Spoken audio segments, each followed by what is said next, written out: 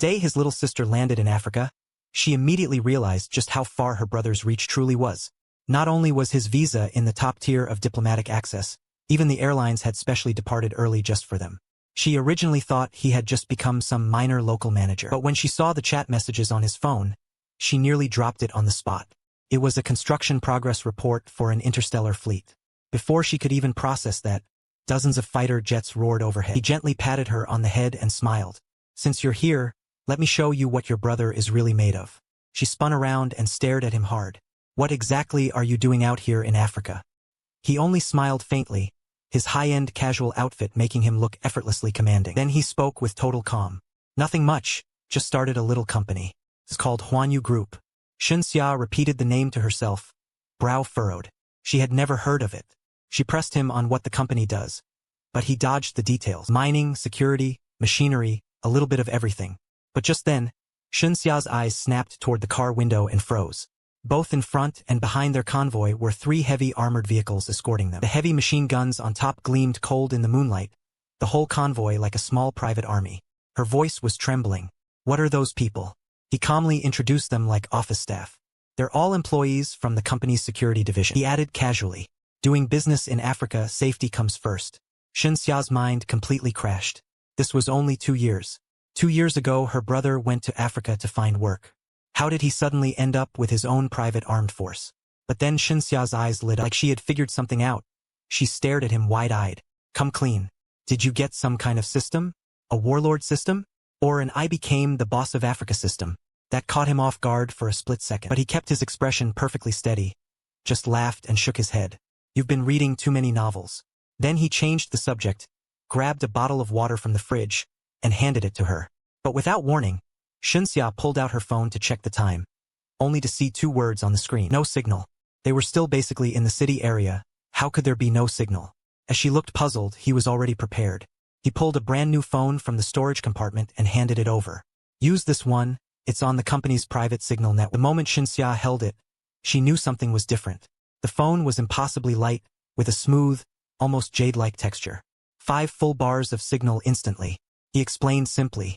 "The carrier signal is terrible out here, so we built our own communication system." She tried to open the settings to check the specs, but the hardware info was completely hidden. Only one line was displayed. Huanyu Group Custom Edition. She looked up suddenly, eyes sparkling. "Bro, can I start a live stream?" He just nodded. "Go ahead if you want." The next second, she lit up and launched the stream right away. The title read, "Arriving in Africa, Brother Picks Me Up." The moment she went live, the chat started flooding with comments about the car's luxurious interior. The interior instantly filled the screen. "Is that a Maybach? Xia, is your family that rich?" Xinxia immediately turned the camera toward him. He just gave the lens a warm smile. The chat went absolutely wild. "Big Bro is so handsome. He drives a Maybach. What does Big Bro do for a living?" He looked at his little sister and she explained with a slightly embarrassed grin. "This is my brother's company car. He runs a corporate group out here in Africa." Just then, one comment flashed past. "I think I saw armored vehicles. Am I seeing things?" Then the whole stream erupted. "You're not seeing things, I saw them too. What's going on? Xia, what is your brother actually doing out there?" Xinxia turned to him and whispered, "Can you show them the convoy outside?" He smirked and pressed the sunroof button. At his command, the panoramic roof slowly slid open. The next second, Xinxia leaned out through the roof and aimed the camera outside. The entire livestream went dead silent. In the frame, 3 heavily armored vehicles coated in desert camouflage rolled forward. The heavy machine guns on top still gleamed with a cold, ominous light. On both sides and the rear were tightly packed armed escort vehicles. Then the chat erupted like a volcano. "What the heck, those are real armored vehicles. And those are heavy machine guns. Are they filming a movie? Xia, is your brother a warlord or a mob boss?" Facing the flood of comments, his little sister excitedly explained. "These are all security forces under the company." She turned the camera toward him again. A fan asked if the weapons are real. He just gave the camera a calm little smile. "Of course they're real." His tone was steady, but it landed like a thunderclap. "But don't worry everyone. This is all legally registered security equipment." That set the chat off again. Legal armored vehicles and heavy machine guns. What kind of operation is this company running? Big Bro's voice is so gentle, but what he does is absolutely hardcore. Is the company hiring? I want to go work for you in Africa. His little sister excitedly told the stream they were heading to his residence. The words had barely left her mouth when the lights ahead blazed into view. A checkpoint surrounded by sandbags and barbed wire appeared out of nowhere. The floodlights from the watchtower lit up everything around them like broad daylight. Several fully armed soldiers saw their convoy and immediately snapped to attention. The whole checkpoint process took less than a minute, professional to the point of being suffocating. The stream captured every moment of it clearly. The chat went insane again with comments. Setting up your own checkpoint in Africa, what kind of company does that? Xinxia immediately turned to him. Fans want to know why you're allowed to have a checkpoint here. He patiently explained. It's part of a cooperation agreement with the local government. They're responsible for maintaining safety and order in this area. The tone of the chat shifted instantly, from skepticism to a tidal wave of admiration. So he's officially certified royalty. What an unbelievable guy.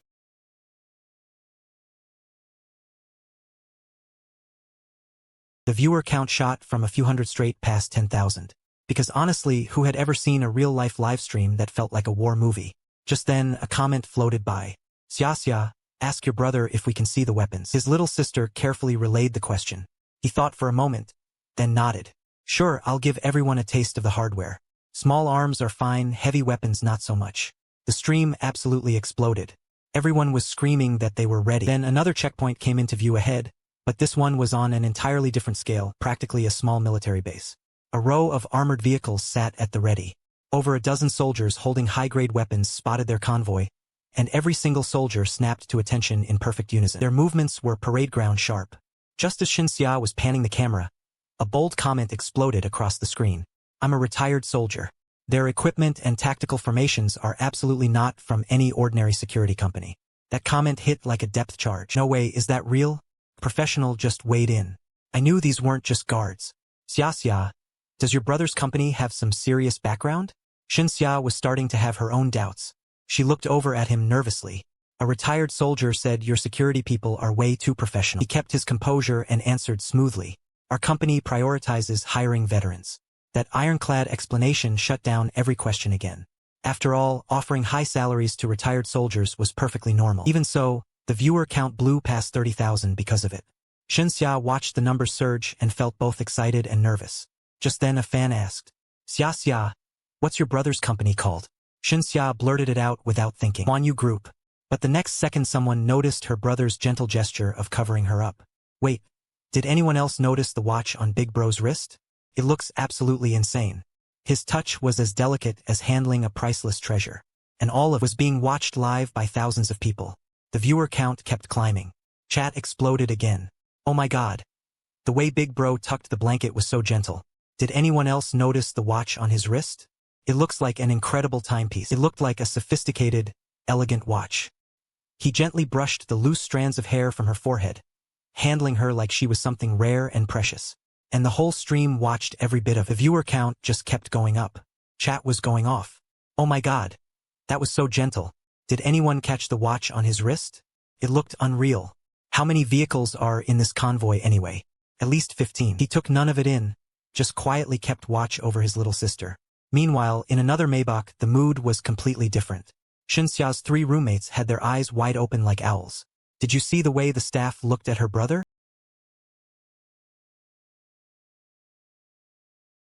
That wasn't how employees look at a boss. That was reverence. Pure, absolute reverence. All 3 girls realized in that moment that he was not some ordinary overseas worker. This was practically an independent kingdom. Li Xiu was trembling as she threw out a guess. Do you think Xiaxia's brother might be a warlord? Or like, the head of some secret organization? Ling Xiaoxiao immediately pushed back. Xiaxia's brother doesn't look like a bad person.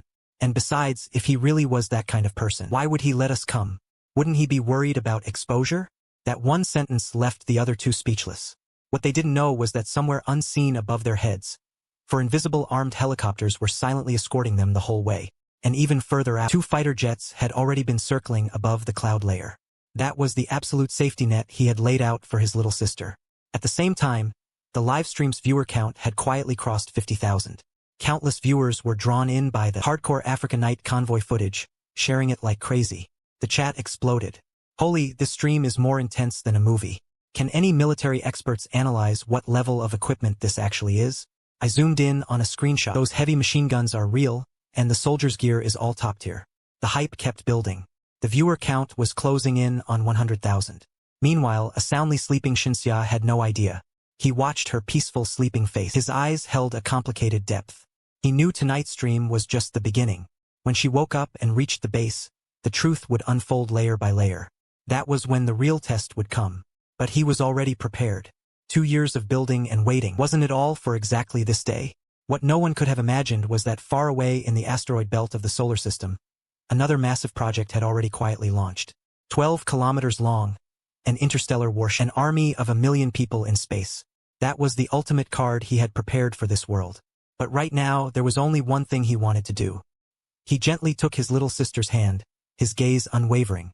Shinxia, welcome to your brother's world. Just then, the convoy passed through the final gate.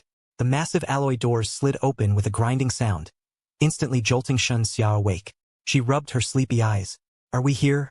He smiled slightly. His voice was gentle but full of strength. We're here. Welcome to my estate. Shinxia looked out through the window and was instantly frozen. Before her was a place ablaze with light, like a city made of steel. Floodlights sliced through the night sky. On the towering perimeter walls, fully armed soldiers stood watch. The night vision gear on their helmets glowed with an eerie cold light. Inside the walls, pairs of soldiers patrolled in precise lockstep, the guns in their hands reflecting a deadly sheen. Shinxia's voice was trembling, pale-faced and speechless. These are definitely special forces.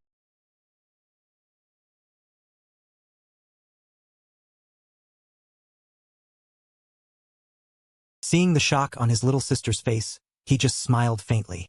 This is the company headquarters. Safety comes first in Africa, so security is thorough. Thorough. Shinxia repeated the word under her breath, feeling like his definition of thorough and hers were operating in completely different dimensions. The convoy moved on, driving along the wide main road. On both sides were weapons depots, maintenance workshops, and helicopter pads everywhere you looked. Even further in the distance, a few runways were visible, with the faint silhouettes of fighter jets barely making themselves known. The livestream viewer count instantly spiked and blew past 150,000. At this scale, how much money must be behind this? I just saw armored vehicles doing night training. This isn't a company headquarters. This is literally a military fortress. However, after the convoy drove another 5 kilometers, the surrounding scenery shifted completely. The imposing military facilities vanished. In their place were carefully manicured gardens and soft streetlights, a stark contrast to the searchlights from before. Just when everyone was still trying to make sense of it, yet another elegant gate came into view ahead. The attendants at the gate were dressed in silver uniforms. They saw the convoy and immediately saluted and opened the way. As the vehicles passed through, Shinxia and everyone in the stream held their breath as one. The sight before them crashed every brain in the room at once. It was a sprawling estate, with a red-roofed, 7-story luxury villa at its center. Inside the estate, lush trees filled every corner. Even a massive fountain stood in the garden. The atmosphere was warm and tranquil, as if it belonged to a completely different world from the military fortress they had just passed through. Is this where you live? Shinxia stared at him with wide eyes. He just nodded and said without missing a beat, yes, the work area and living area are separate. This is the living area. As the words left his mouth, the convoy came to a smooth stop at the front entrance of the villa. He stepped out first, then extended his hand to help Shinxia out of the car. The moment her feet touched the red carpet, she felt like she was dreaming. She raised her phone and aimed it at the magnificent villa before her, voice trembling slightly. Friends, we're here. This is my brother's place in Africa. The live stream chat detonated instantly. A villa? You're calling this a villa? This is a freaking castle. First a military base, now a luxury estate. The contrast is insane. Xia, what kind of life is your brother living out here? Like royalty or something? At the same time, Ling Xiaoxiao and the others stepped out of their car as well, staring up at the magnificent building, completely speechless. He walked over to them with a warm smile. You've had a long journey. Your rooms and dinner are already ready. Let's head inside. The 3 girls nodded mechanically, still unable to tear their eyes away from the villa. Shinxia came back to herself, grabbed her roommate's hand, and pulled her toward the door. Let's go take a look. But when she pushed open the door and saw the grand hall with its 10-meter ceilings and massive crystal chandelier, she was frozen on the spot again. The marble floors so polished you could see your reflection. A giant crystal chandelier hung above everything. Sweeping curved staircases on both sides of the hall led up to the 2nd floor. And directly facing the entrance was a massive floor-to-ceiling window, looking out onto the glittering night view of the back garden. Oh my god. Ling Xiaoxiao finally found her voice again, but could barely speak. This place is way too incredible. Just then, a group of staff came forward and politely took their luggage. Another group brought warm towels and drinks. The service was overwhelmingly attentive. He looked at his dazed little sister and spoke calmly. Go freshen up first. Dinner in 15 minutes. The butler will show you to your room. Right on cue, a refined man of about 50, dressed in a black suit, stepped forward with a slight bow. Ladies, please follow me. Shinxia quickly glanced at her phone. The live stream count had somehow already broken past 200,000. She quickly said something to the camera and decisively ended the stream. The head butler then led all 4 girls upstairs. He opened a set of double doors and smiled gently at Shinxia. Miss Shinxia, your room is the master suite on the east wing. The other ladies' rooms are in the west wing, all independent suites. When Shinxia walked into her room, she was utterly overwhelmed once again. It was a massive suite, easily over 200 square meters. Bedroom, dressing room, private bathroom, a walk-in closet, and a huge 4-poster bed draped in premium sheets. The bathroom even had a marble jacuzzi bathtub. Just as Shinxia was still reeling from the shock, the butler's voice came again. Miss, the wardrobe has been stocked with clothes for you. From casual wear to formal gowns, all tailored to your measurements. If you need anything at all, just press the call button by the bed. With that, she bowed and quietly stepped out, closing the door softly behind her. Shinxia stood alone by the floor-to-ceiling window, looking out at the night view, unable to settle for a long time. 2 years ago, she had been worried about her brother struggling in Africa. And now this was no struggle at all. This was the life of a king. Suddenly, as if remembering something, she rushed over to the desk. The day his little sister landed in Africa, she realized her brother's connections were something else entirely. Not only was his visa at the top of the diplomatic hierarchy, even the airlines had specially departed early just for their group. She had originally thought he was just a minor manager around here. But when she saw the chat messages on his phone, she nearly dropped it on the spot. What was on the screen was a fleet construction progress report. Before she could even process that, dozens of fighter jets tore through the sky overhead. He patted her on the head and smiled. Since you're here, let me show you what your brother really looks like. On the desk sat a custom phone, identical to the one in his car. Next to it was a small note. Shinxia used this phone to call home. The signal is great. Shinxia picked it up, but hesitated. She didn't call right away. Instead, she dashed into the bathroom first, changed into some comfortable casual clothes. 15 minutes later, all 4 girls gathered in the main hall. They had all changed into the outfits the staff had prepared, simple t-shirts and casual pants. Ling Xiaoxiao lowered her voice. Her whole face was pure shock. Xiaxia, your brother is something else. Shinxia could only laugh with a helpless smile. I know, I was shocked too. Just then, the head butler appeared again and led them to the dining room. It was a room big enough to seat 30 people. The long mahogany dining table was already covered with all kinds of dishes. He looked up as they walked in and smiled. Sit down, make yourselves at home. It's been a long trip. Shinxia was guided to the seat on his right. She sat down and immediately reopened her stream. The moment it went live, the chat flooded in like an ocean. Oh my god, is that pure gold cutlery? Quick, let's see what a rich person actually eats. He noticed what his little sister was doing, but didn't stop her, just gestured to the waitstaff. The next second, when the appetizers were brought out, the entire chat absolutely lost it. French foie gras, Italian prosciutto, Russian ostra caviar. He gave a simple introduction. All imported fresh ingredients, the foie gras from France, the prosciutto from Italy, and the caviar specially sourced from the sea. The moment he said that, all 4 girls looked at each other in disbelief. These were things they had only ever heard about on TV, and now they were sitting right in front of them. Then the main courses hit even harder. Australian lobster, Kobe beef, Alaskan king crab. Each dish was portioned tableside by a professional chef, then respectfully served to each person by the waitstaff. Shinxia looked at the mountain of plates in front of her and felt like she was still dreaming. She held up her camera, voice trembling. Friends, I don't even know what to say. But the next second, the chat completely erupted. One meal like this would take me 10 years to earn. Kobe beef. Is that bluefin tuna I see? That lobster is bigger than my arm. Xiaxia, what kind of god-tier big shot is your brother? Eating the world's best food in Africa. This isn't just flexing anymore. This is straight up mythological. Just then, he slowly raised his glass. Welcome to Africa, it's been a long journey. Cheers. All 4 girls raised their glasses in return. At first, they were still a little stiff, but the food worked its magic fast. The lobster was sweet and tender. The beef melt in your mouth soft. Every bite hit their senses hard. Meanwhile, the stream's hype kept spiking. The viewer count blowing straight past 300,000. Countless people were screenshotting and sharing it everywhere online. The dinner lasted a full hour. Even after the final dessert was served and finished, Shinxia just leaned back in her chair and let out a satisfied sigh. He checked the time. It was nearly midnight. He He turned to his little sister directly. That's enough for tonight. You all need to rest. He then looked at her three friends and pulled out phones he had already prepared. I've gotten each of you a phone so you can let your families know you're safe. The three girls all stood up and thanked him. He stood as well, his tone firm and final.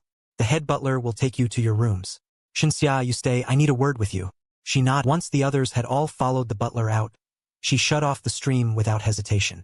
The huge dining room was suddenly just the two of them. He walked over and gently rested his hand on her head.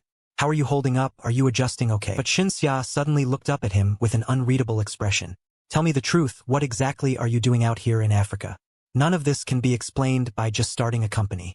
He was quiet for a few seconds, then slowly began to speak. Shinxia, there are things I can't fully explain right now. But you have to trust that everything your brother is doing is legal. But Shinxia's face was full of disbelief. She glanced around the room, her voice barely above a whisper. This whole estate, those armed people, the military base we passed. Just how big is your operation? Facing her questions, he just smiled.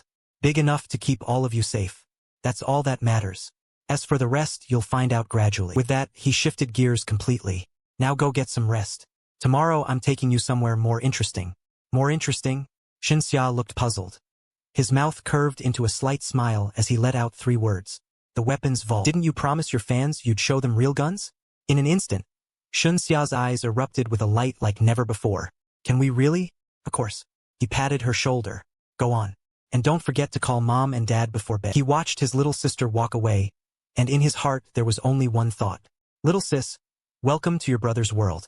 Meanwhile, on the other side of the estate, her three roommates were experiencing their own version of the same shock. On the video call, Ling Xiaoxiao connected right away. Her parents' relieved faces filled the screen.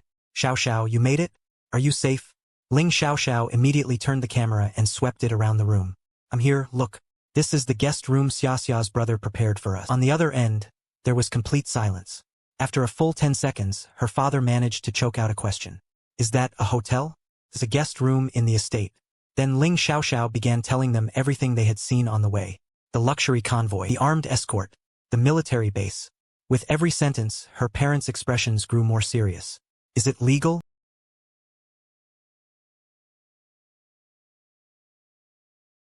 Meanwhile, in the East Wing Master Suite, Shinxia also connected with her parents.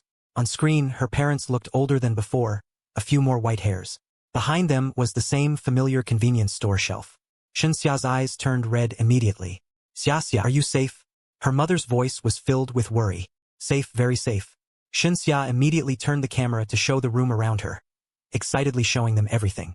Look, the whole estate belongs to my brother.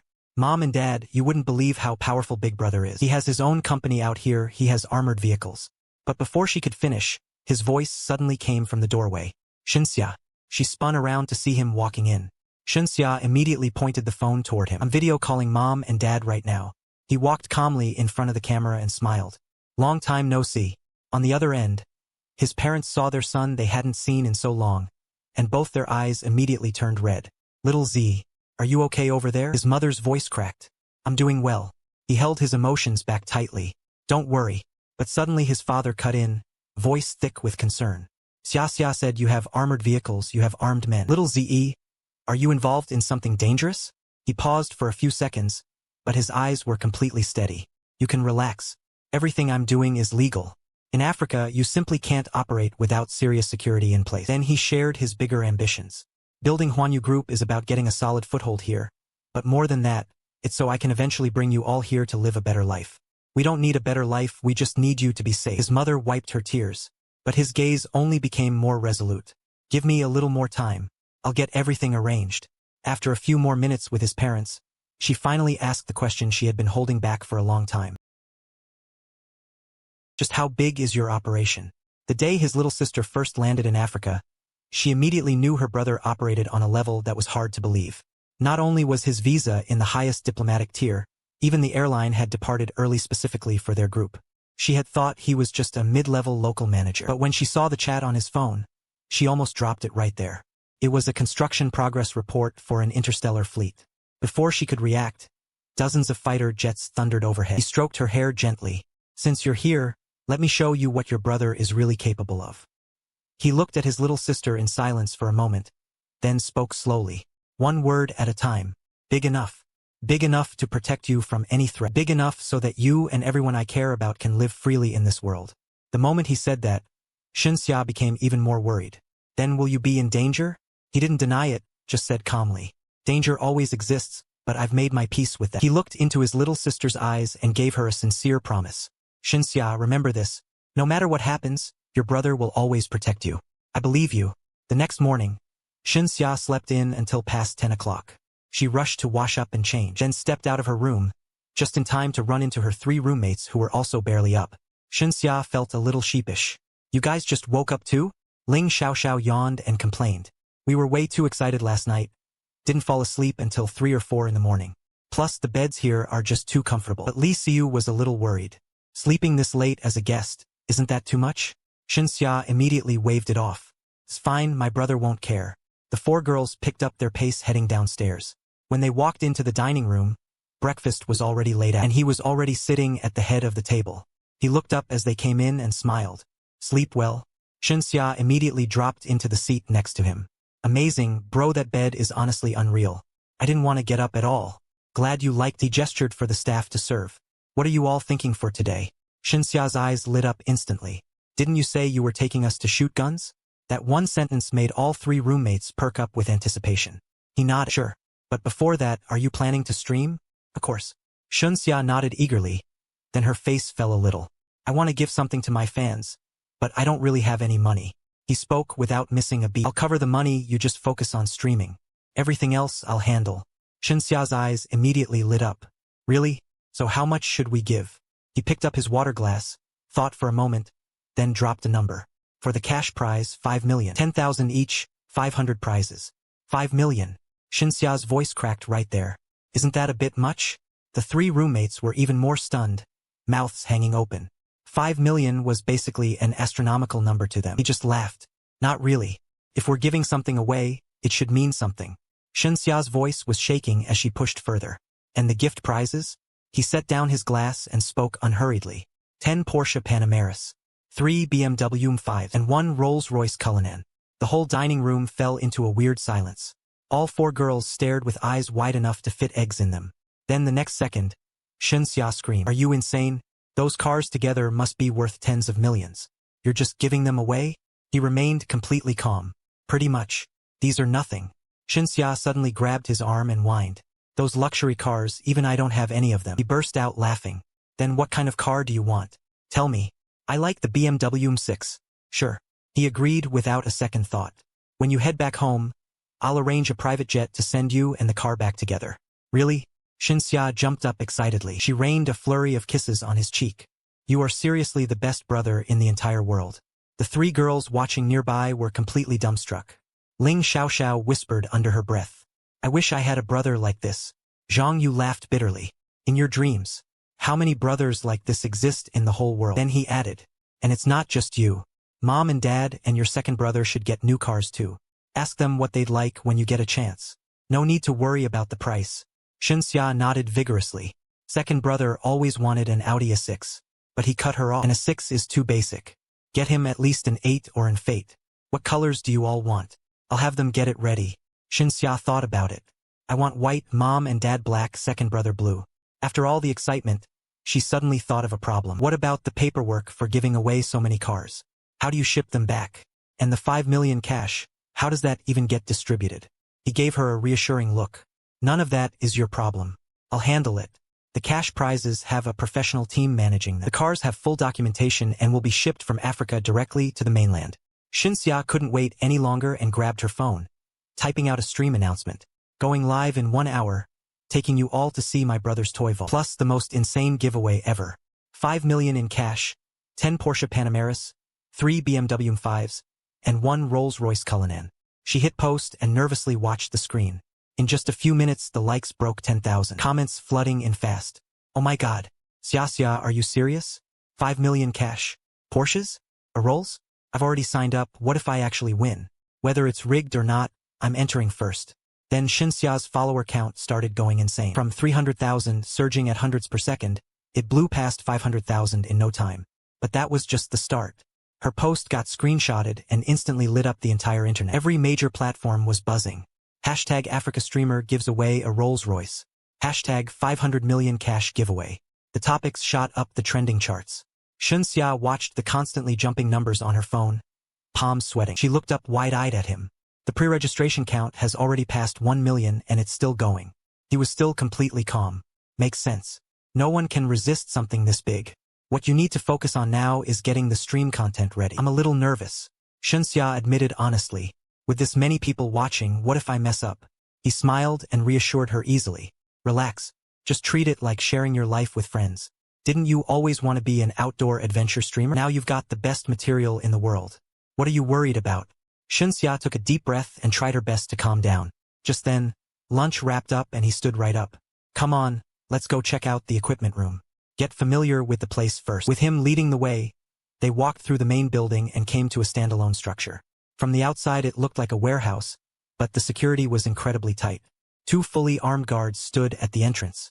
Cameras and sensors were everywhere. The next second, he unlocked a thick alloy door using fingerprint and retina scans. Inside was a corridor going downward. The lights came on automatically, lighting up the path ahead. He gave a simple explanation.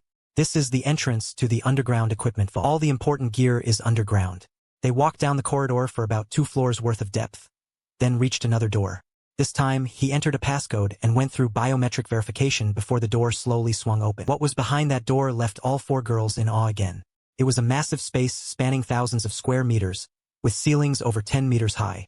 The first thing you saw when you walked in was the firearms section. Guns lined every wall. Rifles, handguns, submachine guns. Every single one was polished to a mirror shine, gleaming with a cold metallic light. He began explaining. This is our firearms vault. Basically any gun you can name, it's in here. Shunxia walked up to one section of wall. She stared at the neatly arranged handguns and spoke carefully. Are these guns all real? Of course they're real. And every single one is legally registered. He casually took a silver handgun down from the wall. Take this one for example, the Desert Eagle. The 3 roommates crowded over curiously. Li Xiu lowered her voice. ZG, can we touch one? You can, but only with proper guidance. He immediately called over a trainer. This is Instructor Li. He will guide you through handling the firearms safely. Instructor Li had a strong, chiseled face, dressed in combat fatigues, looking exactly like a special forces soldier from a movie. He gave a firm nod. Good day, ladies. Before handling any weapon, you must first learn the safety rules. He took the 4 girls over to the training area and began walking through the basic gun safety principles in detail. Shunxia listened with intense focus, even pulling out her phone to take notes. Only after the briefing did Instructor Li let them handle an actual firearm. The first one was a Glock 19. Shunxia carefully took the handgun, lighter than she expected, but with an incredibly solid feel. He asked from the side, "What do you think?" A little nervous but really excited. She answered honestly. Then she asked, "Can I really shoot during the stream later?" His lips curved. "Of course. We'll head to the dedicated range." Instructor Li then took them through the rest of the sections. Rifles including the AK series, M4 series, sniper section with the Barrett and Aum, even rocket launchers and heavy machine guns. But the thing that truly stunned the girls most was the armored vehicle bay. Over a dozen various armored vehicles, parked right in front of them, from light-wheeled vehicles to heavy assault types. Everything was there. Zhang Yu quietly asked, "Can these actually be driven?" He just smiled softly. "They can, but training and certification are required." Soon the tour ended. Shunxia glanced at her phone and froze. The pre-registration count had already broken 2 million and was still climbing wildly.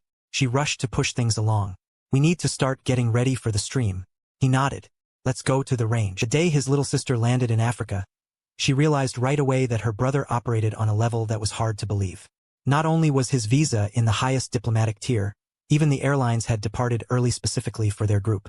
She had originally thought he was just a local mid-level manager. But when she saw the chat on his phone, she nearly dropped it. It was a fleet construction progress report. Before she could even react, dozens of fighter jets roared past overhead. He patted her gently on the head. "Since you're here, let me show you." He then led them out to an open-air shooting range. It was a professional-grade setup with lanes ranging from 25 to 300 meters. Dozens of staff members were already standing by and ready. Multi-angle cameras, professional microphones, even a drone circling overhead. Shunxia looked around in shock. This is way too professional. He was completely unfazed. "If we're going to stream, we do it right. Technical stuff is handled by a professional team." Shunxia took a deep breath, checked the time, and realized there were 15 minutes left. Let me go touch up my makeup real quick. But he had already thought of that too.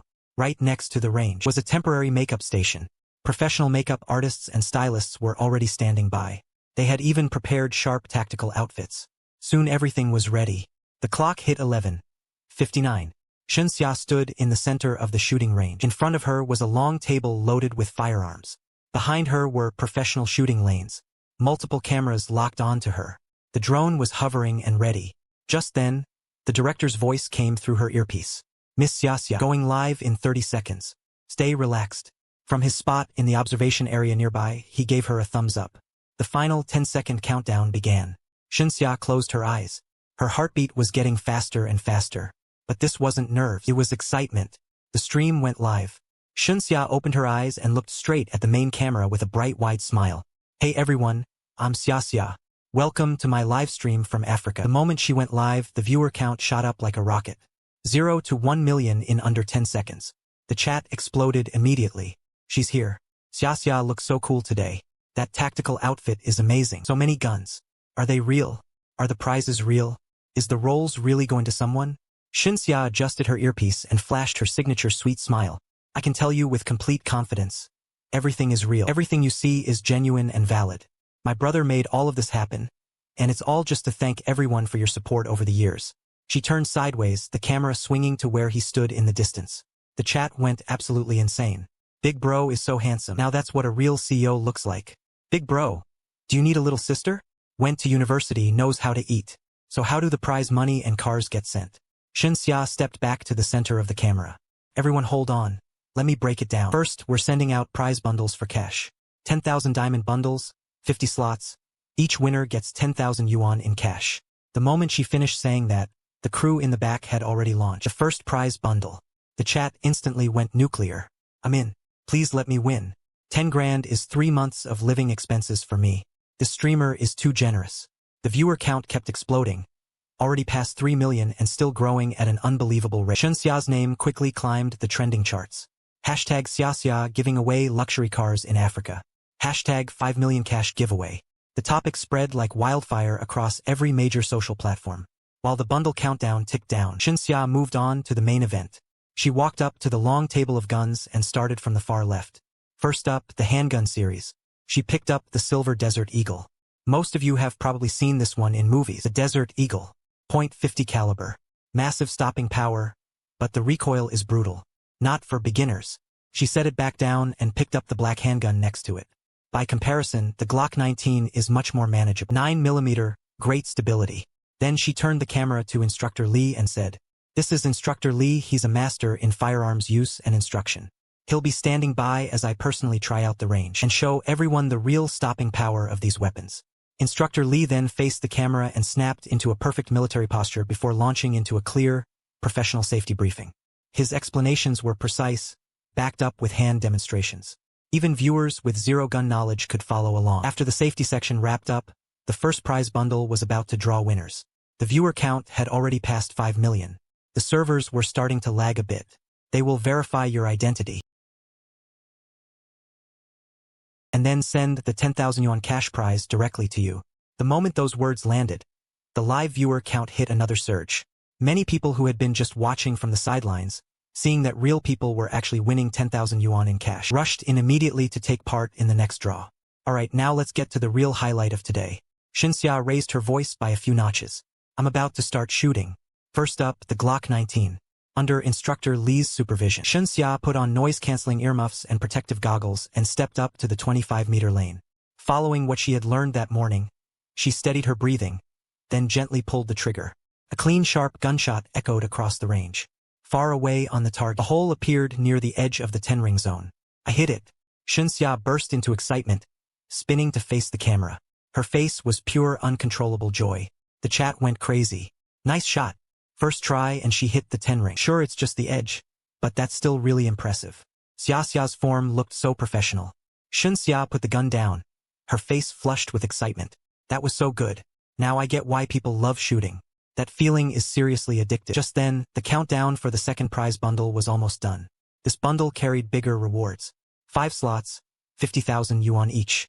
At this point, the live viewer count had already passed 7 million. The chat was moving so fast you could barely read it. All you could catch were flashing fragments of text. Countdown. Draw. 5 big winners appeared. This time the jackpot odds were smaller, but the prize amount was much larger. The energy in the stream hit another peak. Congratulations to these 5 lucky viewers. Please contact Xiaxia's prize assistant to claim your cash. After announcing that, Xia turned to the other 3 girls. My roommates also want to try. Should we give them a chance? The camera then panned to Ling Xiaoxiao, Zhang Yu, and Li Siyu. All 3 were a little nervous, but with Xia cheering them on, they mustered up the courage to step forward. First up was Ling Xiaoxiao. She chose a relatively mild Type 92 handgun. Under instructor Li's guidance, though her hands were a little shaky, she still managed to hit the target. I hit it. Ling Xiaoxiao set down the gun, hands still trembling slightly, but her face couldn't hide the thrill. Then Zhang Yu and Li Siyu took their turns. Both performed respectably. Neither as smooth as Xia, but both completed their shooting experience successfully. Time flowed by between shooting sessions and prize draws. When the 5th bundle, the 500,000 yuan grand prize, was about to go live, the stream's viewer count had broken 900,000 and was closing in on 1 million. Then Xia said to the camera, "This is the last big cash prize today. But don't be disappointed because next up we're giving away the cars." That announcement pushed the whole stream to its absolute peak. Countless people held their breath waiting for that moment. The day his little sister landed in Africa, she immediately realized her brother's reach was on another level entirely. Not only was his visa at the highest tier of diplomatic access, even the airline had departed ahead of schedule specifically for their group. She had originally thought he was just a mid-level local manager. But when she saw the chat on his phone, she nearly dropped it right there. What she found was a construction progress report for an interstellar fleet. Before she could even process it, dozens of fighter jets thundered past overhead.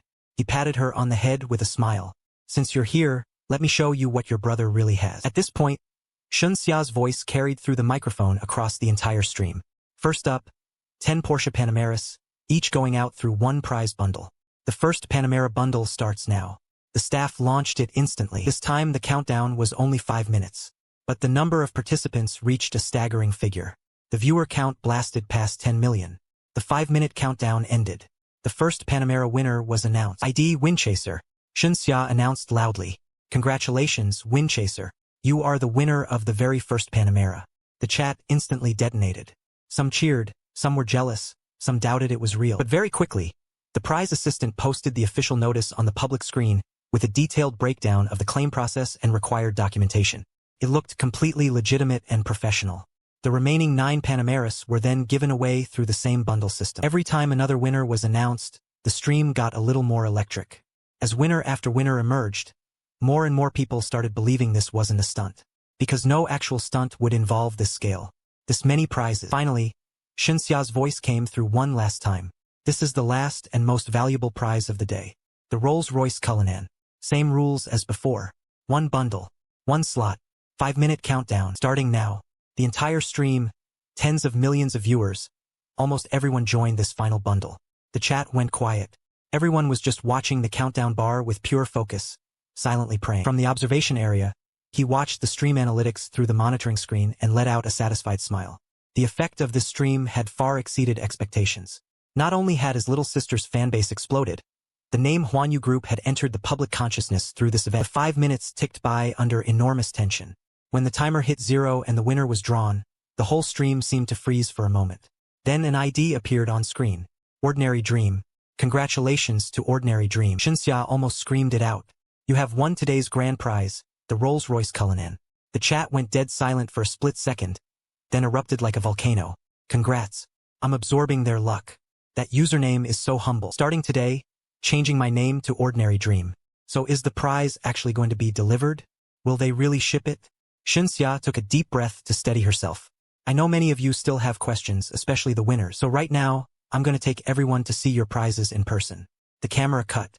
Xia, with him leading the way, left the shooting range and headed to another section of the estate.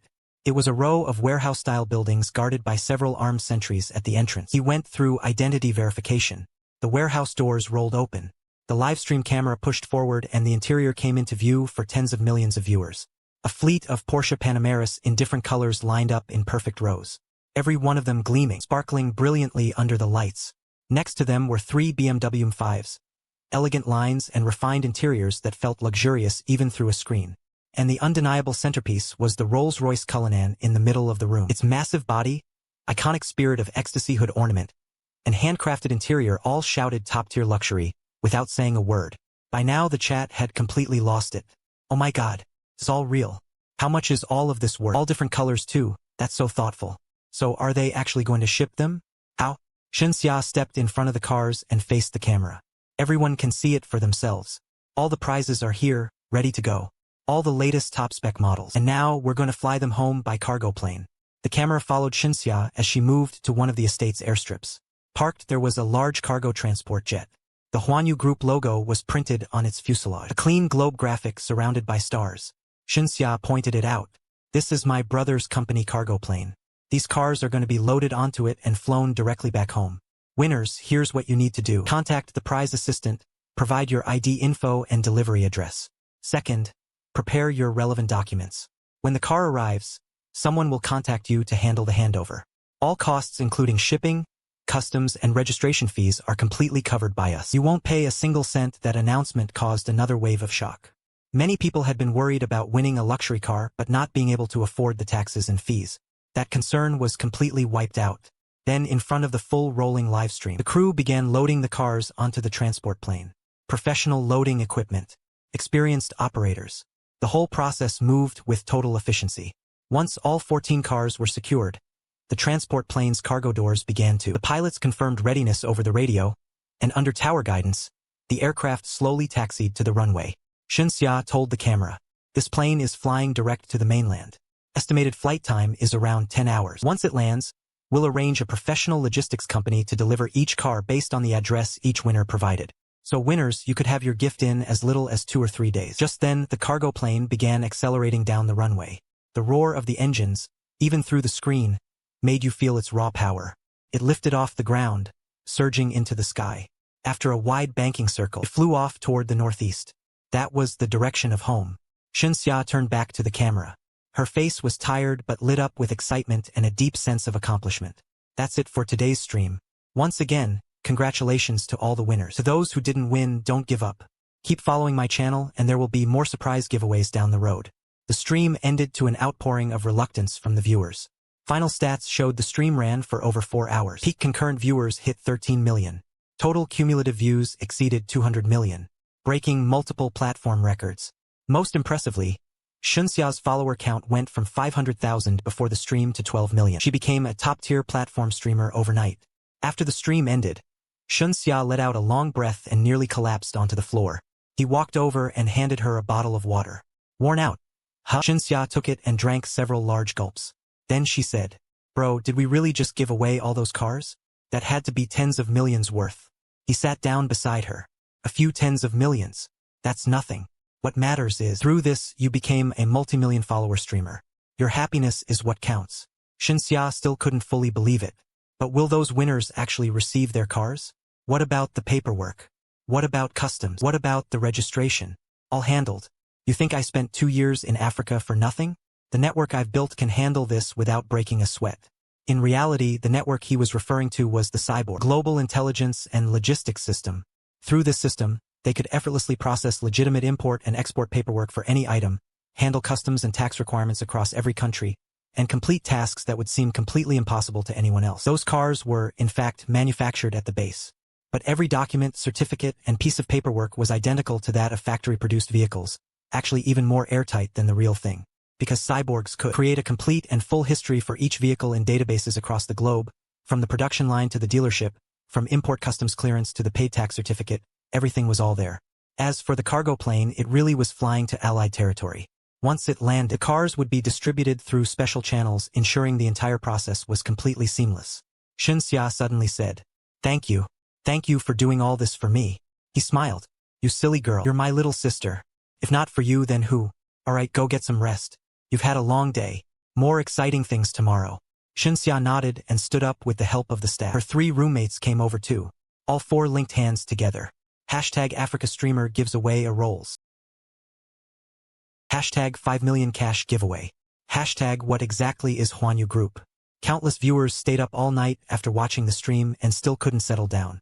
They were spreading the mind-blowing details everywhere across every platform. While he sat in the estate study, browsing the online buzz back home through an encrypted connection, and smiling quietly to himself. The day his little sister landed in Africa, she could immediately see that her brother operated on a level you wouldn't believe. Not only was his visa at the top of the diplomatic tier, even the airline had departed early specifically for their group. She originally thought he was just some minor local manager. But when she saw the chat on his phone, she nearly dropped it. What was on screen was a fleet construction progress report. She hadn't even had time to process when dozens of fighter jets came roaring past overhead. He patted him on the head with a smile. "Since you're here, let me show you what your brother really has." Just as dawn was breaking over Africa, Shun Xia was jolted awake by the sounds coming from the estate grounds. He walked to the window, pulled back the heavy curtains, and the sight instantly cleared the sleep from his eyes. The open land outside the estate was packed with armored vehicles, their desert camouflage paint gleaming with a cold, eerie light in the early morning. The heavy machine guns and anti-aircraft missile launchers on top stood in neat rows like a steel forest. And even more jaw-dropping was the sky, where 12 Apache attack helicopters were circling at low altitude. The rotor wash bent the grass flat below. And even further out, the outlines of transport helicopters were visible. Shun Xia muttered to himself, Are we going to war?" Just then, a knock came at the door. It was the head butler. "Miss, are you awake? Breakfast is ready. The commander says we depart in 1 hour." Shun Xia called back. "I'll be right down." She quickly freshened up and changed into something suited for outdoor activity. Multifunction tactical pants, a moisture-wicking t-shirt, a scratch-resistant jacket, a pair of professional jungle boots on her feet. By the time she came downstairs, her 3 roommates were already up, all of them in similar gear, their faces mixed with excitement and nerves. Ling Xiaoxiao was pointing out the window, her voice slightly trembling. "Xia, what are all those?" Shun Xia took a deep breath. "I saw them too. My brother said he's taking us on a safari today, but I didn't expect it to be on this scale." In the dining room, he was already seated at the head of the table. He was also in tactical gear, a subtle star emblem on his shoulder echoing the Huanyu Group insignia. He smiled as the 4 girls walked in. "Eat up first. We're going to be out in the field all day. Lunch might just be something simple." But at that moment none of the 4 girls had much of an appetite anyway. Their attention was completely pulled toward the scene outside. Shun Xia couldn't hold back. "Bro, those things out there," he answered casually. "Those are today's security escort. 3,000 men total. That includes a mechanized infantry battalion, an armored battalion, an aviation squadron, plus logistics and medical units." Zhang Yu's fork nearly fell from her hand. "Take 3,000 people? Just to go hunting?" He set down his coffee cup, voice completely even. "In Africa, safety always comes first. This grassland looks beautiful and peaceful, but in reality danger is everywhere. Not just wild animals but various armed groups, poachers, and even rebel forces. When you're all out there with me, absolute safety is non-negotiable." He then paused and added, "And honestly, I also want you and your fans to see what your brother's operation actually looks like out here." Shun Xia understood. This wasn't just a hunting trip. It was a show of force. He wanted to use this stream to show the entire world the military might of Huanyu Group. After breakfast, everyone headed to the staging area outside the estate. It was already a sea of steel. Hundreds of armored vehicles in neat formation. Soldiers conducting final checks. 3,000 fully armed cyborg troops. Every single one of them standing like a carved statue, sharp-eyed and radiating lethal intent. Shun Xia started her stream. The moment she went live, over 1 million people flooded in. Many had set stream notifications just to watch this. "Hey everyone, I'm Xia. Today I'm taking you to the African savannah for a hunt." She pointed the camera at the military force ahead. "These are my brother's security escorts." Before she even finished, the chat had already gone off. "Holy moly, that's a military army right there. Armored vehicles. Attack helicopters. Yesterday's stream was already shocking enough. Today's just hit different. How many people is that?" "At least 1,000 I'd say." 1,000? I'm counting at least 2 or 3,000. Are those Apaches? How did your country's equipment end up out here?" He stepped in front of the camera, effortlessly composed and smiling. "Hey everyone, today I'm taking my little sister and her friends to the savannah for a little hunting experience. These are our group security forces, keeping us safe out there." The moment those words left his mouth, the sky thundered with rotor blades. All 12 Apache attack helicopters dropped in altitude and circled low over the convoy. Each one was loaded with Hellfire missiles and rocket pods. The 30mm nose cannon gleamed cold in the morning light. On the ground, the armored force began to move as well. Leading the column were rows of heavy armored vehicles, roof-mounted with large-caliber machine guns and automatic grenade launchers. Behind them came dozens of wheeled infantry fighting vehicles. And further back were the transport trucks and logistics vehicles. The convoy stretched for several kilometers. The scale was breathtaking. Then, on a sudden impulse, he walked to the front of the formation and raised his voice. "Soldiers!" 3,000 soldiers snapped to attention simultaneously, the sound cracking as one. Then 3,000 voices fused into one single thundering call. "Good day, Commander!" The sound shook the savannah. Shenxia's phone literally vibrated in her hands. He called out, "At ease, soldiers!" 3,000 soldiers roared back in 3 waves, each louder than the last. "For the Commander! For the Commander! For the Commander!" The battle spirit and loyalty packed into those voices sent a chill through the tens of millions watching the stream. The chat went blank for a moment. Then it blew up. Holy! That energy! This is clearly a private army.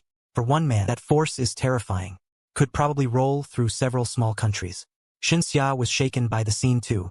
She knew her brother had power in Africa, but she had no idea it was this large, this overwhelming. 3,000 elite soldiers, hundreds of armored vehicles, attack helicopters. This was well beyond the scope of any security company. She whispered, "Bro, these soldiers." He patted his little sister's shoulder. "They're my most loyal troops. With them here, you can walk anywhere in Africa with your head high." He turned to face the formation and gave the command. "Move out." The order was relayed down through the ranks. The convoy began to roll. He brought the 4 girls aboard a Mi-17 transport helicopter. It had been customized at the base. The interior was lavishly done up, comfortable seating, a small bar, and a private restroom. Once the helicopter was airborne, all 12 Apaches immediately split into 4 groups of 3. One group on each side of the transport, forming a protective diamond. On the ground, the armored column moved like a rolling steel wall across the savannah. The live stream, capturing everything from multiple angles aboard the helicopter, looked down from the sky at hundreds of armored vehicles, charging forward and kicking up massive clouds of dust, giving viewers a view of truly breathtaking scale. Attack helicopters flanked them on all sides, missiles and cannons clearly visible. Xinxia spoke to the camera, voice faintly trembling. "Friends, I genuinely don't know what to say right now. This doesn't feel like a hunting trip. It feels like a military exercise." The comments just poured in from everywhere. "This isn't a safari, this is an armed parade. Pure muscle flexing." The helicopter flew for about 40 minutes and arrived over a wide open savannah. Flat terrain.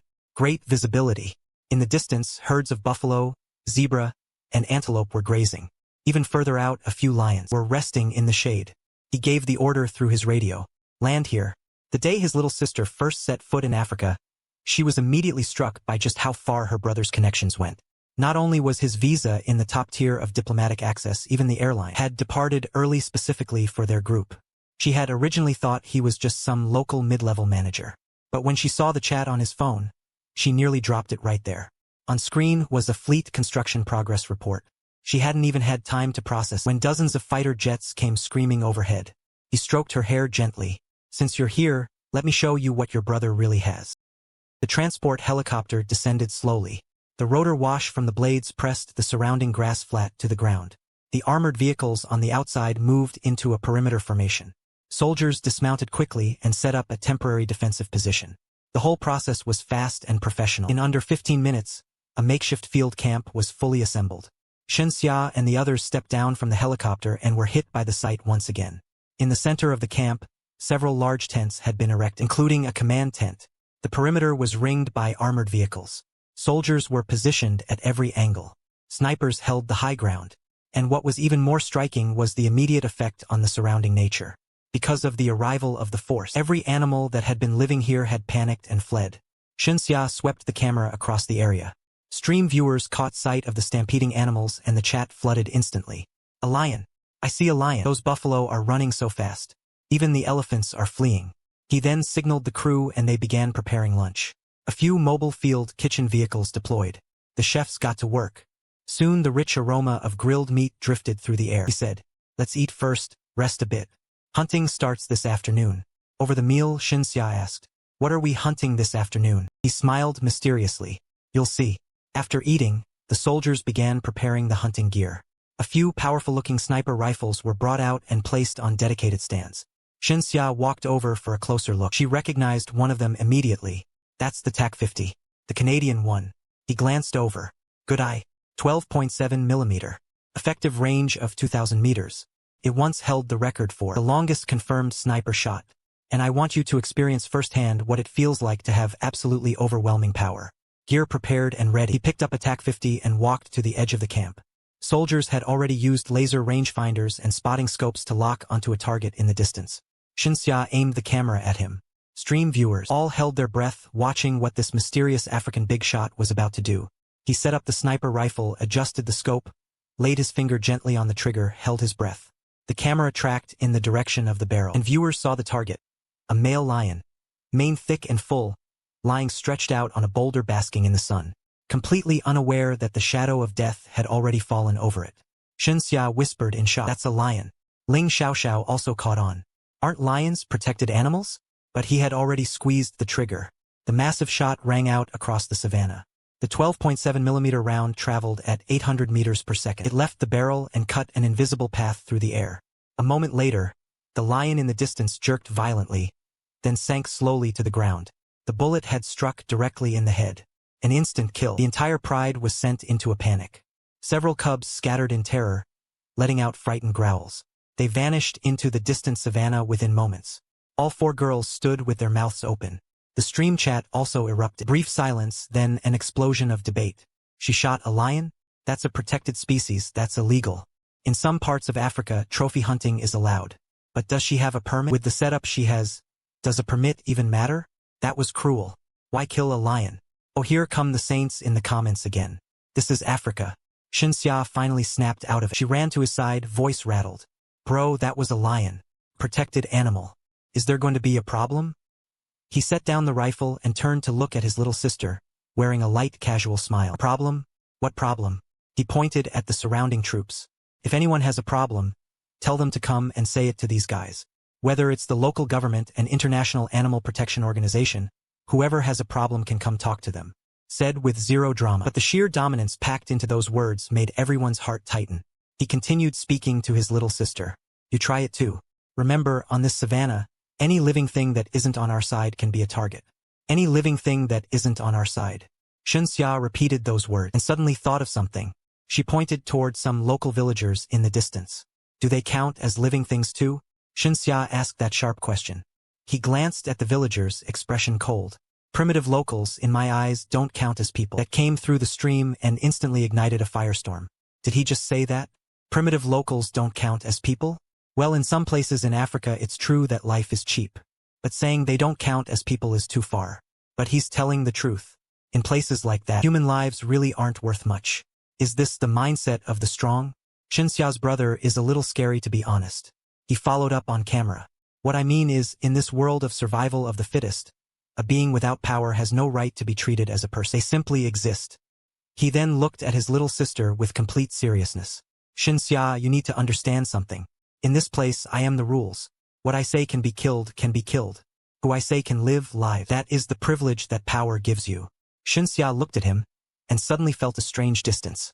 Was this person still the same brother who had looked after her since childhood? The one who protected her? Who bought her soup when she was sick? Was this still the brother who had sat by her bed all night when she was ill? Had he changed? Or was he always this way, just never had the chance to show it? Xinxia didn't know what to say. He ruffled her hair, his voice softening. Sorry, I scared you all. Your brother shouldn't have said those things to you. But since you're here in Africa now, there are things you need to know. He gestured toward the savannah around them.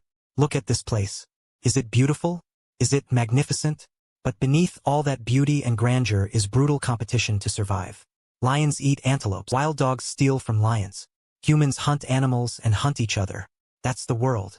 And I chose to be the hunter, not the hunted. I chose to make the rules, not follow them. I chose to protect those I want to protect and eliminate the threats against me. He picked up another TAC-50 and handed it to Xinxia. Try it. Aim at that herd of buffalo, the biggest one out front. Xinxia hesitated but took the rifle. It was heavy, at least 20 pounds. Under Instructor Li's guidance, she got into the prone position, set up the rifle, and looked through the scope toward the herd. Then Xinxia took a deep breath, aimed for the buffalo's heart. Her hands were shaking. Her pulse was pounding. Fire. His voice came from behind her. Xinxia closed her eyes and squeezed the trigger. The massive recoil slammed into her shoulder hard enough to make her almost cry out. But when she opened her eyes and looked through the scope, what she saw left her stunned. The huge buffalo staggered a few times and crashed to the ground. I hit it. Xinxia couldn't believe it. Good shot. He confirmed. It was a little off-center. Hit the gut rather than the heart. But still enough to be fatal. At that point, the stream had completely detonated. Chat, gifs, comments. Everything was going insane at once. The viewer count broke 50 million. A platform all-time record. Over the next few hours, he took the 4 girls through various hunting experiences. As the hunt continued, piles of game built up around camp. Soldiers began processing the animals. Some would become tonight's dinner. Some were brought back to the base. As the sun moved west, he called a halt to the hunt. Everyone gathered around the campfire, grilling the meat from the day's catch. Shinxia opened the stream and shared the day's experience with her fans. Her face held excitement, exhaustion, but above all, a complicated kind of emotion. She said to the camera, "Today was very different. I saw the most real side of Africa, and the most real side of my brother. Honestly, I was scared. But more than scared, I was blown away." She then looked over at him. Shinxia suddenly asked, "Bro, are you happy?"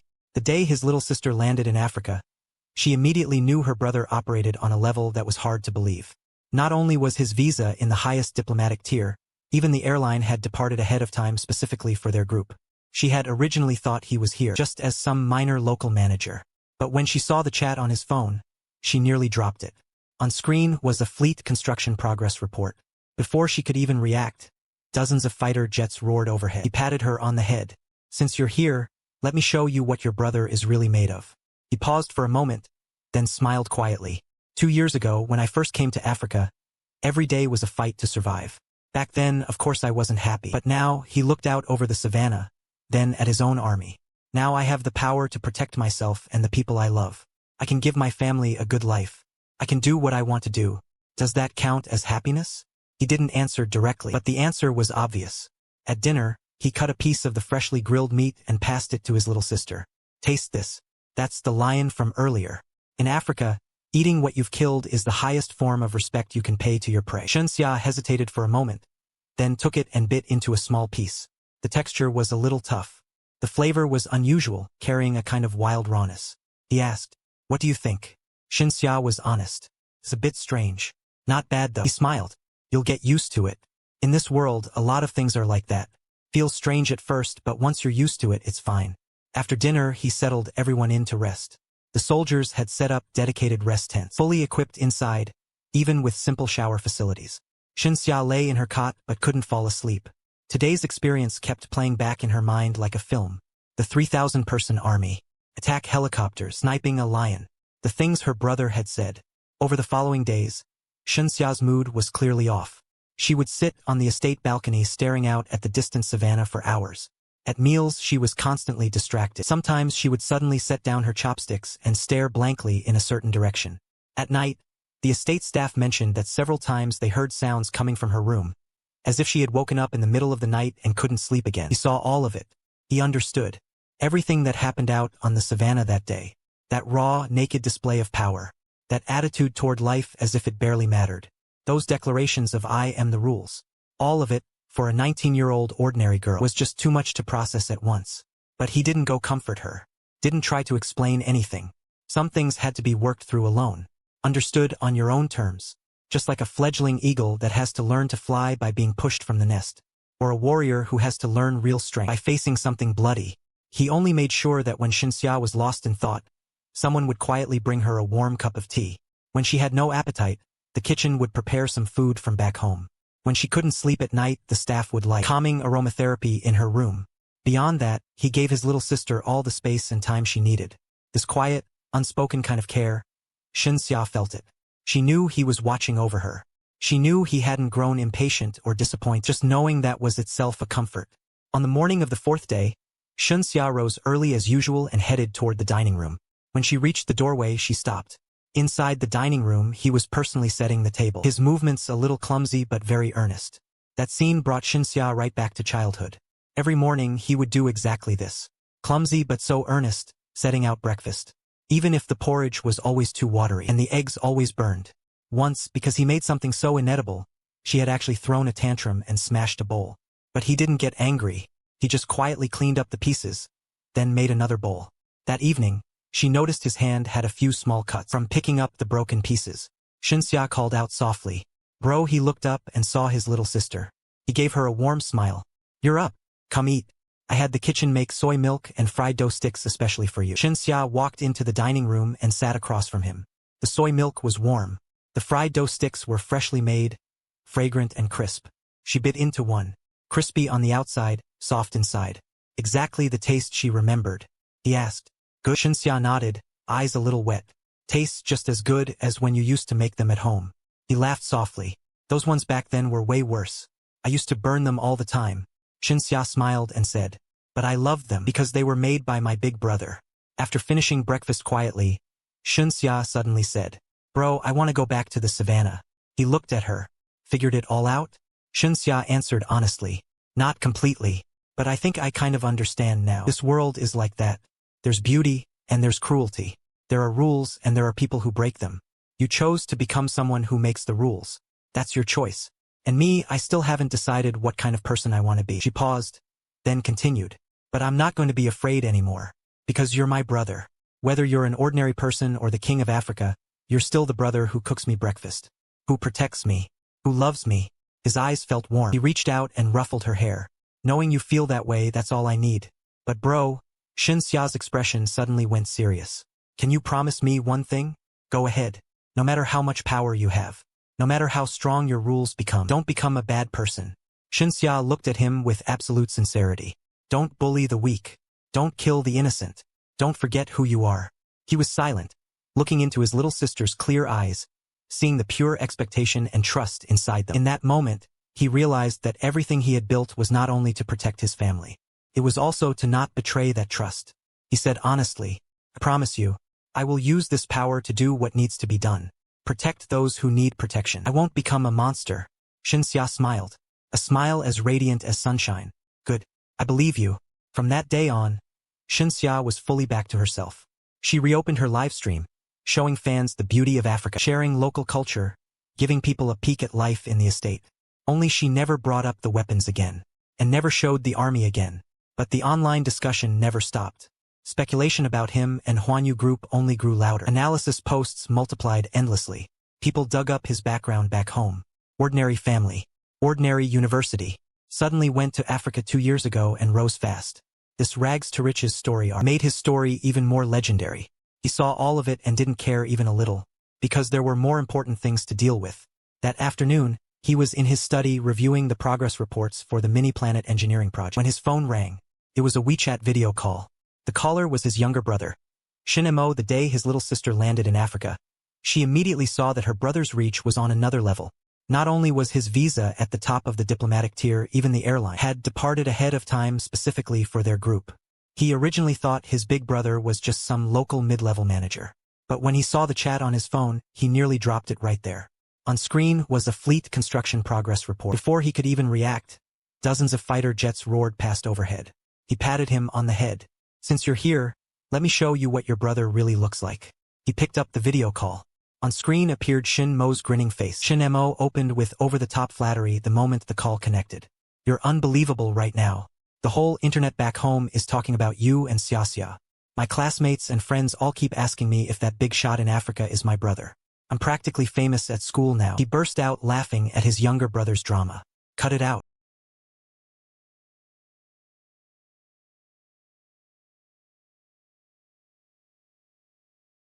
I've sent out dozens of job applications. Done over 10 interviews. Either the pay is too low or the requirements are too high. The big companies all want 985 or 211 graduates, or at least a master's degree. He understood his younger brother's frustration. When he graduated, he had gone through the exact same thing. Sending applications until he was desperate. Interviewing until he felt numb. If he hadn't gotten the system by accident, he'd probably be grinding away at some small company right now, stressing over rent and credit card bills every month. Then he said to him, if you can't find something that fits, then stop looking. Shinemo blinked. Stop looking? Then what am I supposed to do? Just sit at home and rot? He smiled and said, what I mean is, you can do whatever you actually want to do. Money isn't a problem. Resources aren't a problem. As long as you have an idea and the drive, I'll back you up. Shinemo was floored by that. He opened his mouth, couldn't get a word out for a long moment. Then he asked, what do you mean? No ideas? Shinemo shook his head. Not that. It's just, you know what I'm like.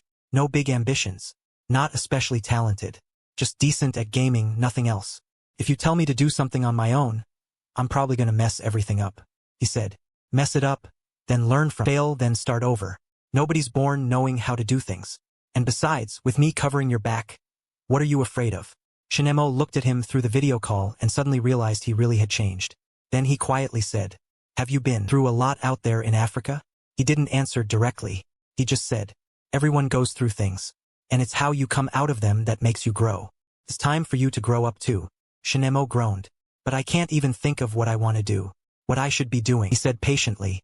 Then take your time figuring it out. No rush. You can travel around, see the world first. Once you find something you genuinely love, then decide. Shinemo was a little embarrassed. But how much money would that even take? He smiled lightly. Money is the last thing you should worry about. I'll transfer you a sum in a bit. Enough to last you a while. When it runs out, let me know. Shinmo's voice went a little soft. You're too good to me. I feel bad. Don't say silly things. You're my little brother. If not you, then who? Shinemo asked. So what should I actually do then? I can't just rely on you forever. Or just sit around waiting to die. That'd be so meaningless. He smiled. Then you can help me. Shinemo lit up immediately. Help you? Help you how? He said. Huanyu Group needs development back home too. I can hand off the domestic operations to you. You'll learn as you go, and you'll have something to keep you busy. Shinmo's eyes went wide. Really? Can I actually handle it? Why wouldn't you be able to? You learn what you don't know. Ask when you don't understand. I'll have people there to support you. But the decisions are yours to make. It doesn't matter if you do well or not. What matters is the process. Shinemo said excitedly. Then I'll give it a shot. No rush, go enjoy yourself for a while first. Think it through properly and then we'll talk. By the way, how are Mom and Dad doing? Have they seen anything online? Shinemo said. Mom's been on edge constantly. Scared something's going to happen to you in Africa. Dad, even though he doesn't say, I know he's worried too. You should give them a call yourself and say something. He nodded. I will. Help me tell Mom and Dad not to worry. I'll go back to see them soon. The two of them chatted for a while longer about family. And finally Shinemo reluctantly ended the call. After the call ended, he immediately arranged to transfer money to Shinmo's bank card. A few minutes later, Shinemo sent a message. Just 2 words. Holy crap. Then another one. How much did you send? I counted the zeros forever. Is that 10 million? And he replied with just 1 line. Spend it, then come back for more. He put down his phone, the corners of his mouth carrying a quiet smile. His little brother was still the same little brother, carefree but genuinely lovable. Then he opened his laptop and pulled up the asteroid engineering progress report. Construction on 12 interstellar warships was proceeding in an orderly fashion. The main structures were expected to be complete within 3 months. Training for the million-strong space army was advancing in parallel. These forces were not for conquest, not for war. They were simply to have the right to say no. He calmly closed the laptop and walked out of the study. On the other side, Shunxia sat on a comfortable sofa, phone propped on the coffee table in front of her. Midstream. The live viewer count showed 128,000. The chat was flying. Xia, when are you coming home? I want to come greet you at the airport. I want to see Big Bro. Can you get Big Bro to say hi? She saw the comments and looked over at where he was sitting nearby. Fans want to see you. He was reviewing documents on his tablet, but calmly looked up, smiled at the camera. Hey everyone. 3 simple words, but the stream instantly erupted. Hey Big Bro. He's so handsome. Does Big Bro need a little sister? University educated, knows how to eat. Bro, don't be so strict about gender. A little brother works too. He cracked up at those comments. He set down the tablet and moved to sit beside his sister. You people online really do know how to talk. He set down the tablet and came to sit next to his little sister. When the chat realized he had joined, it got even louder.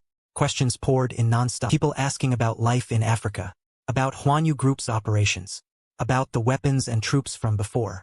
He answered some selectively, tone casual and relaxed, like chatting with old friends. Then footsteps came from the staircase. Li Xiu came down from the 2nd floor. She looked a little off, hovering at the edge of the living room, starting to say something a few times, then swallowing it back down. Xia noticed. Xiu, what's going on? Is something wrong? Li Xiu hesitated, then shook her head. Nothing. Xia waved her over. Come on, just say it. We're all family here, no need to be polite. Li Xiu finally slowly walked over and sat down on the sofa. Her eyes were slightly red, as if she had been crying. Xia asked with concern. What really happened? Li Xiu's voice was small, carrying a faint tremor. Just now, my parents called. My cousin. Something happened to her. Your cousin? Isn't she in university? Xia remembered Li Xiu had mentioned her cousin was a junior student doing well academically. Li Xiu's voice dropped even lower. She was on her third-year summer break now. She and a few classmates said they were going to find summer jobs. But it turned out, she got scammed and trafficked to northern Myanmar. Xia went cold immediately. Northern Myanmar. That's where the telecom scam operations are. The day his little sister first landed in Africa, she immediately saw that her brother's reach was something else entirely. Not only was his visa in the top tier of diplomatic access, even the airline had departed early specifically for their group. She had originally thought he was just some minor local manager. But when she saw the chat on his phone, she nearly dropped. What was on screen was a fleet construction progress report. Before she could react, dozens of fighter jets roared past overhead. He patted her on the head. "Since you're here, let me show you what your brother is really capable of." Li Xiu nodded and the tears started falling. Her family got a message today saying her cousin is in their hands. They're demanding 500,000 in ransom. And if it's not paid, then... She couldn't continue. She broke down crying. The stream chat instantly exploded. "Holy, Northern Myanmar scam compound. That's terrible. Such a pretty girl ending up in a place like that. Don't pay the ransom. Even if you pay, they might not release her, and then they'll just keep extorting you." Xia reached over to comfort Li Xiu. "Sai, you don't cry. We'll figure something out." She also looked over at him. His expression had already gone serious. He then asked Li Xiu to continue. Li Xiu took a shaky breath and pulled out her phone, scrolling to a photo. It was a girl with a bright, radiant smile. Long hair, delicate features, looking sunny and full of life. The background was a university campus. She was wearing a graduation gown, probably taken at some event. Li Xiu handed the phone to Xia. "This is my cousin, Lin Xiaoyu. She was a great student. Was planning to take the grad school exam. How could this happen to her?" Xia took the phone. He leaned over for a quick look. Then he asked, "Has your aunt's family reported it to the police?" Li Xiu wiped her tears. "They did, but the police said it's a cross-border case. Very complicated. It will take time. And even if action is taken, it has to go through diplomatic channels with multiple layers of approvals. Who knows how long that will take. My aunt is already going out of her mind." The chat in the stream started weighing in. With something like this, the police really can't do much. Northern Myanmar is a lawless zone. Even if the police go in, they can't do anything. The only option might be to pay the ransom. And even then, they might not let her go. They could just keep extorting. Such a pretty girl. In a place like that, I don't even want to think about it. Li Xiu saw the comments and fresh tears poured out. "My parents told me to stay safe here in Africa, and said there's nothing they can do about my cousin's side. But that's my cousin," she said, and her eyes drifted involuntarily toward him, then quickly looked away. The way she hesitated, anyone could read it. She wanted to ask for help, but couldn't bring herself to. Xia could see it too. She turned and asked him quietly, "Is there anything you can do?" The viewers in the stream held their breath, waiting for his answer. He went quiet for a few seconds, then said, "Northern Myanmar is genuinely complicated." Li Xiu's eyes dimmed instantly, but the words he said next reignited her hope. Still, pulling one person out of there isn't exactly a hard thing to do. That landed and the stream went nuclear. "He's got this. I knew he had a way. But wait, his operation is in Africa. Northern Myanmar is halfway around the world. Comments don't understand. Real power is global. He's bluffing. Northern Myanmar is something even governments struggle with. A private person having a way in? Come on. Yeah, even if he's big in Africa, Northern Myanmar is different." Just then, an incoming call request appeared on screen. The requester's ID was Northern Myanmar. The profile picture was a young man in sunglasses with a smug expression. Xia was momentarily confused. She looked over at him. He nodded. "Accept it." On screen was a man around 30, wearing a floral shirt, thick gold chain around his neck. The background was a room decorated in gaudy fashion. On the wall hung a cheap-looking landscape painting. The voice from the other side rang out. Hello, Miss Shin. Big bro Shin. Long-time fan. Finally managed to connect today." He frowned slightly. "Who are you?" "Me? Northern Myanmar." He slapped his chest with a cocky grin. "I make my living out here in Northern Myanmar. Got a bit of a reputation. Just caught your stream. Heard you're talking about pulling someone out," you said flatly. "And?" He Xiaoba laughed, laughter dripping with obvious mockery. "I'll admit you're impressive in Africa. Those armored vehicles and helicopters, I saw them. Genuinely intimidating. But," he paused, then raised his voice. "This is Northern Myanmar. Not Africa. Around here, a dragon has to coil. A tiger has to crouch. Even the Monkey King himself would have to follow the rules here." He didn't get angry at all. He actually smiled. "So you know Northern Myanmar well?" Xiaoba got even more self-satisfied. You bet. I've been grinding it out here 5 years. Seen every kind of thing. That girl you mentioned, Lin Xiaoyu, right? Let me tell you, people who end up in northern Myanmar rarely come out in one piece. Especially a young pretty girl like her. Who knows, maybe she's already been. Li Xiu screamed, tears streaming down her face. His expression instantly went cold. He turned to Shin Weidong standing nearby. Weidong, pull up everything on this person. Shin Weidong immediately grabbed a tablet, fingers flying. Xiaoba saw that and laughed even harder. Look me up? Ha! I don't hide who I am. Xiaoba, I've got guns and firepower. Can your armored vehicles and helicopters even reach here? He didn't respond to the provocation at all. He just waited quietly. 1 minute later, Shin Weidong handed over the tablet showing detailed information. He took it, scanned through it, and then read out to the camera. Xiaoba, known alias, 32 years old. Born in Yeyang, Hunan Province. Crossed into northern Myanmar illegally in 2018. Joined an electronic fraud syndicate under the Wa State United Army. Primary role was using live streams and social media to lure young people from the mainland to northern Myanmar. To date, has successfully trafficked in 138 people. Among them 92 male, 46 female. Males were mostly forced to engage in telecom fraud. As for the females, he paused for a moment, eyes ice cold. 23 were sold to entertainment establishments. 18 were coerced into participating in fraud. 5 are confirmed dead. The stream chat exploded instantly. Holy hell, 138 people. 23 women sold to places like that. And 5 of them dead. This piece of trash should be in hell. Xiaoba's face went pale white, but he tried to bluff his way out. You're making things up. None of this is real. I'm just an ordinary streamer. Is that so? He kept reading. Your domestic bank accounts. Over the past 3 years, received a total of 12 million yuan from accounts in northern Myanmar. You also own 2 apartments in Changsha and a Porsche Cayenne. All bought with this money. He looked up at the panicking Xiaoba on screen. Want me to read out your bank transaction history and property documents too? Xiaoba completely panicked. But he quickly pulled himself together and sneered viciously. Even if all of that is true, what can you do about it? I'm in northern Myanmar. This is a no-man's land. Even the mainland police can't touch me. And you, sitting in Africa, what are you going to do? He got more and more arrogant as he spoke. Let me tell you, I've got people in northern Myanmar and people back home too. If you dare make a move against me, watch out for your family. Especially that pretty little sister of yours. He cut him off. His voice calm. Very good. His eyes held no anger, no outrage. Just a cold that chilled you to the bone. He slowly stood and walked toward the camera. You're right. Northern Myanmar is a complicated place. But complicated doesn't mean there's no way in. He turned and said to Shin Weidong. Weidong, get it arranged. Shin Weidong snapped to attention. Commander. He looked back at the camera. At Xiaoba, who was already starting to break into a sweat. You said I can't do anything about you, right? Then let's just see whether or not I can. He paused, then said one word at a time. I have 2 things in life I hate most. First, threatening my family. Second, hurting innocent people. And you've done both. Xiaoba tried to grin it off. So what are you going to do? Send a plane? Don't make me laugh. From Africa to northern Myanmar is thousands of kilometers. Can those planes of yours even make it?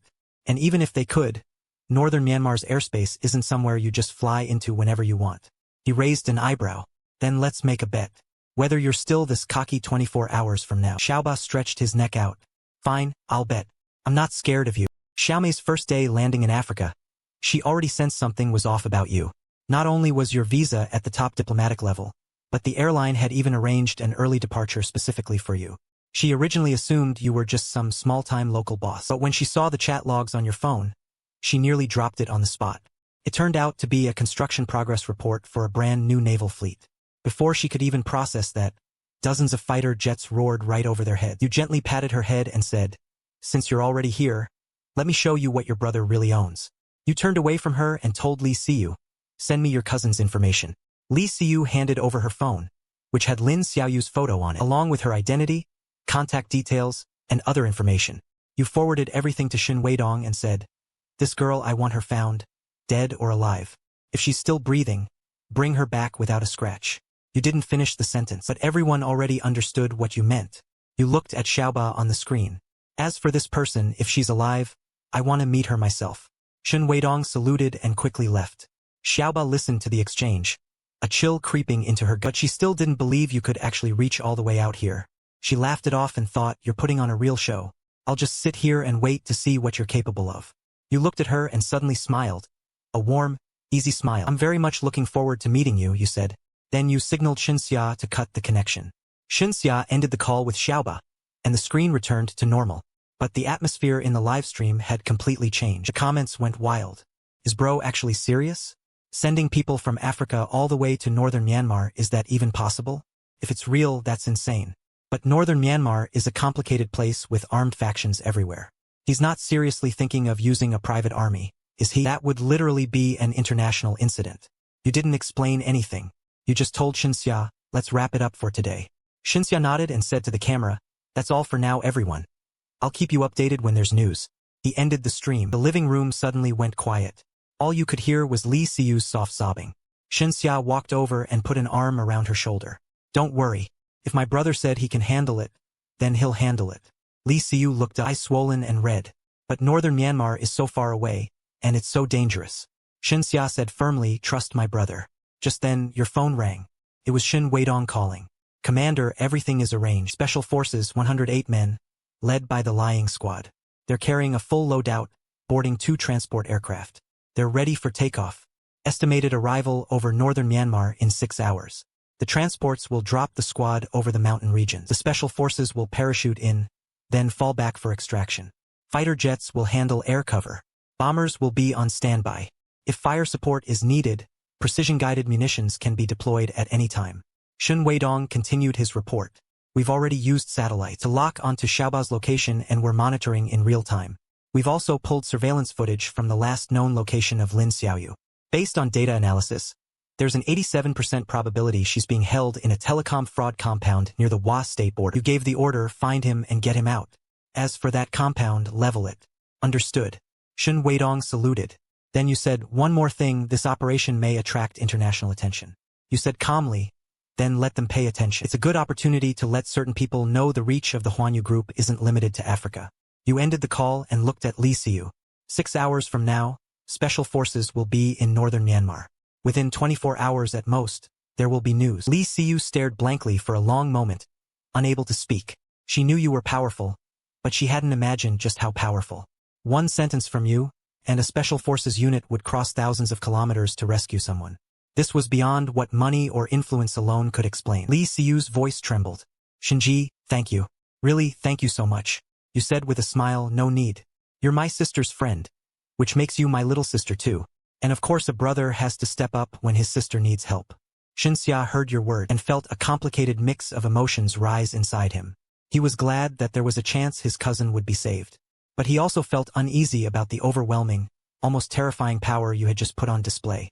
Xinxia said quietly, doing all this, won't there be consequences? Consequences? You chuckled. But then you cut him off.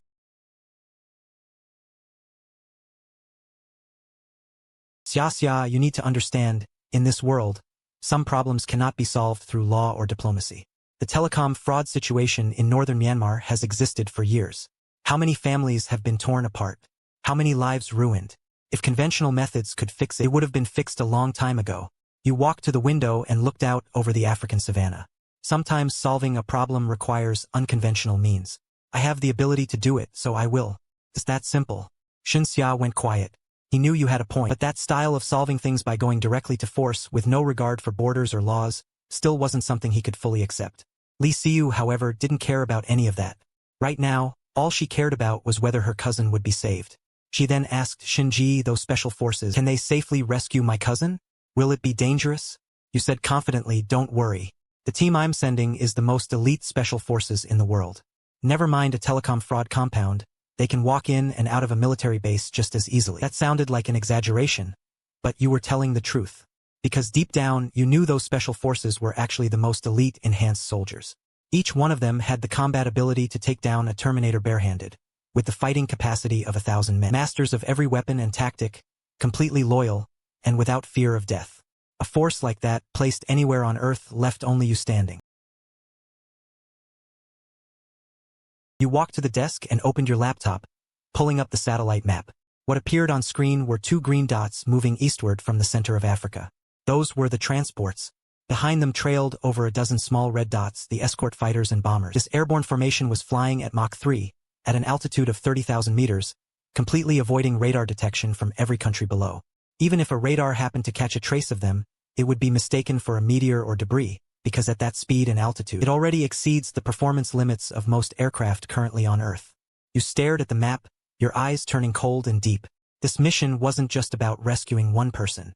It wasn't just about punishing one arrogant telecom fraud thug. This was a demonstration to the whole world of the Huanyu Group's true power. You wanted certain people to know your reach wasn't limited to Africa. Your strength could extend to any corner of the globe. And you wanted those who dared to target your family to think very carefully about the consequences. You muttered to yourself, let Northern Myanmar be the beginning. Huanyu Group Command Center. On a massive holographic screen, dozens of glowing dots were moving at high speed across the map, heading east from deep within Africa, crossing the Indian Ocean straight toward northern Myanmar. You sat at the command station, facing dozens of split screens showing satellite imagery, flight data, troop vital signs, and a flood of other information. Shin Weidong stood behind you, ready to carry out orders at any moment. Commander, the formation has entered Myanmar airspace. Altitude 35,000 meters, speed Mach 3, an operator reported. Local radar systems show no anomalies. Good. You nodded. Proceed as planned. On screen, the two green dots representing the transport aircraft began to slow down and drop in altitude. They dove from 30,000 meters above, opening their cargo doors at 5,000 meters from the ground. A calm voice came through the communications channel. Lying squad, prepare for airdrop. You then gave the order. Airdrop authorized. Go. One by one, 108 black figures leaped from the transports, carving graceful arcs through the night sky. They were equipped with the most advanced wing suit systems, capable of gliding dozens of kilometers through the air and landing with precision at designated points.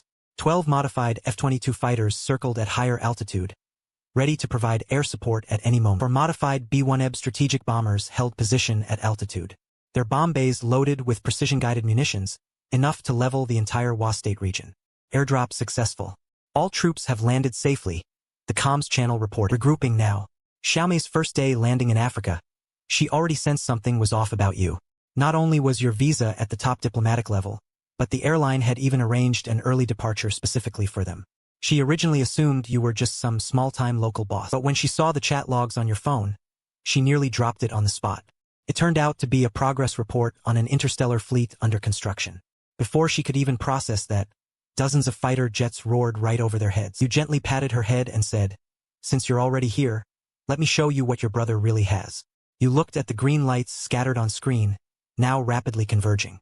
A look of satisfaction crossed your face. You issued the next order. Move in 3 groups as planned. Group A, capture the target Wutian. Group B, rescue the target Lin Xiaoyu. Group C, eliminate the main forces of the Wa State United Army. Operation begins. Understood. Meanwhile, on the other side, Wutian was lying on a shabby bed with 2 young girls sprawled out beside him, barely dressed. The room reeked of cigarettes, alcohol, and something else hard to describe. Wutian took a drag and thought back to the live stream. Those cold eyes of yours had left a deep impression on her. That look wasn't a bluff. One of the girls leaned over and said softly, "Hey boss, stop overthinking it. Around here, nobody's got any real pull. Besides, you've got the Wa State United Army backing you up. What's there to be afraid of?" Another girl chimed in, "Exactly. And besides, Africa is thousands of kilometers from here.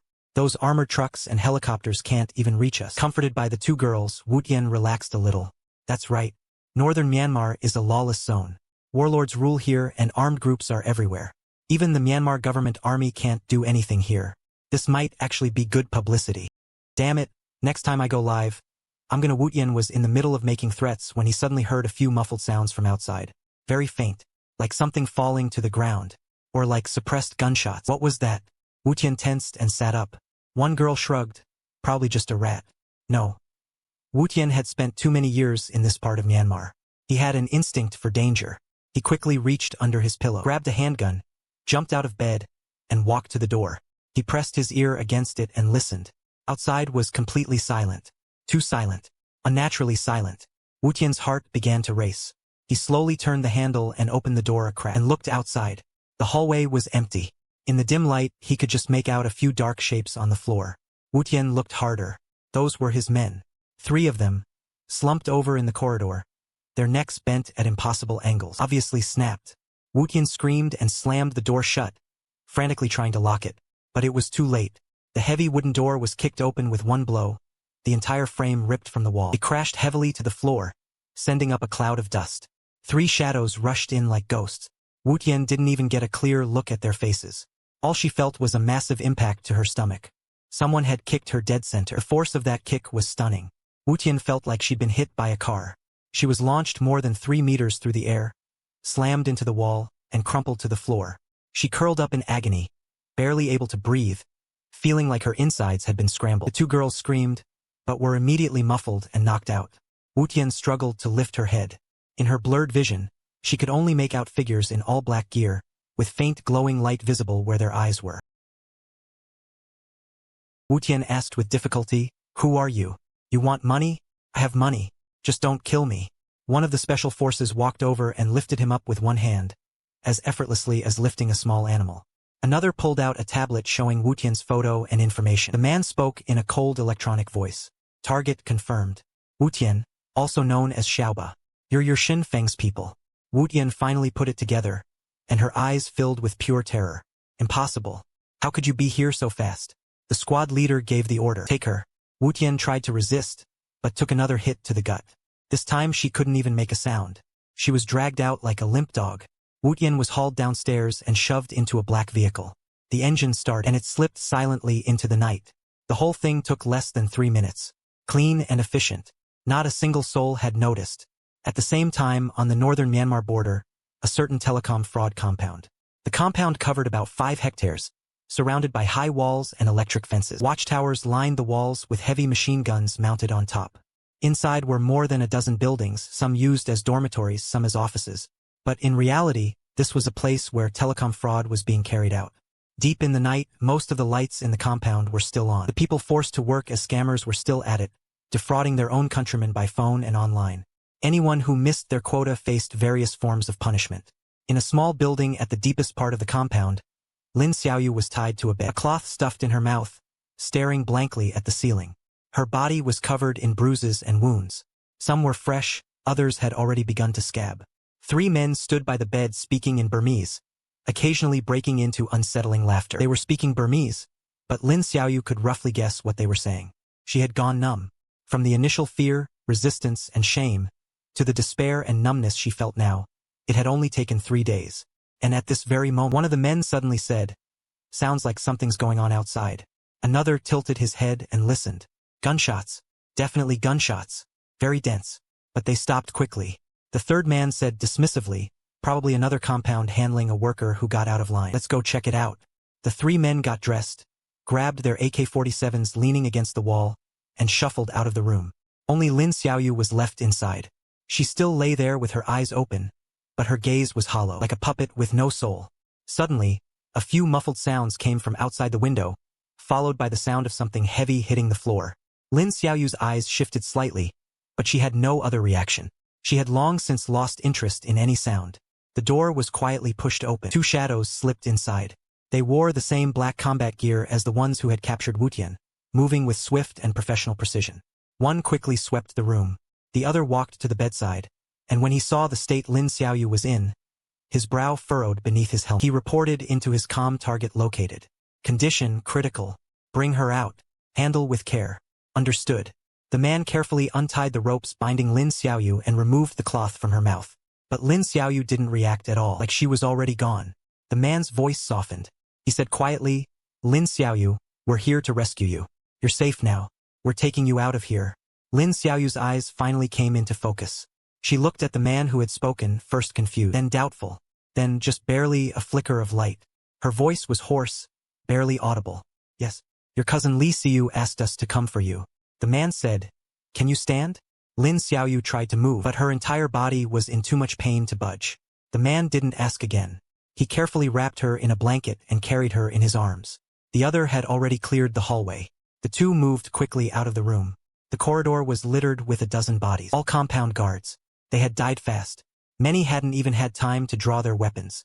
The fighting downstairs was already over. All 50-plus armed guards in the compound had been neutralized. Not a single one left standing. The people being held captive as scammers were huddled in their rooms in terror, not knowing what had happened. The special forces didn't stop for them. Their mission was only to extract Lin Xiaoyu. As for those workers, if they were lucky, they might escape in the chaos that followed. If not, they'd just have to leave it up to fate. The soldier carrying Lin Xiaoyu moved swiftly out of the compound and linked up with the others outside. A modified off-road vehicle was already waiting on the road. The squad leader reported, "Target is safe. Withdrawing now." Copy. Head to the rally point with Group C. Hua State United Army Headquarters. Located in a small town deep in the northern Myanmar mountains, this was the core territory of the Hua State United Army. Home to over 2,000 armed personnel, equipped with tanks. Just as they were speaking, a sharp alarm suddenly blared from outside. Xiaomei's first day landing in Africa. She already sensed something was off about you. Not only was your visa at the top diplomatic level, but the airline had even arranged an early departure specifically for them. She originally assumed you'd just become some kind of local boss over here, but when she saw the chat logs on your phone, she nearly dropped it on the spot. It turned out to be an interstellar fleet construction progress report. Before she could even process that, dozens of fighter jets roared right over their heads. You patted her head and said, "Since you're here, let me show you what your brother really owns." An officer frowned. "What's going on?" "Don't know, probably a drill." Before he could finish, the windows of the command room suddenly blew out. The blinding flash and deafening blast left everyone temporarily blind and disoriented. "It's an attack.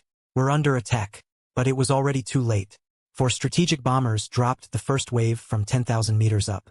These weren't ordinary bombs. They were bunker-busting penetrators and thermobaric warheads, designed specifically for taking out ground positions. The first strike destroyed the command center, communications hub, and weapons depot in one hit. The overpressure blast from the thermobaric bombs swept across the entire base. The second wave targeted heavy weapons like tanks, armored vehicles, and artillery. All of it, equipment that had terrorized northern Myanmar for years, was torn apart like cardboard in front of precision-guided bombs. The bombing lasted 15 minutes. By the time the explosions stopped, the Hua State United Army Headquarters had been turned into a sea of fire. Of the 2,000-plus soldiers, over 80% were dead or wounded. The survivors had completely lost the will to fight. Only then did the special forces officially move in. Dozens of figures in black combat gear appeared like ghosts among the ruins. They carried QBZ-191 assault rifles. The surviving soldiers tried to resist, but it was all futile. This wasn't a battle. It was a slaughter. The special forces swept through with cold efficiency, clearing every remaining pocket of resistance. They didn't speak. They didn't communicate. They simply carried out their mission of elimination in silence. 20 minutes later, the gunfire stopped completely. The Hua State United Army, an armed force that had terrorized northern Myanmar for years, was wiped out in less than 1 hour. Group C squad leader reported. "Target eliminated." Copy. Head to the rally point, an open clearing 20 kilometers from the Hua State United Army Headquarters. The 2 transport aircraft had already landed. Groups A and B had arrived one after another, bringing Wu Yin and Lin Xiaoyu with them. Wu Yin was thrown to the ground, her face twisted with hatred toward you. Lin Xiaoyu was carefully placed in the medical bay of the transport aircraft. 2 Special Forces medics were already performing an initial assessment and treatment. All 3 squad leaders reported in at the same time. "Commander, mission complete. Target Wu Yin has been captured. Target Lin Xiaoyu has been rescued. Hua State United Army has been destroyed. 0 casualties on our side. Africa Command Center." You watched the footage streaming back on the screen. You said with satisfaction, "Good. Withdraw as planned." Just like how they arrived, they disappeared silently into the night sky. When Xinxia woke up, she felt a slight fog in her head. She turned out of bed and stepped out of the bedroom. Suddenly, a gentle voice came from behind her. "Miss, you're awake." Xinxia turned around and saw a young maid standing in the doorway, holding a tray with warm water and a towel. The maid said respectfully, "Mr. Shin asked me to tell you that Miss Lin Xiaoyu has been rescued and brought back. She's in the medical center now." Xinxia snapped, fully awake. "Really? How is she doing? Can I go see her?" Mr. Shin said, "You may, but you should prepare yourself mentally." The maid hesitated. "Miss Lin's condition isn't great." Xinxia's heart sank. She didn't even bother washing her face. She threw on clothes and rushed out. In the hallway, she ran into Li Xiu and Lin Xiaoxia's friend Zhang Yu, both just as frantic. "Xiaxia, you heard too." Li Xiu's eyes were red and swollen. She clearly hadn't slept all night. "My cousin's back. Let's go see her now." Xinxia grabbed her hand and they ran toward the medical center. When they arrived, you were already there, speaking with several doctors in white coats. Xinxia ran over. "How is Xiaoyu?" You turned around. "Xiaoyu is back now, but she's not in good shape. You need to be prepared."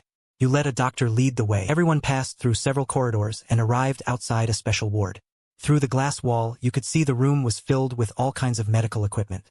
A frail girl lay on the bed, connected to tubes and monitors throughout her body. That was Lin Xiaoyu. Li Xiu covered her mouth, and tears immediately began to fall. The girl on the bed was almost unrecognizable. Her face was swollen and dark, her eyes shut tight, her lips cracked and dry. But the worst part was her condition. She was convulsing violently on the bed, her body twisting into unnatural positions, making sounds of agony from deep in her throat. Lin Xiaoxia stepped back, visibly shaken. What's wrong with her? You explained calmly. She's going through withdrawal. The people in northern Myanmar injected her with drugs. Now that the effects have worn off, the withdrawal is hitting hard. Li Xiu nearly collapsed. Drugs? How could they? How could they do this? You continued. In a place like that, anything can happen. Drugs are a common method used to control captives. They get you addicted and then they own you. You're too afraid to escape, too afraid to fight back. Shen Xia stared at Lin Xiaoyu suffering in the room and felt a surge of fierce anger rising inside her. She thought back to the live stream, to that person called Xiaoba, so smug and arrogant, saying northern Myanmar was her turf and no one could touch her. Shen Xia's voice went cold. Brother, where's Xiaoba? You answered flatly.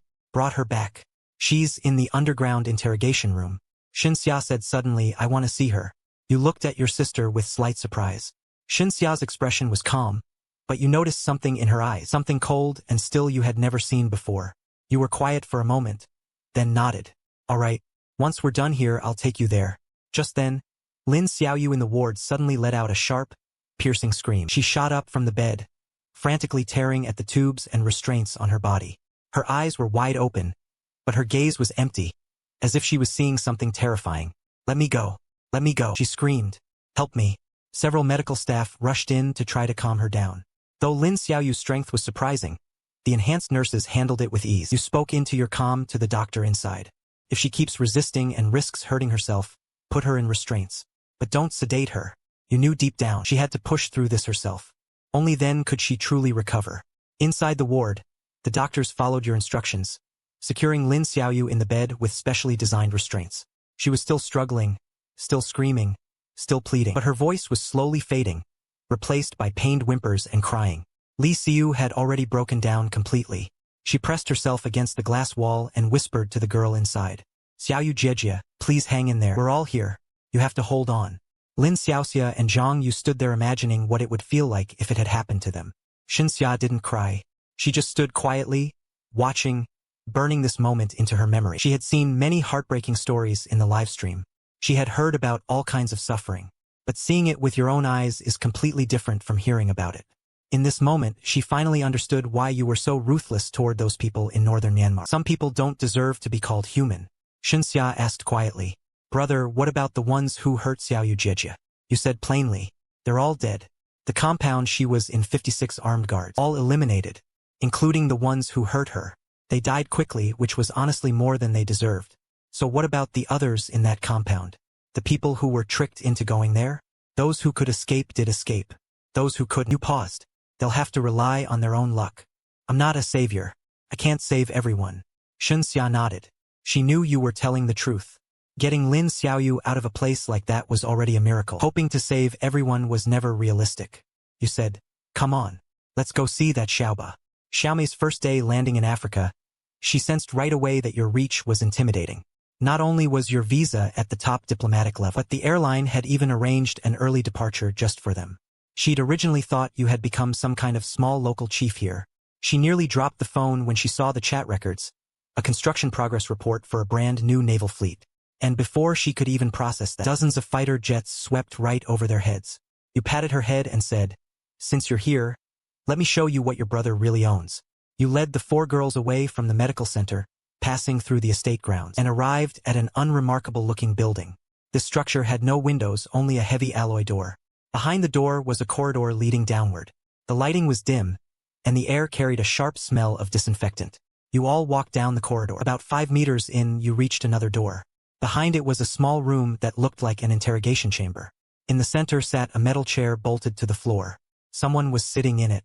It was Wu Tian, otherwise known as the infamous Xiaoba. She looked far worse than she had on the live stream. Her face was bruised, the corner of her mouth split, one eye swollen nearly shut. Her hands were fixed to the armrests with custom restraints.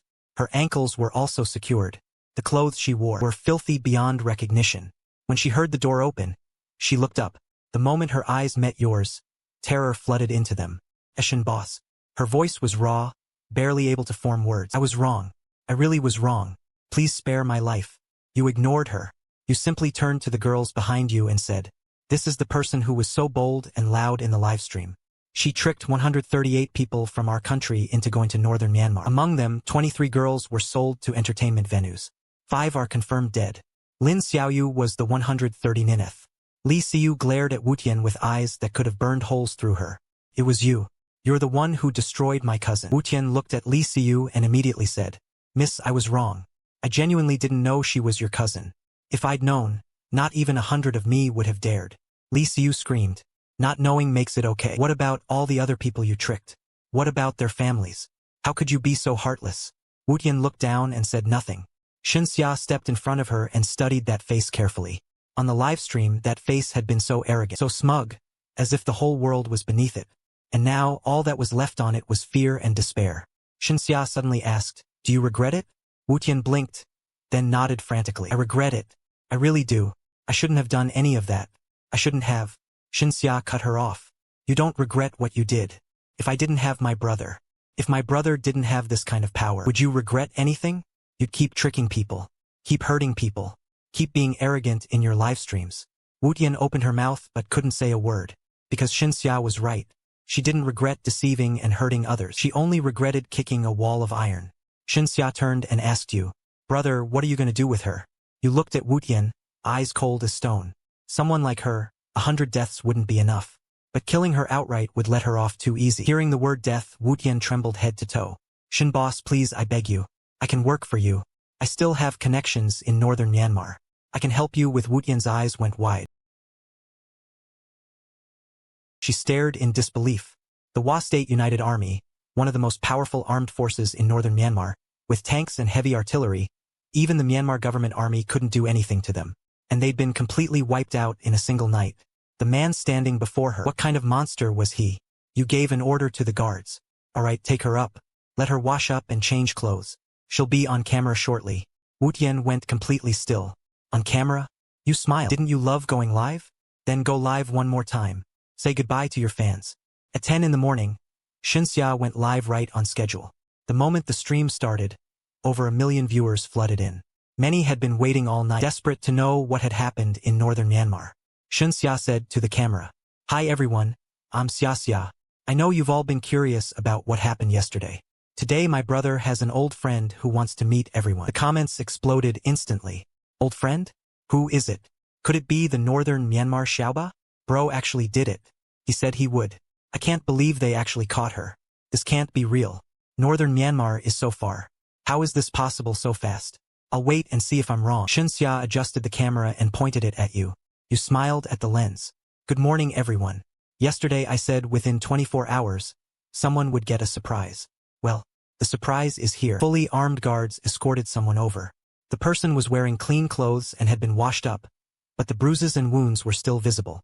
Most telling of all, her eyes were filled with terror, a far cry from the arrogant attitude she had shown on the livestream. "Let me introduce everyone. This is Mr. Wu Tian, also known as the Northern Myanmar Xiaoba you all know." Your tone was warm, but every word landed like a needle, straight into Wu Tian's heart. The camera zoomed in on Wu Tian. Viewers squinted at the screen and soon someone recognized her. "That's really Xiaoba. Oh my god, bro actually brought her back. The speed of this operation. People like this deserve to be hit." Wu Tian stared into the camera, lips trembling, unable to speak. A guard smacked the back of her head. "Talk." Wu Tian flinched and forced herself to face the lens. "I'm Wu Tian, the Northern Myanmar Xiaoba. I was wrong. I shouldn't have been so loud and reckless online. I shouldn't have provoked Shin Feng. I'm asking for everyone's forgiveness." Her voice was shaking and incoherent. Nothing like the cocky attitude she'd shown the day before. But the comments were full of everything. "Now you finally know fear. Yesterday you were talking all that trash about how no one can touch you. Brother's power makes northern Myanmar look like nothing. Thank you, big brother. What's he planning to do with her?" You saw the question in the comments and replied. "As for what to do with Wu Tian, I have an idea." You paused and then continued. "Wu Tian really loves animals, especially big cats and reptiles, so I'm thinking of sending her somewhere. A place with her favorite lions and crocodiles. She can make friends with them, The comments went dead quiet for a moment, then exploded. Friends with lions and crocodiles? Ow. Oh, I get it now. That's his way of putting it. A bit too brutal, maybe. But think about the people he tricked. Think about Lin Xiaoyu still lying in the hospital. Scum like this deserves it. Wu Tian heard your words and literally collapsed to the ground. A wet stain spreading beneath her. She sobbed and crawled to your feet, clutching your legs. Shin boss, please, I beg you. I don't want to die. Please let me live. You kicked her away in disgust. Take her. Two guards dragged Wu Tian off like a ragdoll. Her cries echoed and then faded away down the corridor. Then you spoke, your voice steady. As for those still committing crimes in northern Myanmar, I'm giving you 24 hours. Within 24 hours, release all captive citizens from our country. Dismantle your telecom fraud operations. Otherwise, the comments went wild with praise.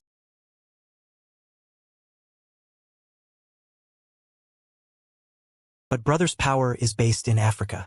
Northern Myanmar is so far. The ones above clearly don't get it. Brother's reach is global.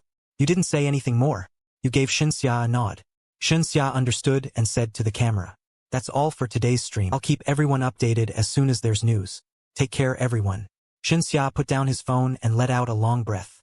He'd been holding it together during that whole live stream, but he was genuinely nervous on the inside, especially when he saw Wu Tian being dragged away. Part of him had felt a twinge of sympathy, but the moment he thought about Lin Xiaoyu suffering in that hospital room, that feeling disappeared. He said quietly, "Are you really going to arrange an early departure just for them?" He'd originally assumed you'd become some kind of minor boss on this side, but when he saw the chat history on your phone, he nearly dropped it on the spot. It turned out to be a construction progress report on an interstellar fleet. Before he could even react, dozens of fighter jets roared right over their heads. You patted his head and smiled. "Since you're here, let me show you what your brother really has." You looked at your sister and said, "You think I was too cruel?" Shinxia hesitated, then nodded. A little, even though he absolutely deserved it. You interrupted him. "Xia, remember this. Being merciful to the enemy is being cruel to the victims. If I let him go today, he'll hurt more people tomorrow. The people running those fraud operations in northern Myanmar, every one of them has blood on their hands. They don't deserve sympathy." You walked to the window and looked out at the estate grounds. "And besides, you want this to send a message to everyone. Anyone who touches the people close to me, this is what they get. Only by making that clear can you make anyone who thinks about coming after you actually stop and think twice." Shinxia understood now. What you did wasn't just about punishing Wu Tian. It was about making a statement. You wanted the whole world to know that your family is your bottom line. Touch them and you die. Shinxia said, "I get it. It's just I'm still not quite used to this." You patted his head. "You'll get used to it. That's just how this world works. If you don't play rough, others will come for you. What we have to do is be tougher than everyone else. That way no one dares to mess with us." Just then, Shin Weidong walked in. "Commander, Miss Lin Xiaoyu's withdrawal symptoms have passed their peak. She's entered the weak and exhausted phase. The doctor is asking whether to give her medication to ease the pain." You thought for a moment. Use some mild support medication. But no substitutes. She has to push through this on her own willpower. Shun Weidong also reported. "There's news from northern Myanmar. Several smaller fraud operations have already released the people they were holding. But some of the bigger ones are still waiting to see what happens." "Waiting to see," you said with a cold laugh. "Then let them wait. After 24 hours, they won't have the luxury of waiting anymore." You turned to Shin Weidong. "Order the bomber squadrons and special forces on standby. After 24 hours, if any fraud operations refuse to surrender, go through the list and wipe them out one by one." Shin Weidong saluted and then asked, "And Wu Tian?" You kept a straight face. "Handle it as planned. Record the whole process and send it to everyone still in northern Myanmar. Let them know I'm not bluffing." Shin Weidong left. The room was again just the two of you. Shinxia looked at you and suddenly felt like you were a stranger. He said quietly, "You've changed so much." You paused, then smiled. "Yeah, I've changed. But some things haven't." You looked at your sister seriously. "I'm still the brother who will always protect you. Still the same Shinfeng who loves his family. I just have the power to protect you now. And a reason that forces me to be hard sometimes." You stepped in front of your sister and placed both hands on her shoulders. "Xia, you have to remember, in this world, to protect the people you care about, sometimes you have to do certain things. That's the price of growing up." Shinxia nodded, eyes beginning to water. "I understand. I just need some time." You said warmly, "That's fine. Take your time. Come on, let's go check on your roommates. They must have been scared to death today." At that moment, Li Xiu, Lin Xiaoxia, and Zhang Yu were all sitting in the living room. All three of them looked pale. Xinxia walked over. Siyu, how's your cousin? Li Siyu wiped her tears. The doctor said she made it through the hardest part, but she still needs to be monitored. Then she looked at you. Shinji, thank you. If it wasn't for you said, no need to thank me. You're my sister's friends, which makes you my little sisters too. Looking out for you is what I'm supposed to do. Then you paused and added, take it easy in the estate these next few days. Don't overthink things. Once Lin Xiaoyu is stable, I'll arrange for you to see her. The three girls nodded. After everything that had happened today, their feelings toward you had become complicated. Gratitude, awe, and a hint of fear all mixed together. The next few days at the estate were quiet. Xinxia streamed daily life for her followers, showing the scenery of Africa and introducing the local culture, but never once mentioning what happened in northern Myanmar. Her follower count had already passed 20 million, making her one of the top streamers on the platform. Meanwhile, online discussion about the northern Myanmar incident kept growing. Someone had photographed the aftermath of the Wa State United Army headquarters after the bombing, towering flames and nothing but ruins.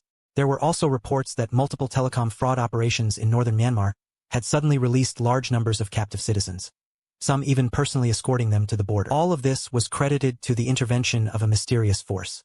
And everyone knew that mysterious force was you and your Huanyu group. 24 hours later, you made good on your word. The fraud operations still holding out were destroyed one by one.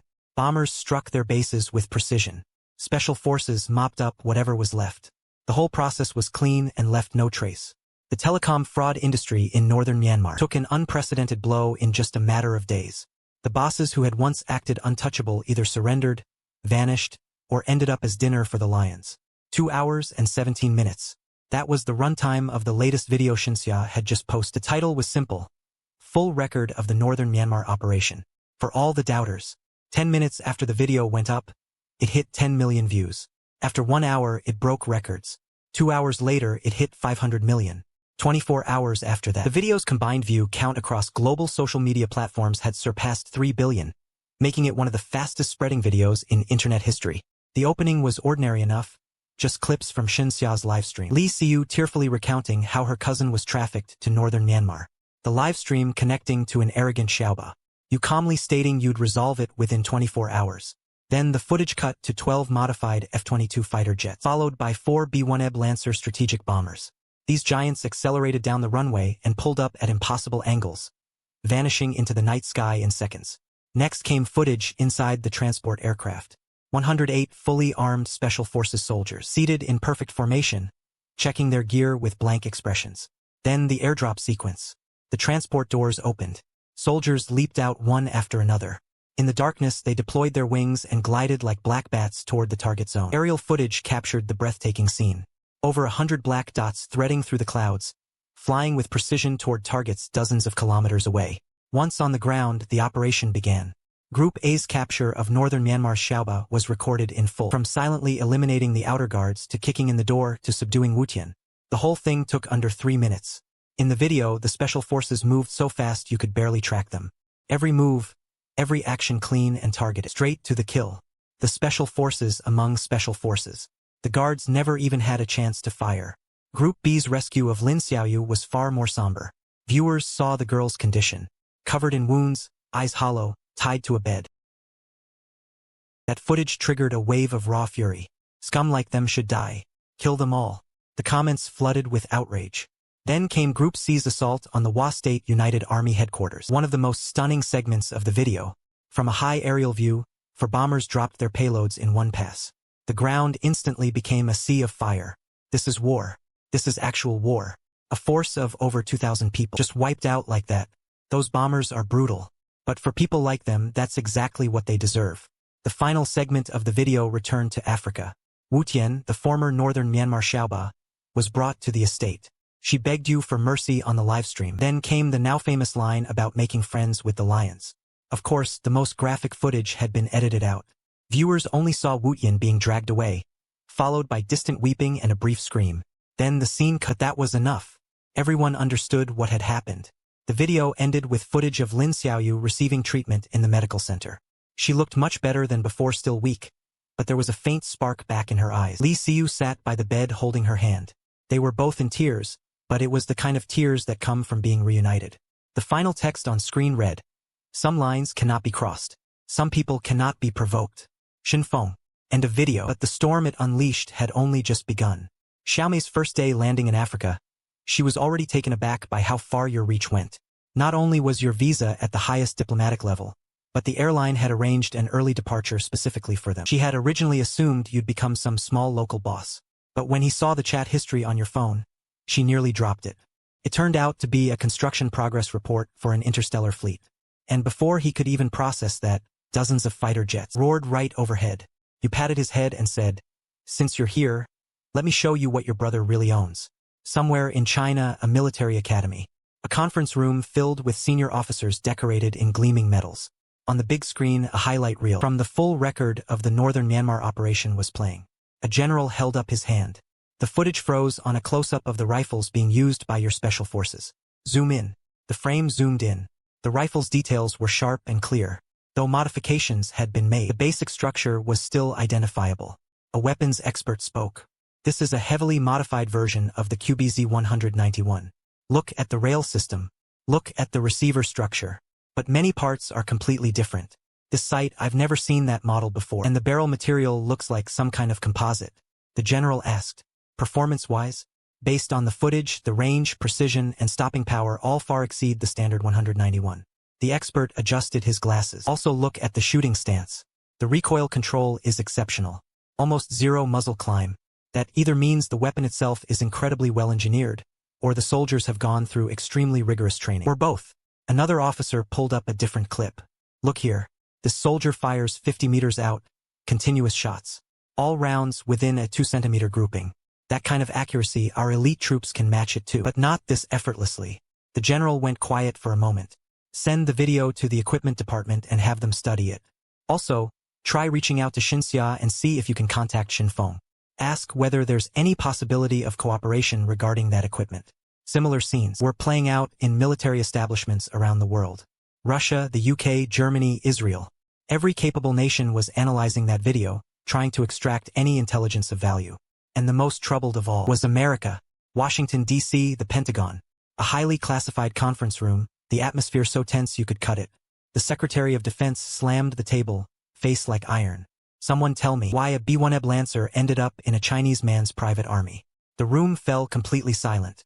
Generals and senior officials stared at the table, not daring to speak. "Intelligence Department." The secretary turned to a middle-aged man in glasses. "What did you find?" The intelligence officer braced himself. "Sir, we have investigated every possible leak channel and found nothing. Lockheed Martin and Boeing have both firmly denied selling any equipment to Huanyu Group. We've also reviewed their production and sales records. There's genuinely nothing." The secretary roared. "Then what are those in the video? Props? Those are real, functional aircraft that fly and bomb things, and they're performing better than our current production models.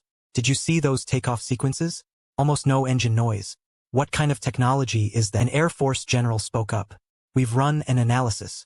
Those aircraft may only resemble F-22s and B-1Bs on the outside. The internals are likely entirely different in structure, especially the propulsion systems. The standard F-22 uses two 419 turbofan engines. But the fighters in that footage show almost none of the typical signatures of a jet engine. They look more like some kind of more advanced propulsion system." The secretary frowned. "More advanced? More advanced than the F-22? The general nodded. "Yes. And the bombers too. The B-1B tops out at Mach 1.25. But those bombers in the footage were clearly faster. Based on reverse calculations from our satellite data, their cruising speed may have reached Mach 2.5 or even higher." The room broke into quiet but stunned murmuring. "A Mach 2.5 bomber. What does that even mean?" The general continued. "Then there's the range. Africa to northern Myanmar is over 7,000 kilometers one way. A standard B-1B needs at least 2 mid-air refueling stops to cover that distance. But the video shows these bombers flew the entire round trip non-stop, which means their range is at least 15,000 kilometers." The secretary looked stunned. 15,000 kilometers? That's more than the B-2. So the conclusion is, the intelligence officer summarized. Huanyu Group's aviation technology may already exceed ours. Those aircraft merely look like F-22s and B-1Bs. What they actually are is something else entirely. The room fell into a silence like death. A private group with more advanced aviation technology than the United States. Sounded like fiction, but the video evidence was right in front of them, and they had no choice but to take it seriously. The secretary finally asked the question everyone had been thinking. "Who is this man?" The intelligence officer reported. from a small county in China. Ordinary university graduate.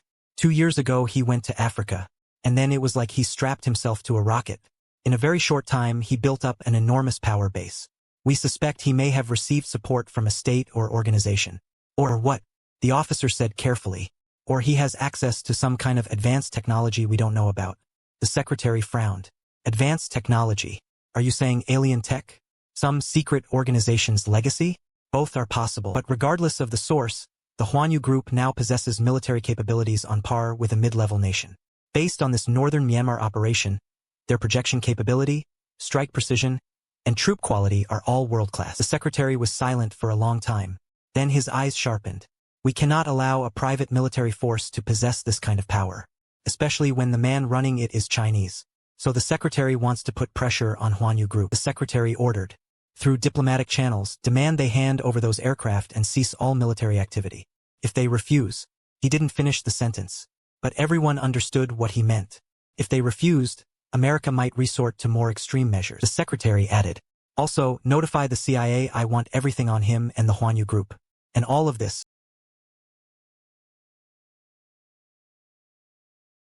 you had already anticipated. Africa Huanyu Group base. You read the ultimatum on screen from the United States and allowed yourself a cold smile. The message was brief. Huanyu Group had 72 hours to surrender all unlawfully obtained American equipment and disband their private military, or face severe consequences. Shun Weidong reported. Commander, a U.S. Navy carrier strike group is moving toward the Indian Ocean. Also, their bomber squadrons at Diego Garcia are on alert status. You let out an unimpressed laugh. They move fast. But do they think that's enough to rattle me? Then you thought for a moment and said, send a message back to the U.S. Department of Defense. Tell them those aircraft were made by us. Nothing to do with America. And if they want to try taking them by force, they're welcome to try. You paused and added. Also, have the aerospace forces ready. If the Americans make a move, shoot down those satellites they've got spying on us. Shun Weidong saluted and then hesitated. Commander, wouldn't this risk triggering full-scale conflict? Conflict? You laughed. Weidong, remember this. In this world, sometimes the more you back down, the more people push you around. Only by showing enough strength can you earn respect. You stood up and walked to the window, looking out over the base, knowing clearly, if America wants to test your strength, then let them come. You actually needed a live exercise to gauge your forces in real combat. You knew that conflict with America and the entire Western world was coming sooner or later, and you were already prepared. This storm would test the Huanyu Group's true power. It would also determine the shape of the world going forward. You turned, your gaze steady and unwavering. Alert all units. Move to highest combat readiness. Let's welcome our distinguished guests. Xiaomei's first day landing in Africa, she realized immediately that your reach was something else. Not only was your visa at the highest diplomatic level, but the airline had arranged an early departure specifically for them. She had originally assumed you had just become some kind of small local boss. But when she saw the chat logs on your phone, she nearly dropped it.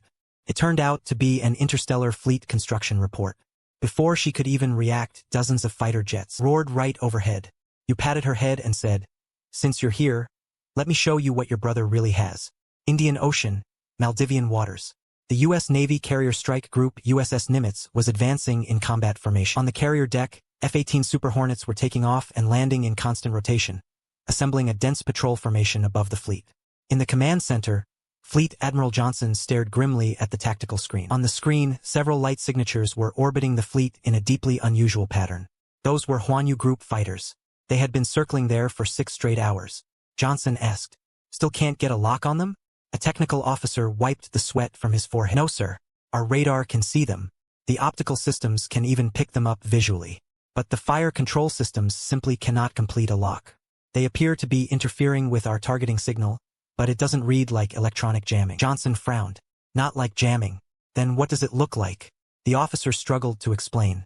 Like they just don't exist. The radar returns are intermittent. Infrared signatures fluctuate wildly.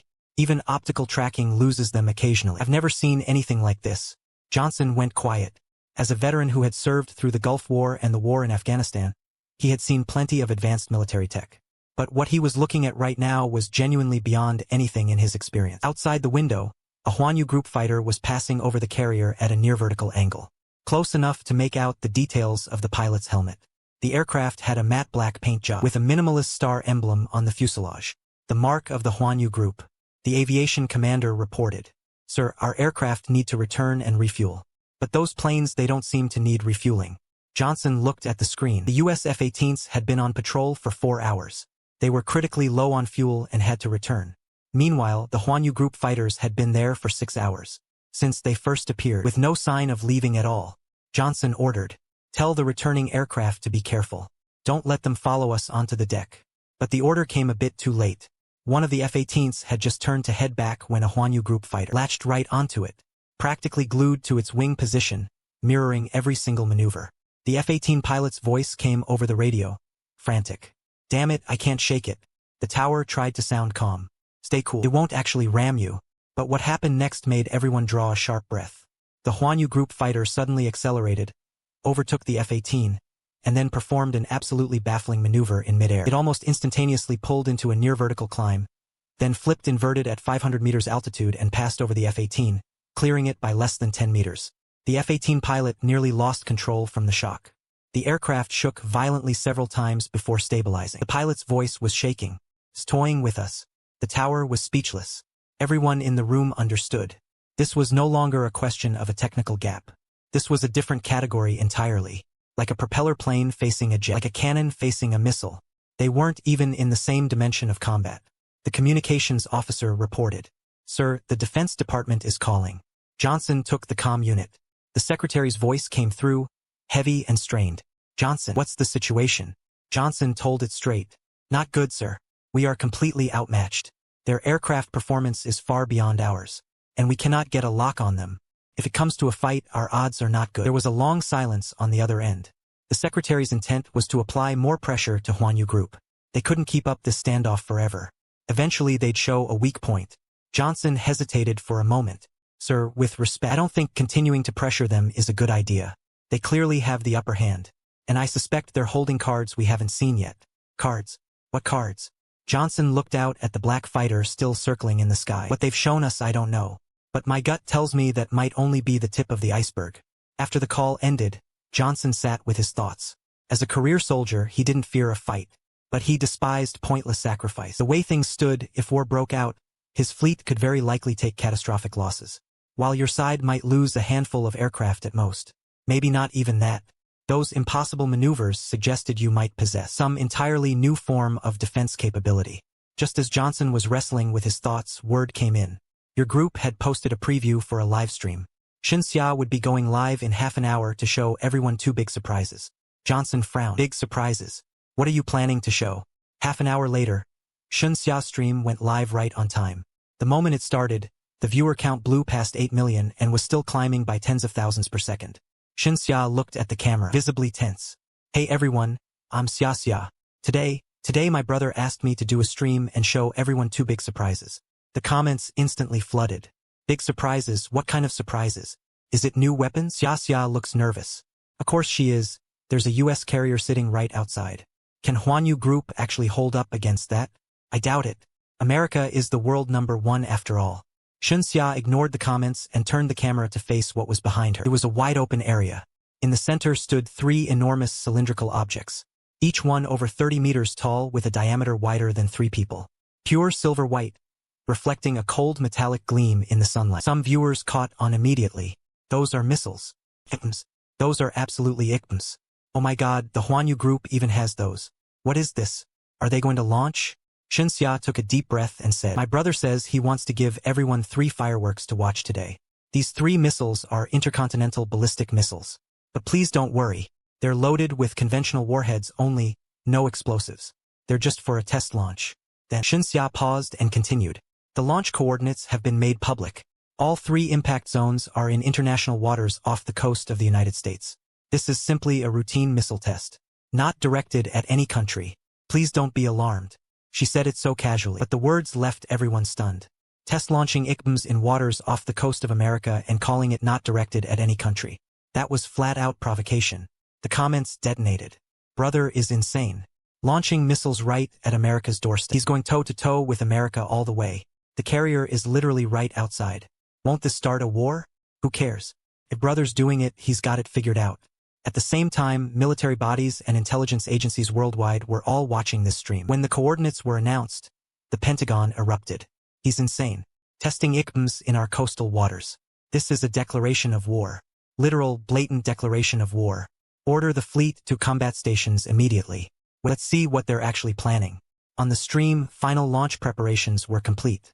All operators wore matching uniforms and moved with the precision and efficiency of enhanced soldiers. The countdown began. When it reached 0, 3 missiles ignited almost simultaneously. Massive flames erupted from the tails. Thick smoke instantly swallowed the entire launch site.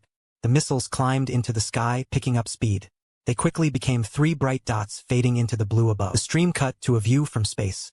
This was footage captured by your satellites. The 3 missiles entered the upper atmosphere and began complex evasive maneuvers. Their flight paths were wildly erratic, sometimes accelerating, sometimes decelerating, sometimes banking with enormous sweeps, completely defying the trajectory patterns of conventional ballistic missiles. Military forces worldwide were anxiously tracking the missiles' flight paths. But very quickly, they discovered a terrifying truth. After the missiles entered mid-course flight, they simply disappeared from radar. Not jammed, not stealth, gone. As if they had never existed. The commander of the U.S. Northern Command stared at a completely blank radar screen. Impossible. Where are our early warning satellites? What about infrared detection? A technical officer turned pale. All tracking lost, sir. His missiles appear to have entered some kind of state that our systems simply cannot detect. Xiaomei's first day landing in Africa, she already sensed you were on a completely different level. Not only was your visa at the highest diplomatic tier, but the airline had specifically arranged an early departure just for them. She'd originally thought you had become some kind of small local boss out here, but when she saw the chat records on your phone, she nearly dropped. It turned out to be an interstellar fleet construction progress report. Before she could even process that, dozens of fighter jets roared right over their heads. You patted her head and said, "Since you're here, let me show you what your brother really has." 15 minutes later, your missiles reappeared on radar. They had already reached their designated targets, 3 separate impact zones off the eastern coast, western coast, and in the Gulf of Mexico, nearly simultaneously plunging into the sea, sending up towering walls of water. The entire sequence, from launch to impact, took less than 20 minutes. And America's missile defense systems never produced a single effective response. What this meant was that if those missiles had been carrying nuclear warheads, 3 of America's major cities would likely already be rubble. Inside the Pentagon, a silence like death fell over the room. Everyone understood what this meant. You didn't just have ICBMs. You had penetration technology that was completely uninterceptable. Your missiles passed through America's most advanced missile defense systems as if there was nothing there at all. On the stream, Shun Xia's voice returned. The first big surprise has been shown. Now for the second one. The camera cut to an airfield. 4 B-1B Lancer strategic bombers belonging to you were taxiing down the runway. Their bomb bays were open.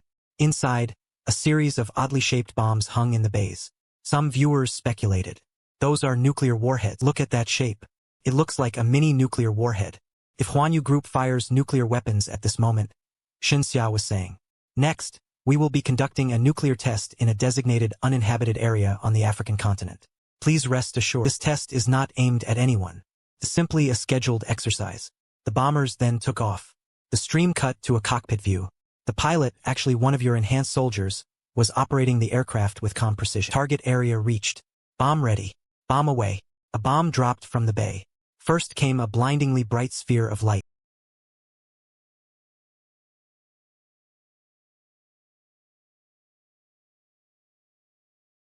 That instantly lit up the entire screen. Even through the lens, you could feel the world-ending energy behind it. The fireball rapidly expanded, growing into a colossal inferno. It rose upward, beginning to form the stem of a mushroom cloud. Then came the cap of the cloud. It churned and climbed higher, growing larger and larger. Eventually the mushroom cloud reached tens of thousands of meters in height, and the top billowed outward, forming a vast canopy of nuclear fallout in the sky. This was the first nuclear test ever conducted on the African continent in human history. And it wasn't carried out by a nation.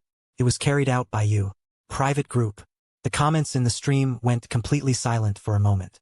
Then they came crashing in like a tsunami. That's actually a nuclear bomb. Huanyu Group has nuclear weapons. This isn't a private army anymore. This is a quasi-state actor. Does America still dare to fight back? They've got nukes. Things just got real. The reactions from governments around the world were even more intense. At that moment, in the White House Oval Office, the mood was heavy enough to feel it in the air. The president's voice was very calm.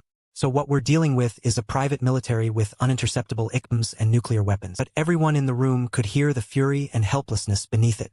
The Secretary of Defense kept his head down. Yes, Mr. President. And from a technical standpoint, their missile penetration capability and nuclear miniaturization technology may already surpass ours. Then what do they want? There are no explicit demands. He only said he wants to develop peacefully, but he will not tolerate anyone threatening his family or business. The president let out a cold laugh. Peaceful development. Using nuclear bombs to pursue peace. No one dared respond. The silence went on for a long time. Finally, the president let out a breath. Have the fleet stand down. The president rubbed his temples with a weary hand. Issue a statement. Say that everything before was a misunderstanding. Call the Huanyu Group an important force for world peace and the maintenance of regional stability, and say we are willing to coexist with them peacefully. The words were extremely difficult to say, but everyone understood. There was no other choice right now. Fight they couldn't win. Talk the other side had no interest in talking, so the only option left was to swallow it. What would be the problem with that?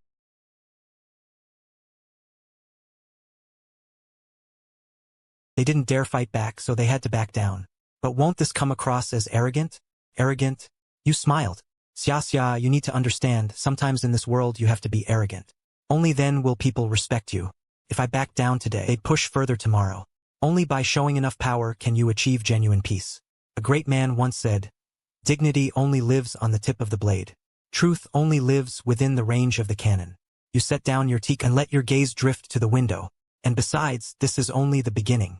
You knew it clearly. You needed the whole world to know that Huanyu Group is not something you mess with. That way, no one would ever dare target your family again. Xia half understood and half nodded. He didn't know the full extent of what you had, but he knew everything you did was to protect your family. Just then, Shen Weidong walked in. Commander, the American fleet has begun withdrawing. Also, the White House has issued a statement acknowledging that what happened before was a misunderstanding and calling you an important force for world peace. You nodded. Just as expected. Have our aircraft stand down too. Also, notify the research division. They can begin the next phase of development. After Shen Weidong left, you said to your sister, all right, crisis is over. You can keep enjoying your time in Africa without worrying about safety anymore. Meanwhile, elsewhere, military analysts were weighing in. From a technical perspective, what the Huanyu Group had just displayed in terms of missile penetration and nuclear weapons capability was now at a world-leading level. Especially those irregular flight patterns. They had completely overturned the existing field of ballistic missile doctrine. International relations scholars commented that this represented a major shift in the global order. A non-state actor had, for the first time, achieved military power on par with the great powers. What this meant was that the world going forward might no longer be shaped solely by nation-states, but by multiple power centers together. Of course, many people were also worried that with Huanyu Group this powerful, could they become the next threat? Could you have even bigger ambitions? Could the world fall into instability because of this? But none of those discussions mattered to you. You didn't build all of this to conquer the world, not to be king over anyone. You only wanted to protect your family, to live freely, to never be threatened by anyone again. And now you had done that. America had backed down. Other nations wouldn't dare provoke you easily. Your family was safe. Your business was secure. That was enough. As for the future, you had your own plans. And on the far side of the solar system, more fleets were under construction. Earth was only the starting point. The stars and the sea beyond were your true destination. But that time hadn't come yet. You pulled your gaze back and said to your sister, come on, let's go eat. The kitchen made your favorite braised pork today. Xia broke into a happy smile. The crisis had passed. Life would go on. And in every corner of the world, people were still talking about the stunning display shown today. Still talking about the mysterious power of the Huanyu Group. Still talking about you, this legendary figure who had risen so suddenly. But whatever they said, one fact was now beyond dispute. The Huanyu Group had become a force in this world that could no longer be ignored. And you, a young man from a small county in China, had already taken your place at the top of the world. On her first day in Africa, Xiaohua noticed your savvy servant. Not only is visa a top diplomatic field, but even airlines deliberately depart early for them. She originally thought you were a minor leader here. But when she saw the chat history on your phone, the phone fell off the ground. It was actually a report on the construction progress of the Starfleet. Before she could react, dozens of fighter jets roared overhead.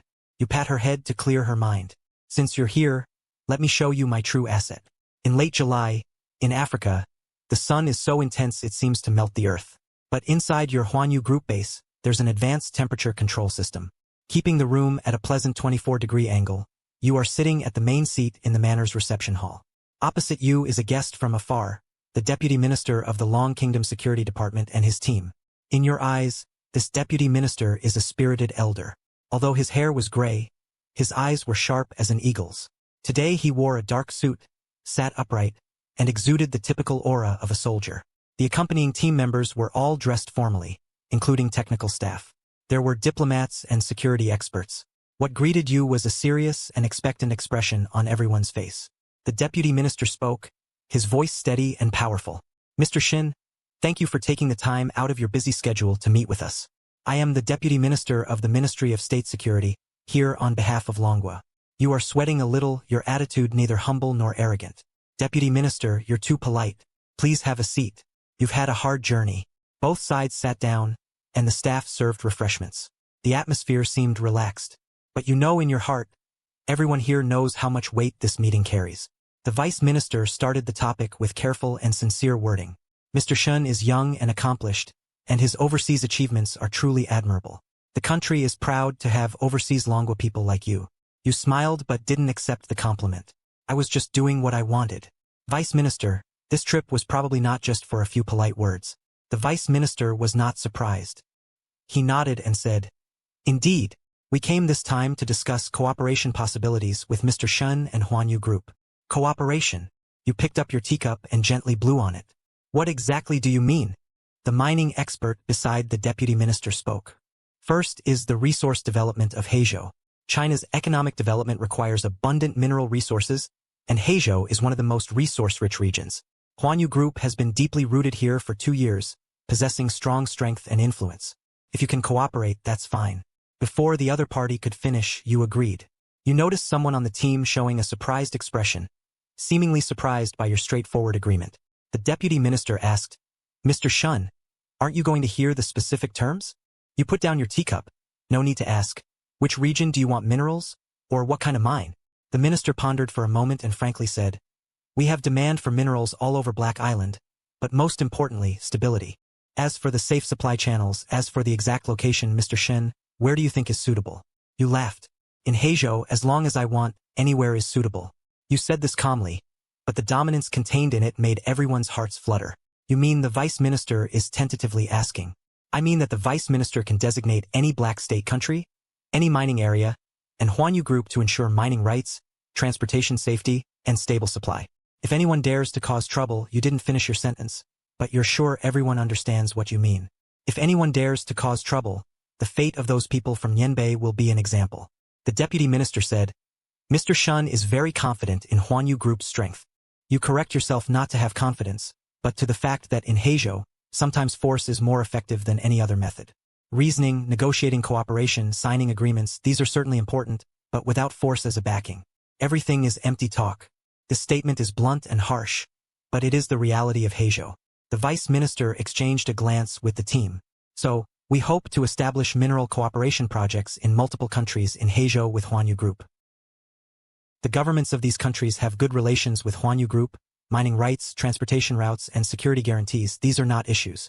Vice Minister asked about the specific cooperation model. You said Huanyu Group is responsible for ensuring mining and transportation safety, charging corresponding security fees. Mining and smelting can be handled by Chinese companies, or we can also provide technical support. Profit sharing can follow industry practices. Most importantly, you pause, watching the Deputy Minister ensure supply stability and avoid interference from other forces. The young diplomat beside the Deputy Minister asked. This other powers mean understatement, referring to the US, Europa, and polar bears. Or if anyone wants to get involved, in Africa, Huanyu Group has the final say. If anyone disagrees, you can give it a try. The meeting room was quiet for a few seconds. The Deputy Minister nodded slowly. Our team will discuss the specific cooperation agreement in detail with your group's professionals. Preliminary estimate. These cooperation projects will involve over 100 billion dragon coins. You agreed readily. Fine. Is there anything else? Someone on the team hesitated, looking at the Deputy Minister. The Deputy took a deep breath. Moving on to the next topic, there is indeed one more thing. We are very interested in certain equipment from Huanyu Group.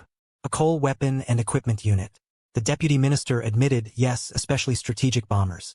The atmosphere in the conference room instantly became delicate. You know very well that strategic bombers are a major power's asset, a core component of a country's strategic deterrent. Although Longwa has its own strategic bombers, their performance still lags behind the US B-1B and B-4. And now, the Huanyu Group under its umbrella not only owns B-1B but also demonstrates performance far beyond the original. You asked, the B-1B deputy minister cautiously said, if possible, we know this is presumptuous. But if these technologies could be used by the country, the team members watched nervously at you, waiting for your answer. You were silent for a few seconds, then gave another affirmative answer. Yes, this time even the deputy minister was surprised, Mr. Shin. You're serious? You smile and ask, do I look like I'm joking? But there are a few things to note. What I'm selling is a redesigned conventional power version using aviation fuel, not nuclear fusion. But even so, its performance far surpasses that of the current American B-1B models. Second, I will provide complete drawings, manufacturing processes, material formulas, and all related technical information. Third, the price is 20 billion dragons. For bombers plus full technology, the price is unbelievably low. For reference, the cost of a single American B-1B is over $500 million, which is over 3 billion dragon coins, and that's the bare metal price. Not including any technology transfers, 20 billion dragon coins, 4 of the world's most advanced strategic bombers, plus a full set of technology. This is practically a free gift. The deputy minister looked at you in disbelief, Mr. Shin. This price. You smiled slightly and said, Yuqing price. After all, I'm from Longwa too. The simple, but the emotion behind it moved everyone present. Still, the technical expert couldn't help but ask, conventional power version. Can it achieve the performance shown in the video? You explained, not fully achieved, but very close. Range is about 30,000 kilometers, maximum speed Mach 2, bomb load 60 tons, stealth performance better than the B-2. Most importantly, you pause and look at the deputy minister. Engine technology, material science, flight control systems, these core technologies, I will provide them all. With Longwa's industrial base, I am fully capable of absorbing them. Even on this basis, further development erupted from the team with exclamations of exclamation. If what you say is true, then the value of this deal will be immeasurable. The deputy minister said seriously, Mr. Shun, I need to confirm, if you are truly willing to provide the full set of technology, including material formulas, manufacturing processes, and even original code, you will nod. All drawings will be printed on paper for easy research and archiving. Technical documentation will be available in both electronic and paper formats. So when can delivery be done? In 3 days? During these 3 days, everyone can rest at the base. 3 days later, for brand new bombers and a full set of technical documentation will be delivered on time. In 3 days, 4 strategic bombers will be built from scratch. We also need to prepare a massive amount of technical data. How is that possible? But seeing your calm expression, no one doubts you. The deputy minister made the decision. 3 days? The price will be 20 billion dragon coins according to Mr. Shun's suggestion. The country won't let you lose out. If there are any other collaborations in the future, I will definitely offer the best terms. You extend your hand. Happy cooperation. The deputy minister holds firmly. Happy cooperation. The meeting ends in a friendly atmosphere. You arrange for the deputy minister and his group to stay as VIPs at the manor, and send people to show them part of the base, of course, the non-core areas you've screened. On her first day in Africa, the campus beauty realized your path was scary. Not only is the visa a top diplomatic field, even the airline deliberately took off early for them. He originally thought you were a junior leader here, but when he saw the chat history on your phone, it dropped and revealed a Starfleet construction progress report. Before he could react, dozens of fighter jets roared overhead. You patted his head to wake up. Since you're here, let me show you my true asset. For the next 3 days, the deputy minister's team will be restricted from operating within the base. They were allowed to visit the training grounds, some equipment display areas, and even watch flight shows, but deeper areas, such as underground base entrances, research centers, and manufacturing plants, were not open. Even so, everything they saw was already perfect. On the evening of the 3rd day, you invited the deputy minister and his party to the airport. At dusk, the airport was lit up like daylight, and what greeted you was a cloudy runway. For silver gray strategic bombers are neatly arranged, reflecting condensed photons under the lights. Their appearance resembles the American B-1B, but with many differences in details. Larger air intakes and smoother fuselage lines. The paint is matte gray. The fuselage is reflected in your Huanyu Group's gray label and Longwa's flag. The Air Force expert in the deputy minister's team widened his eyes. This is brand new, not a modification. You said calmly. Brand new manufacturing, produced specifically for this deal according to the drawings and technical standards you provided. 3 days of expert muttering to themselves. How is this possible? But the facts are right in front of him. leaving him beside the bomber in disbelief. A large transport plane was parked. The cabin door opened, and you could see it was filled with metal boxes. You were explaining those were technical documents, paper drawings, technical manuals, material formulas, and process flow diagrams, a total of 852 boxes. The electronic documents are stored on a dedicated encrypted hard drive, and the password will be given to you separately. The deputy director walks to an open box and casually picks up a stack of blueprints. The drawings are blue and white, with clear lines and detailed markings. These are completely professional-grade engineering drawings. Although he's not a technical expert, he can see the value of these drawings. He turns to look at you. Are you really giving me all of these? You definitely nod in agreement. Everything, but you suggest arriving and quickly organizing an expert team to study them after returning. Some materials require special equipment and processes to produce, but with domestic technical strength, it should be fine. Mr. Shin took a deep breath. On behalf of the country, thank you. No need to thank me. You replied, I just hope these technologies can be used in the right places. You paused, then added. In addition, you have prepared 8 fighter jets to escort you safely to ensure your safe return. They'll take the plane to a designated location and hand it over to your people. The deputy minister was a bit surprised. You've thought it through so thoroughly. You said it's only natural. After all, the journey from Africa to Longwa is long, though probably no one would dare to covet this shipment. But just in case, everything was ready. The deputy minister's team boarded a special plane. Transport planes loaded with technical materials followed closely behind. 4 bombers were on standby on the runway, and 8 improved F-22 fighter jets had already taken flight. Form an escort formation in the air. Before leaving, the vice minister holds your hand. Mr. Shen, when will you return to the country to visit? Your parents and family are all back in China. The country also welcomes your return. Think about it and say in a few days. Once you finish arranging things here, you can return to the country with your sister. It's been a long time since we've seen our parents, so it's time to go back and see them. The deputy minister nodded vigorously. When the time comes, the country will definitely arrange everything and provide the best reception for you and your family. Thank you. Leaving a smile along the way, having a smooth journey. In the middle of night, the aircraft groups took off one after another. Fighters cleared the way at the front, special planes and transport planes in the middle, bombers in the rear, forming a massive formation. Flying northeast toward Longwa, you stand by the airport, watching the fleet disappear into the night sky. Shin Weidong walks up to you. Commander, is this really okay? Those technologies, are you looking at the night sky? There's nothing wrong with that. Those technologies are already outdated for us. If they strengthen the country's defense capabilities, it's good for us. At least the country will be more willing to protect our interests. But on the American side, you can't help but laugh. Just treat them as headaches. Anyway, we built the planes, we drew the blueprints. What can the US say? Sue us for the cleanup. Do they dare come to Heizhou to sue? Shin Weidong laughed too. Indeed. And you look up at the starry sky. Knowing this is just the beginning, there will be more cooperation in the future. You turn around and leave the airport. Let's go prepare for returning home. You must be anxious to wait for the next day. 3 days later, at a military airport in northwest Longwa. For silver gray strategic bombers landed smoothly, taxied to the designated area, and when the hatches opened, pilots and technical experts from the Dragon Nation Air Force swarmed in, closely surrounding these aircraft in the hangars at the airport. Over 800 boxes of technical documents were carefully transported down. A team of hundreds of top experts had been waiting for a long time, splitting into several groups to begin preliminary organization and evaluation of the materials. The more the experts looked, the more excited and amazed they became. The value of these technical documents far exceeded their imagination. Meanwhile, in a conference room in Yenjing, the vice minister was reporting to the highest authorities. This was the situation. Shin Feng readily agreed to the cooperation. In just 3 days, he delivered 4 brand new strategic bombers and a full set of technical documentation. The price was 20 billion dragon coins, truly a generous price.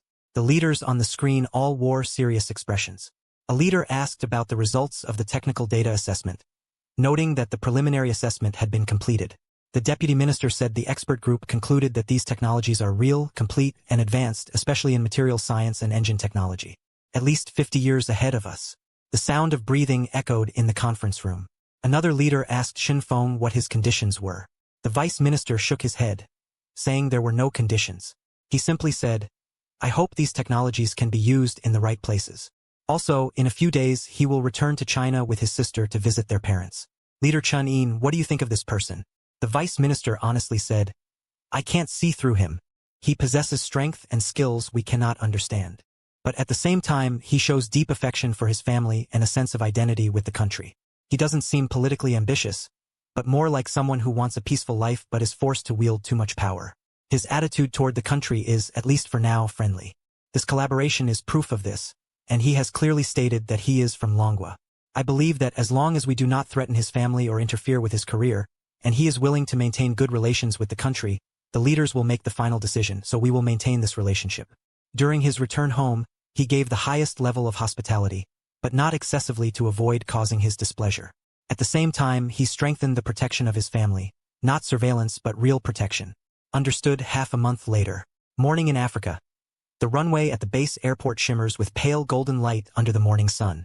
On the first day the campus beauty sister lands in Africa, she realizes your route is quite scary. Not only is visa a top field in diplomacy, but even airlines do. He even deliberately took off early for them. He originally thought you were a junior leader here, but when he saw the chat history on your phone, he was so shocked he dropped it on the spot.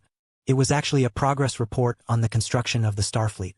Before he could react, dozens of fighter jets roared overhead. You patted his head to wake up. Since you're here, let me show you my true asset.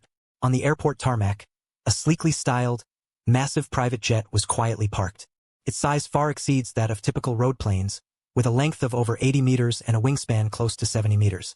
It is painted entirely silver and white, with a simple star emblem on the fuselage that shines brilliantly in the sunlight. This is your personal jet. With nuclear fusion power, the range is theoretically unlimited, and the interior space is equivalent to a mobile luxury villa. At this moment, the idle elevator has been lowered, and the uniformed crew is conducting the final checks beside it. A larger Kampong transport airport with the rear cabin door open, you watch the machinery, slowly loading vehicles and other supplies into the cabin. First is that white Bentley O Road, the seat frame my sister has assigned to you. The streamlined body dazzles beautifully in the morning light, followed by two black Macbook GLS 600s. One is your personal seat frame. The other is a gift you prepare for your parents. And then a deep blue Audi S8. This is the surprise you plan to give your brother Shinemo. After that, there are 10 Mercedes-Benz cars, all black, with specially treated windows so you can't see inside from the outside.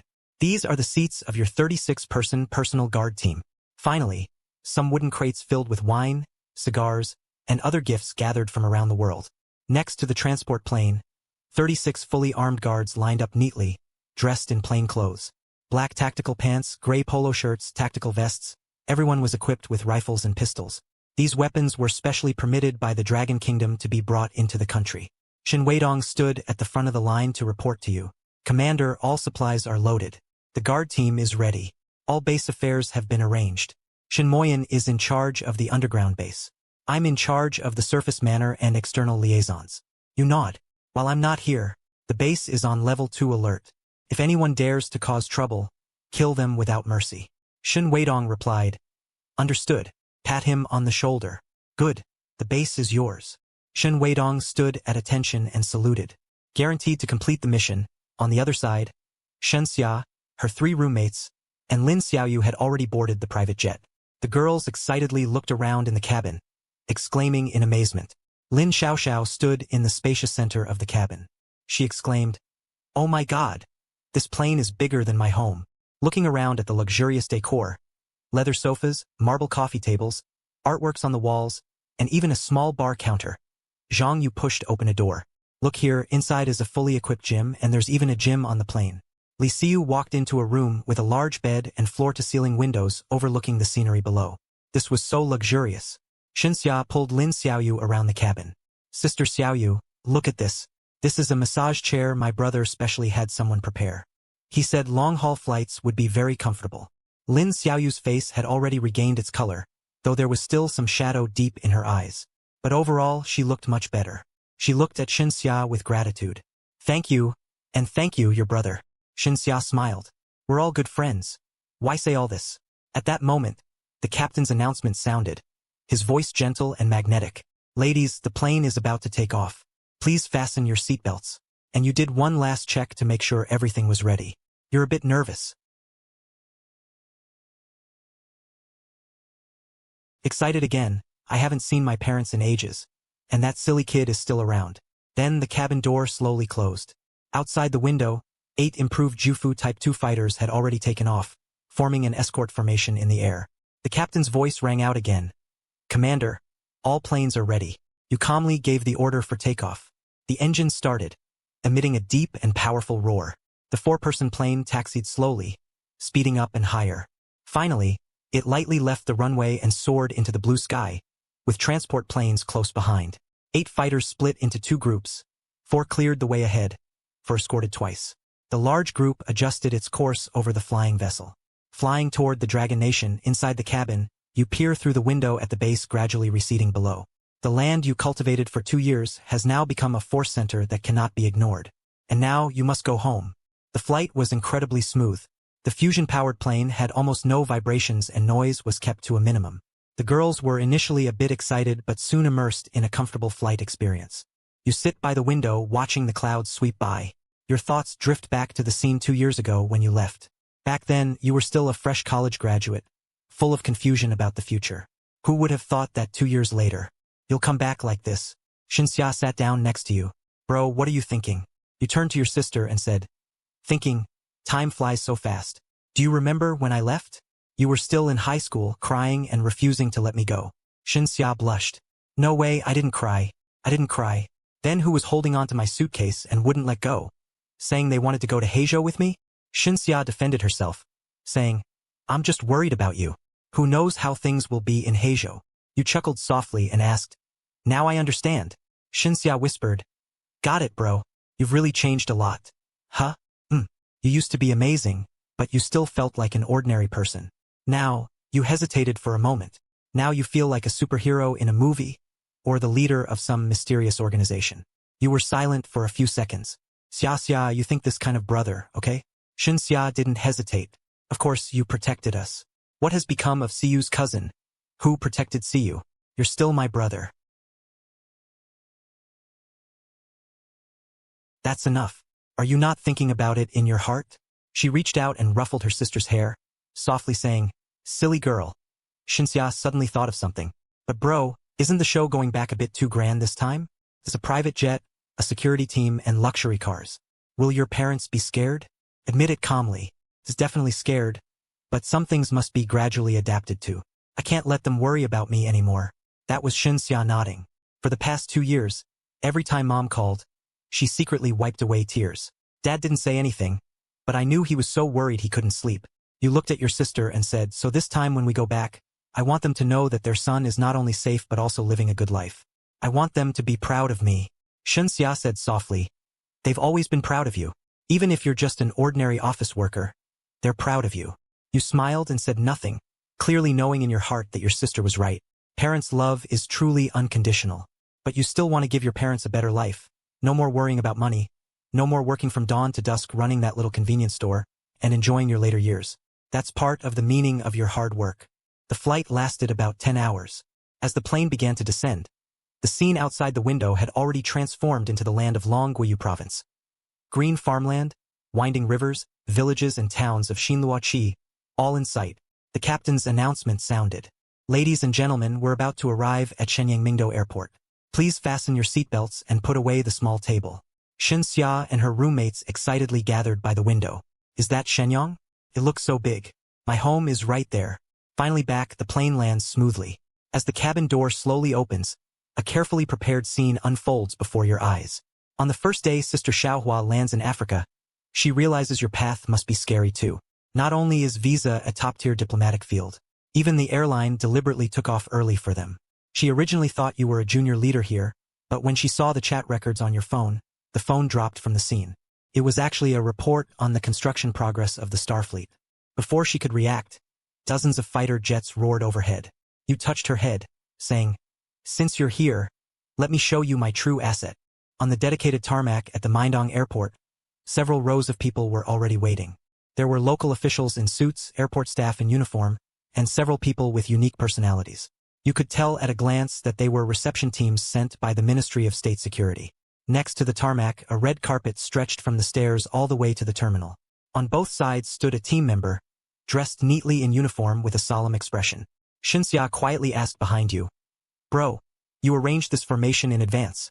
You shook your head. It's not me. It's arranged by the state. You walk down the stairs first. A middle-aged man in his 50s, with a refined demeanor, immediately comes forward. The man warmly shakes your hand.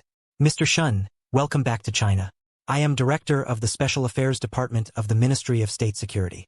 Mr. Chun, this is Mayor Wang of Shenyang City, and this is the County Magistrate of Huaixin. After introducing each one, you politely greeted everyone. Your attitude was appropriate and composed, neither servile nor arrogant, neither overbearing nor overbearing.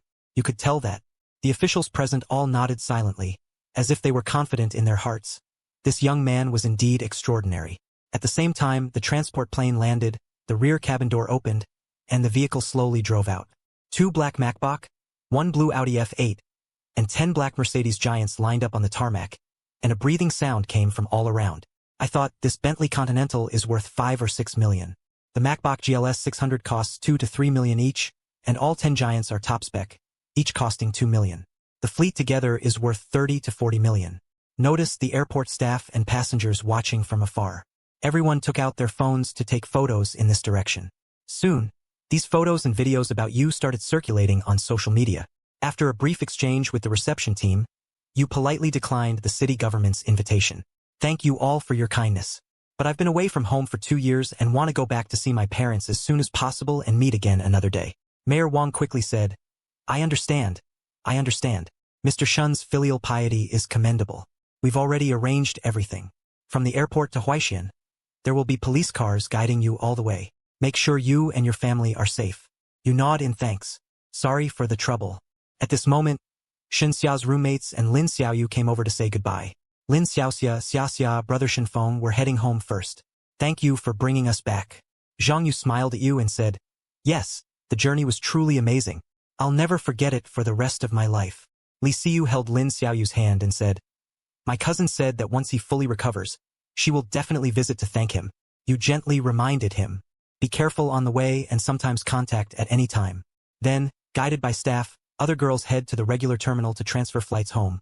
While on your side, the convoy is ready with 36 guards boarding separately. Swift and focused, forming a tight defense around you. Director Chun of the Ministry of State Security led a team of 4 and also boarded a business van. They would accompany you the entire trip. Even if it was reception, it was coordinated. Director Chun took the initiative to open the door of the military forces car for you. Mr. Shin, you just shook your head. I'll ride in a Macbach. The military force, let Xia. Shin Xia was stunned on the side. I'll drive. You looked at your sister and smiled. Haven't you always wanted to drive? Today I'll let you have a blast. There's a driver here, you can just sit in the front passenger seat. That's great. Shin Xia excitedly jumped into Bingley's passenger seat, and you got into the first Macbach. Your brother Shinemo is already waiting in the car. He gets so excited as soon as he sees you get in. This car is so cool. You smile and calmly promise. As long as you like it, that's enough. From now on, this is yours, really. Shinmo's eyes widened in disbelief. Bro, you're so good to me. The convoy slowly drove out of the airport.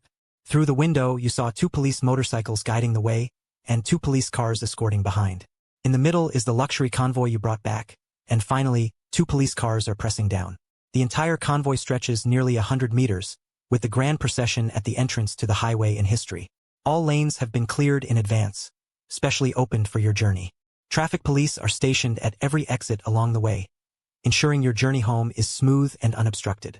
You lean back in your car seat, gazing out at those familiar scenery outside the window. 2 years have passed, and in your eyes, this land hasn't changed much. It's still as it was in your memory. But you know deep down, the person who looks at the scenery is completely different from when you left years ago. Shinemo leaned in and asked, Bro, do you know what people call you online now? You casually asked, what do you call me, King of Heijo? Heijo Big Shot, the real-life dragon Outyin. Shinemo counted on his fingers for you. Some even say you're the heir to a hidden family, inheriting alien technology or some kind of system quality. You listen without a laugh and turn to look at him. What do you think? I think. Shinemo really thought about it. You're my brother, that's enough. No matter how amazing you are, you'll always be my brother. Though simple, it stirred a long-lost warmth in your heart. Yes, you tell yourself in your heart. No matter what your status is outside or how much power you have, once you get home, you'll be Shinfeng, the eldest son of the Shin family, the older brother of Shinxia and Shinemo. That's enough. The convoy drove on the highway for over an hour. Finally, after exiting Huaixin, more police cars and local officials are waiting at the exit, ready to welcome you. Upon entering Huaixin City, the scene before your eyes is even more spectacular on both sides of the main road. Every so often, a traffic police officer enforces the order, and at intersections, police maintain order. On both sides of the road, large crowds of onlookers have already gathered. You can feel the burning gazes of those head-to-head motorcades through the car windows. Look, the convoy is here. On my first day, so many luxury cars and police cars have arrived. Which big shot is here? I heard Shinfeng is back. It's Shinfeng, the one from our county who made a fortune in Heizhou. That old Shin family villain, he's so formidable. Starting with new words, people took out their phones to take photos and videos of your convoy. The convoy crossed the main road of the county town and turned onto a relatively narrow but tidy street. This is the old town, lined with all kinds of familiar little shops. Convenience stores, barber shops, hardware stores. In the middle of the street, in front of the small shop with a sign that says convenience store, people had already gathered. You saw the police cordon had been set up, several police officers were maintaining order, and the motorcade slowly stopped in front of the store. The first to get out were the bodyguards, who quickly formed a security circle around your car. Then the Bentley's door opened, and Shun got out of the passenger seat, immediately causing a burst of gasps. Then, the door of your Maba was also opened. You can't get off the bus, wearing just a simple white shirt paired with black pants, looking low-key and steady, but you can feel the entire crowd's eyes instantly converging on you. Not just because of money. It's even more because of the aura of someone in power. At that moment, a trembling voice came from the shop entrance. Xiaofeng, Xiaohua. On her first day in Africa, she realized your path was terrifying. Not only is the visa a top-tier field in diplomacy, even the airline deliberately takes off early for them. She originally thought you were a junior leader here, but when she saw the chat history on your phone, she was so shocked she dropped it on the spot. It was actually a report on the construction progress of the Starfleet. Before she could react, dozens of fighter jets roared overhead. You touched her head, thinking, since you're here, let me show you your brother's true asset. You suddenly turn your head, and your parents' frail figures come into view. After 2 years apart, you noticed that your father's temples had grown more gray, and the wrinkles at your mother's eyes had deepened. But the smiles they gave you were still as warm as in memory. You quickly walked forward, opened your arms, and hugged your parents tightly. Mom and Dad. Mom holds you, tears streaming down your face. It's good that you're back. It's good that you're back. Father pats your back hard, your voice choked with emotion. Good boy, good boy. Silence gets out of another car. Mom, Dad, I'm back too. Father smiled and rubbed his youngest son's mouth. You little one. Learn from your brother and focus carefully. Then you turned to the onlookers, smiled, and waved. Uncles, aunties, brothers, and sisters. Hello, everyone. I'm Shinfeng. I'm back. People respond warmly. Xiaofeng, hello. Welcome home. You've made a difference. You've given us your true glory. Many people here know you or your parents. Now seeing you come back in such a grand style, everyone was genuinely happy for you. You continued. Thank you all for coming to see me. I just got back today, so I'll get to know my family first. When I have time, I'll have a good chat with you all. After a brief exchange with the villagers, I thanked the police officers who maintained order. Thank you all for your hard work. I've prepared some small gifts for you, and I'll have someone deliver them soon. The leading officer quickly said, Mr. Shin, you're too kind. This is our duty. You nodded, then walked into the convenience store with your family. What catches your eye is still the same as I remember, not big, about 60 square meters. The shelves are filled with all kinds of daily necessities and food. There's a small cashier counter by the wall, and on top of it is an old computer. But you noticed the store had clearly been carefully cleaned today. The products on the shelves were neatly arranged, and in the middle was a round table already filled with dishes, braised pork and steamed fish. Stir-fried vegetables and stewed chicken soup are all home-style dishes. Shinxia exclaimed, Mom, you've made so many dishes. Mother wiped her tears and smiled. Your brother hasn't been back for 2 years. Of course he needs to make something better. Sit down, sit down. The whole family gathered around the table. Looking at the table full of dishes, a long-lost warmth wells up in your heart. This is the true taste of home, simple, plain, yet genuine. Mother picked up a big piece of meat and put it in your bowl. Come on, Xiaofeng, try this braised pork. Your favorite food? You quickly said, Mom, I'll do it myself. Father laughed and said, You don't know. For the past 2 years, your mom has been nagging all day about you eating and sleeping poorly in Africa. Now that you're finally back, let her take good care of you. You felt a sting in your nose and took a bite of the braised pork. The taste was just as you remembered, rich but not greasy, fragrant and sweet, delicious. Mother smiled and said, If it's good, eat more. Shinxia laughed beside her. Mom, you're being biased. I want it too, all of it. Mother happily serves food to everyone. Shinamo eagerly asks, Bro, are all those cars outside really for me? You nod. The troops are for Xiaxia. I have a MacBook for me to use. One for mom and dad. Audi S8 for you. Those big shots are the security team. You don't need to worry about the security team. The guard team. Father hesitated for a moment. Xiaofeng, you came back with so many people and you even brought guns, right? You explained, Dad, don't worry. Those were all legitimate security personnel, and the weapons were specially approved. They were brought back to protect the family's safety. Mother's expression changed. Xiaofeng, did you offend someone outside? You comforted them. Mom, don't worry. It's nothing serious. With these guards around, no one dares to cause trouble. You paused and added, besides, the country has sent people to protect us this time. Among those cars outside are people from the Ministry of State Security.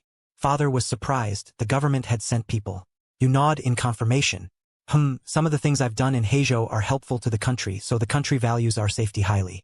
That's half true, half false. But you think it's enough to put your parents at ease. Mother breathes a sigh of relief. That's good, that's good. Xiaofeng, I don't ask you to be very successful. Just hope you stay safe. You earnestly promised. I will. Mom. The whole family ate and chatted, occasionally exclaiming in amazement. Shin Mo's eyes lit up, envying your experience. After dinner, you asked the guards to unload the gifts from the car. Mother looked at the mountain of gifts and was a bit surprised. Why buy so many things? How much money would it cost? You smiled and said, Mom, your son has money now, so you can use it with peace of mind. Don't work so hard anymore. If you want to open a convenience store, just open it for fun. If not, close it. I'll support you all. Father shook his head. No way, we're still young and can do it. Besides, I've run the shop my whole life and I don't even know what it will do when it closes. You're not forcing me. Well, let's see what you guys are. We've talked for a long time. Until late at night, the street outside gradually quieted down. The crowd had long since dispersed, leaving only a few black giant Mercedes parked quietly by the roadside. The bodyguard was nearby giving instructions, and you and your family sat around the living room sofa. On the coffee table sat the chrysanthemum tea my mother brewed, steaming with bird's steam. This was the first true family reunion in 2 years. Shin Mo sat cross-legged on the sofa, chopping an apple in his hand, his eyes sparkling as he looked at you. Bro, you plan to invest in your hometown and put down the apples.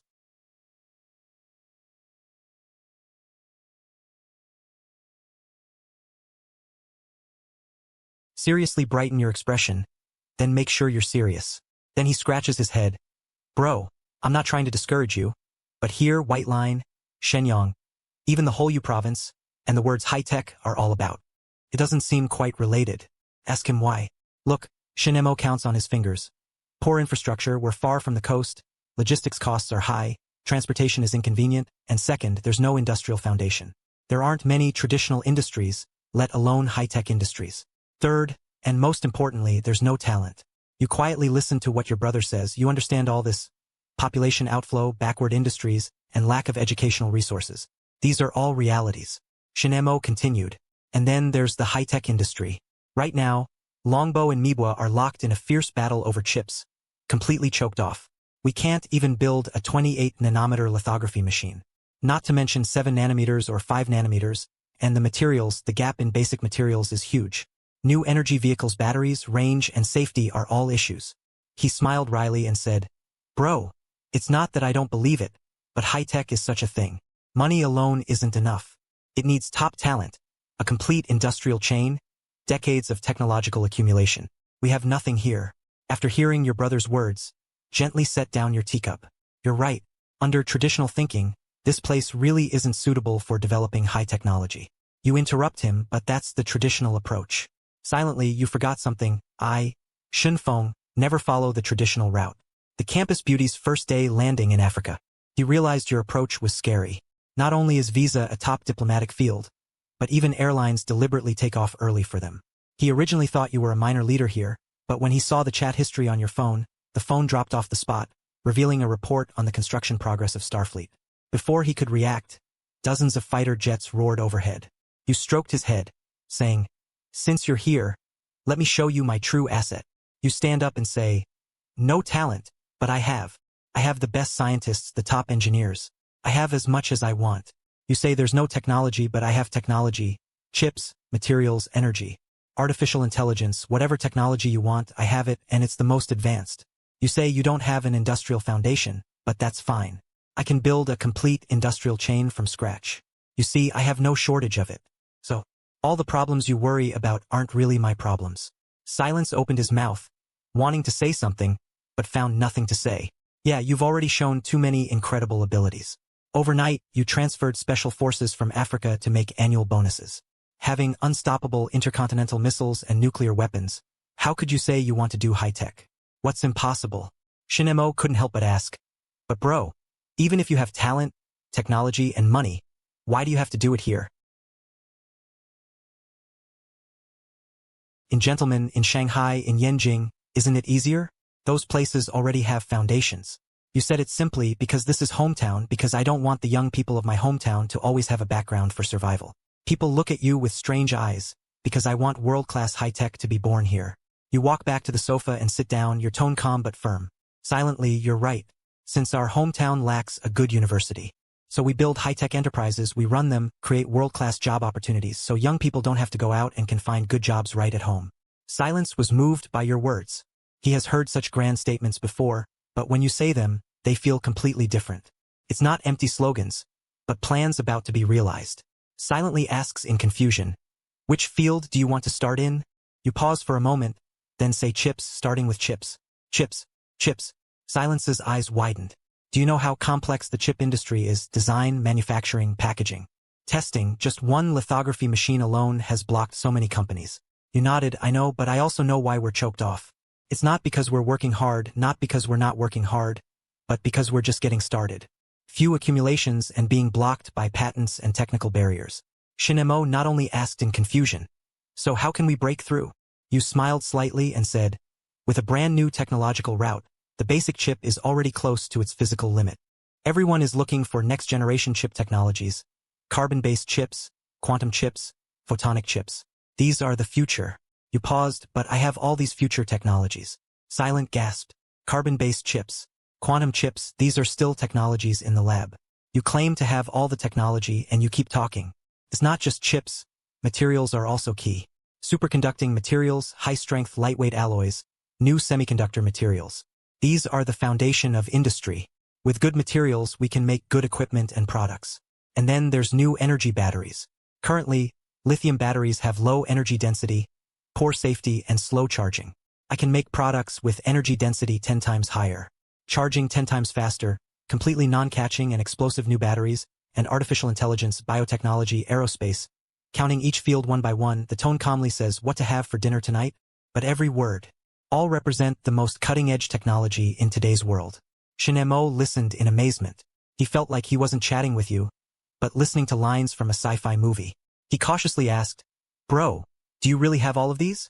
You said for sure that it was all there, and not just theories in the lab, but mature technology capable of mass production. The living room fell silent again. Father Xinjiangwo stubbed out his cigarette and looked at you seriously. Xiaofeng, you said these things and you really want to do them.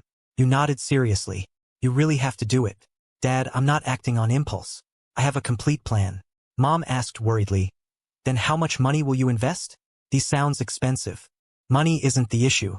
I can't say the exact numbers right now, but what I can say is much more than you think. And these investments aren't for making money, at least not in the short term. What I want to do is change my hometown, change the fate of this province. Xinjiangwo was silent for a long time. As a father, he was proud of his son's achievements, but at the same time, worried about his wild ideas about doing high-tech projects in a place like Huaxian. It sounded like a fantasy, but he understands you. You've never been one to talk big since you were little. Since you dare to say it, you must be confident. Xinjiangwo finally asked, what do you need to do at home? You smiled and replied, for now, no need. Mom, Dad, you two just live well. Don't worry about that. Since I've decided to do it, I'll be fully prepared. At this moment, Xinxia also raised his hand. Bro, I want to help. You smiled and said, just focus on your live stream. This is part of the promotion. When the time comes, you can live stream our factory and research institute so the whole world can see what changes are happening in the pre-audit. Xinxia nodded vigorously. The family chatted for a long time, and you described your initial ideas in detail. Establish a high-tech industrial park in Huaxian, divided into several sectors. Chip design and manufacturing, new material R&D, new energy technology, artificial intelligence, and robotics. Shinemo asked another key question. But bro, where does your talent come from? Even if you have the technology, someone still needs to implement it. You mysteriously said, I have my own arrangements. You'll meet them. In fact, you're planning to use bioengineers, research-type bioengineers. Having top-tier knowledge and technology and being loyal and reliable is the best candidate to implement these programs. Of course, you will also recruit some real human scientists and engineers, but the core team must be biochemicals. Shin Mo said, there's still a university. If we really want to develop high-tech in our hometown, we must have a supporting university. Otherwise, we can't cultivate local talent and will have to rely on outsiders. You look at the land with admiration. That's right. So I want to build a university. One school isn't enough. I want to build a university town. Shin Mo warns. University town. Do you know how hard it is to build a good university? Faculty, equipment, student sources. You pause. The university I want to build is not an ordinary university. It is a research-oriented university directly connected to industry needs. From freshman year, students can access cutting-edge research and participate in real projects. After graduation, they can directly work in our company. Shin Mo was so shocked by this blueprint that he was speechless. If it really works, Huaixin's entire preset will undergo earth-shaking changes. But with such a large-scale investment, the government will talk to them. Tomorrow I'll contact them. This isn't just my business. I need government support. Shin Jiangwo nodded. It's something we should communicate with the government. Such a big issue we can't do without government support. I know, so this time I'm not just here to visit relatives, but also to discuss cooperation. As night deepened, the family chatted for a while longer before each returning to their rooms to rest. You returned to your own room, without turning on the lights, just standing by the window. Outside, the night was very quiet under the white lines, with only scattered lights in the distance. Compared to the city of Shanghai, which never sleeps, this place feels like another world. But soon things will be completely different here. It's all about change, to prove it, to make this ancient land revitalized, and you have the ability to make all this happen. On the first day Xiaohua's sister arrived in Africa, she discovered your wild servant. Not only is visas a top diplomatic field, even airlines have to deliberately take off early for them. He originally thought you were a junior leader here, but when he saw the chat records on your phone, the phone fell off the spot. It was actually a report on the construction progress of Starfleet, and before he could react, dozens of fighter jets. It howled from above your head. You patted his head, saying, since you're here, let me show you my true asset. The next day, Shin Mo brought a box of bottled water into the shop, wiped the sweat from his forehead, and said to you, brother, you've really made up your mind. You nod and say, I have to go to the county government for a meeting this morning. Shen Jiangwo looked up from behind the counter, his eyes complicated as he looked at you. Xiaofeng, what you've done always feels too big. Chips, materials, university achievements. How much does this cost? You calmly said, money isn't the problem is time. Mother poked her head out of the kitchen, holding her mother's hand. The youngest son of Uncle Wang's family just returned from the south last month and said there was layoffs at the factory over there. He worked at an electronics factory for 8 years and was laid off just now. Shun Jiangwo continued. There's also old Li's daughter, who goes to university in the provincial capital. She said she's from 211, but 2 years after graduation, she's still renting and looking for a job. She came back last month. They say they want to take the civil service exam, but there are only a few positions in our county. These daily trivial matters are a microcosm of countless families in Huaixin and the entire Shenyang area. You listen quietly, and your resolve grows even stronger. At 8:30 a.m., several black sedans slowly stopped in front of the convenience store. The first was your Maybach box, followed by 2 Mercedes-Benz Giants. 8 security guards got out and got inside.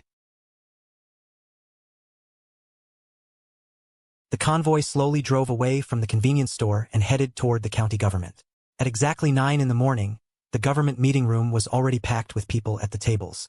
On one side were representatives from Longhua at the national level, except for Director Chun, whom they had met before. There were also several bureau-level officials from the National Development and Reform Commission, Ministry of Science and Technology, and Ministry of Industry and Information Technology. On the other side were leaders from Shenyang City and Huai County, with the municipal party secretary, mayor, county party secretary, county head, and other key officials all present. The atmosphere in the conference room was somewhat delicate. Officials at the national level wore serious expressions, while local officials appeared both excited and nervous.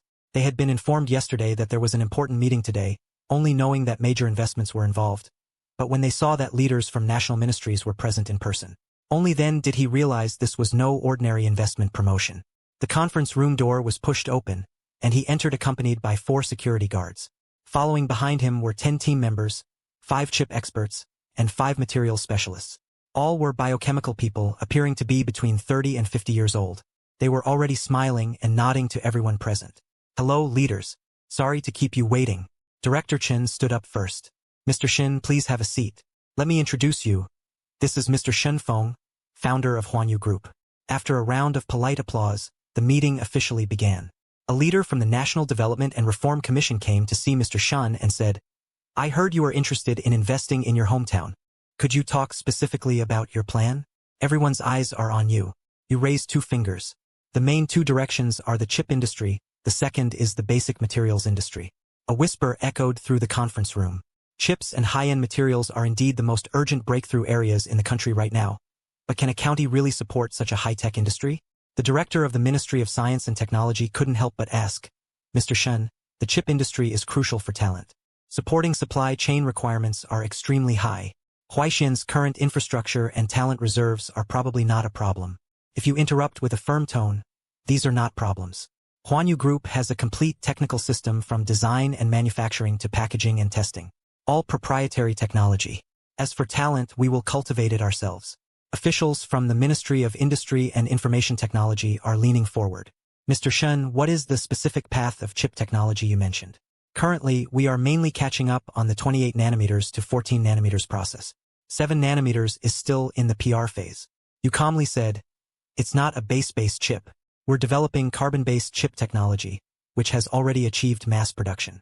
Its performance is over 100 times that of traditional base-based chips, and power consumption is reduced by 70%. The cost is only 1/3 that of a base chip with the same performance." The director of the Ministry of Science and Technology almost jumped up from his chair. "Mr. Shen, are you sure it's 100 times higher? This has already surpassed the limits of Moore's law." You nodded. Looking at a biochemical expert beside me, "Dr. Shin, please briefly introduce him." The biochemical man called Dr. Shin stood up. He looked about 50 years old, wore gold-rimmed glasses, and had an elegant demeanor. "Hello, leaders. I am Shun Wenyuan, head of the Chip R&D Center at Huanyu Group. The carbon-based chip we have developed uses a brand-new carbon nanotube array architecture, effectively suppressing quantum fragmentation effects. The currently mass-produced Huanyu 1 chip is available. The main clock speed can reach 120 GHz, 256 cores, supports 1024 threads for parallel processing, and a series of technical terms and golden parameters left the officials present stunned. The NDRC officials quickly took notes in their notebooks. His hand trembled a little. If this technology is true, it will completely change the global chip industry landscape. "Mr. Shin, you plan to use this technology." You smiled and said, "I will put it in the loop, the entire industrial chain. From carbon nanotube material fabrication, chip design, wafer manufacturing to packaging and testing, everything is completed on the loop. It is estimated that a single chip industry segment can create over 5 trillion yuan in GDP for the loop, totaling 5 trillion yuan. The county magistrate of the Ring Line repeated this number. Last year, the total GDP of the Ring Line was only 28.6 billion. What does 5 trillion yuan mean? It's 20 times the current GDP of Shenyang City, and 70% of the province's GDP as a project. The county party secretary's hand trembled slightly under the table. He suppressed his excitement. "Mr. Shen, what about the materials industry?" Another biochemical expert stood up. "I am Shen Wengua, head of materials R&D. With the graphene we are about to mass produce. Titanium alloy composites are an example. Their strength is 8 times that of aerospace aluminum, their weight is only half, and their corrosion resistance surpasses that of stainless steel. Once mass-produced, this material will completely transform the aerospace and automotive manufacturing industries." You added that the materials industry also generates trillions in GDP, and more importantly, it can drive the upgrading and development of dozens of downstream industries. The conference room is silent, with only the sound of air conditioning running and officials slightly heavy breathing. The secretary of the Shenyang Municipal Party Committee took a deep breath. "Mr. Shen, your plan is indeed impressive, but I must ask you one question. Why did you choose Huaxian? From a business perspective, the Yangtze River Delta and Pearl River Delta have better industrial foundations and talent reserves." You paused, your voice deepening. "My parents are from Huaxian. I grew up in Huaxian. I know how smart and hardworking the young people here are. They just lack opportunities. My high school classmates were geniuses who got into Tsinghua and Peking University. There are talented students who have won awards in provincial math competitions, But after graduation, either they stay in Beijing, Shanghai, Guangzhou, or Shenzhen and can't come back, or they go back to their hometowns and can't find a suitable job. Your voice echoes in the conference room. I'm not building a few factories. I'm building a complete one. A world-class industrial cluster, and the core competitiveness of this cluster is not cheap land and labor, but technology, innovation, and the world-class R&D platform we can provide. Just like the local officials here. So I have to do a third thing. Plan a university town in Huaixin. The Shenyang Municipal Party Secretary's eyes lit up. The campus beauty's sister landed in Africa on her first day in Africa, and the servant noticed your connections. Not only is visa a top diplomatic field, even the airline deliberately took off early for them. He originally thought you were a junior leader here, but when he saw the chat history on your phone, it dropped and revealed a report on the construction progress of Starfleet. Before he could react, dozens of fighter jets roared overhead. You touched his head. Since you're here, let me show you your true asset. Yes, you nodded. An applied university deeply cooperating with Huanyu Group. The program directly aligns with industry demands. Students enroll and participate in practical projects. Graduates who pass the assessment can join Huanyu Group. We also establish research institutes and postdoctoral stations to attract top global talent. The director of the Ministry of Science and Technology slammed the table excitedly. Good, Mr. Shen. If you can really do it, this will not only be a blessing for Huai County, but also a blessing for the entire central region. The NDRC officials are more concerned about practical issues. Mr. Shen, such a huge investment must require a lot of land. What are your considerations for the site selection? You have prepared for the Chip Industrial Park. I plan to place it in Xinjia Village and the surrounding area, where the terrain is relatively flat. Currently, the main areas are farmland and villages, with relatively small demolition volumes and proximity to provincial roads, convenient transportation. The Huaixin County Mayor immediately expressed his commitment. Mr. Shun, please rest assured, we will fully support the land acquisition and demolition work. We will set up a dedicated working group led by me to ensure the project land is available on time. You nod in agreement. Also, regarding the university town, I suggest choosing the site in the western part of the county seat, where the environment is better. It is suitable for building campuses and can rely on the existing living facilities in the county town. The mayor of Shenyang immediately took over. Mr. Shen, the construction of the university town involves approval at the provincial and even national levels. We will immediately initiate the application process, striving for special handling and approval as soon as possible. The meeting lasted a full 3 hours, from initial shock to detailed discussion, and then to concrete implementation arrangements. Officials from each department raised their own questions and suggestions. You and your team answered each one, and the proposals you provided were both professional and feasible. At noon, as the meeting was nearing its end, the Shenyang Party Secretary gave a concluding speech. Today's meeting showed me the patriotism of a private entrepreneur. We also see the ability of a world-class technology company to change the regional development pattern. Relevant national departments will fully support Huanyu Group's investment projects in Huaixin, making the greatest changes in policy, approval, and supporting measures. He looked at you and solemnly said, Mr. Shen, what you are presenting today is not just an investment record, but also a blueprint for regional revitalization. On behalf of the relevant national departments, I thank you for your deep affection for your hometown and the country. You stood up and shook hands with the municipal party secretary. This is what I should do. After the meeting, the officials gradually left. The county party secretary and county magistrate deliberately stayed to invite you to lunch, but you politely declined. We won't eat. Time is tight, and this matter is not easy. We need everyone's understanding and support. The county party secretary nodded repeatedly. Understood, understood. We will send a working group to cooperate with you in community work. Stepping out of the county government building. The sunlight is just right. Looking at this familiar county town before you, the streets are not wide, the buildings are not tall, and people's clothing is not fashionable. But here there is a kind of simplicity and warmth that a big city lacks. In Bishui Huading, the best villa area in Baixian. You just finished breakfast. It's called the best villa, but it's actually just county standard. A 3-story detached house with small courtyards front and back. The decoration is quite exquisite, but compared to your manor in Africa, which covers several square kilometers, this place was like a temporary stopover, but you didn't care. You bought more than a dozen villas from your neighbors in one go, one for yourself, and the rest for your accompanying biochemical team. In the spacious living room, you were leisurely reading the morning news. Outside the floor-to-ceiling window, several security guards were searching the courtyard.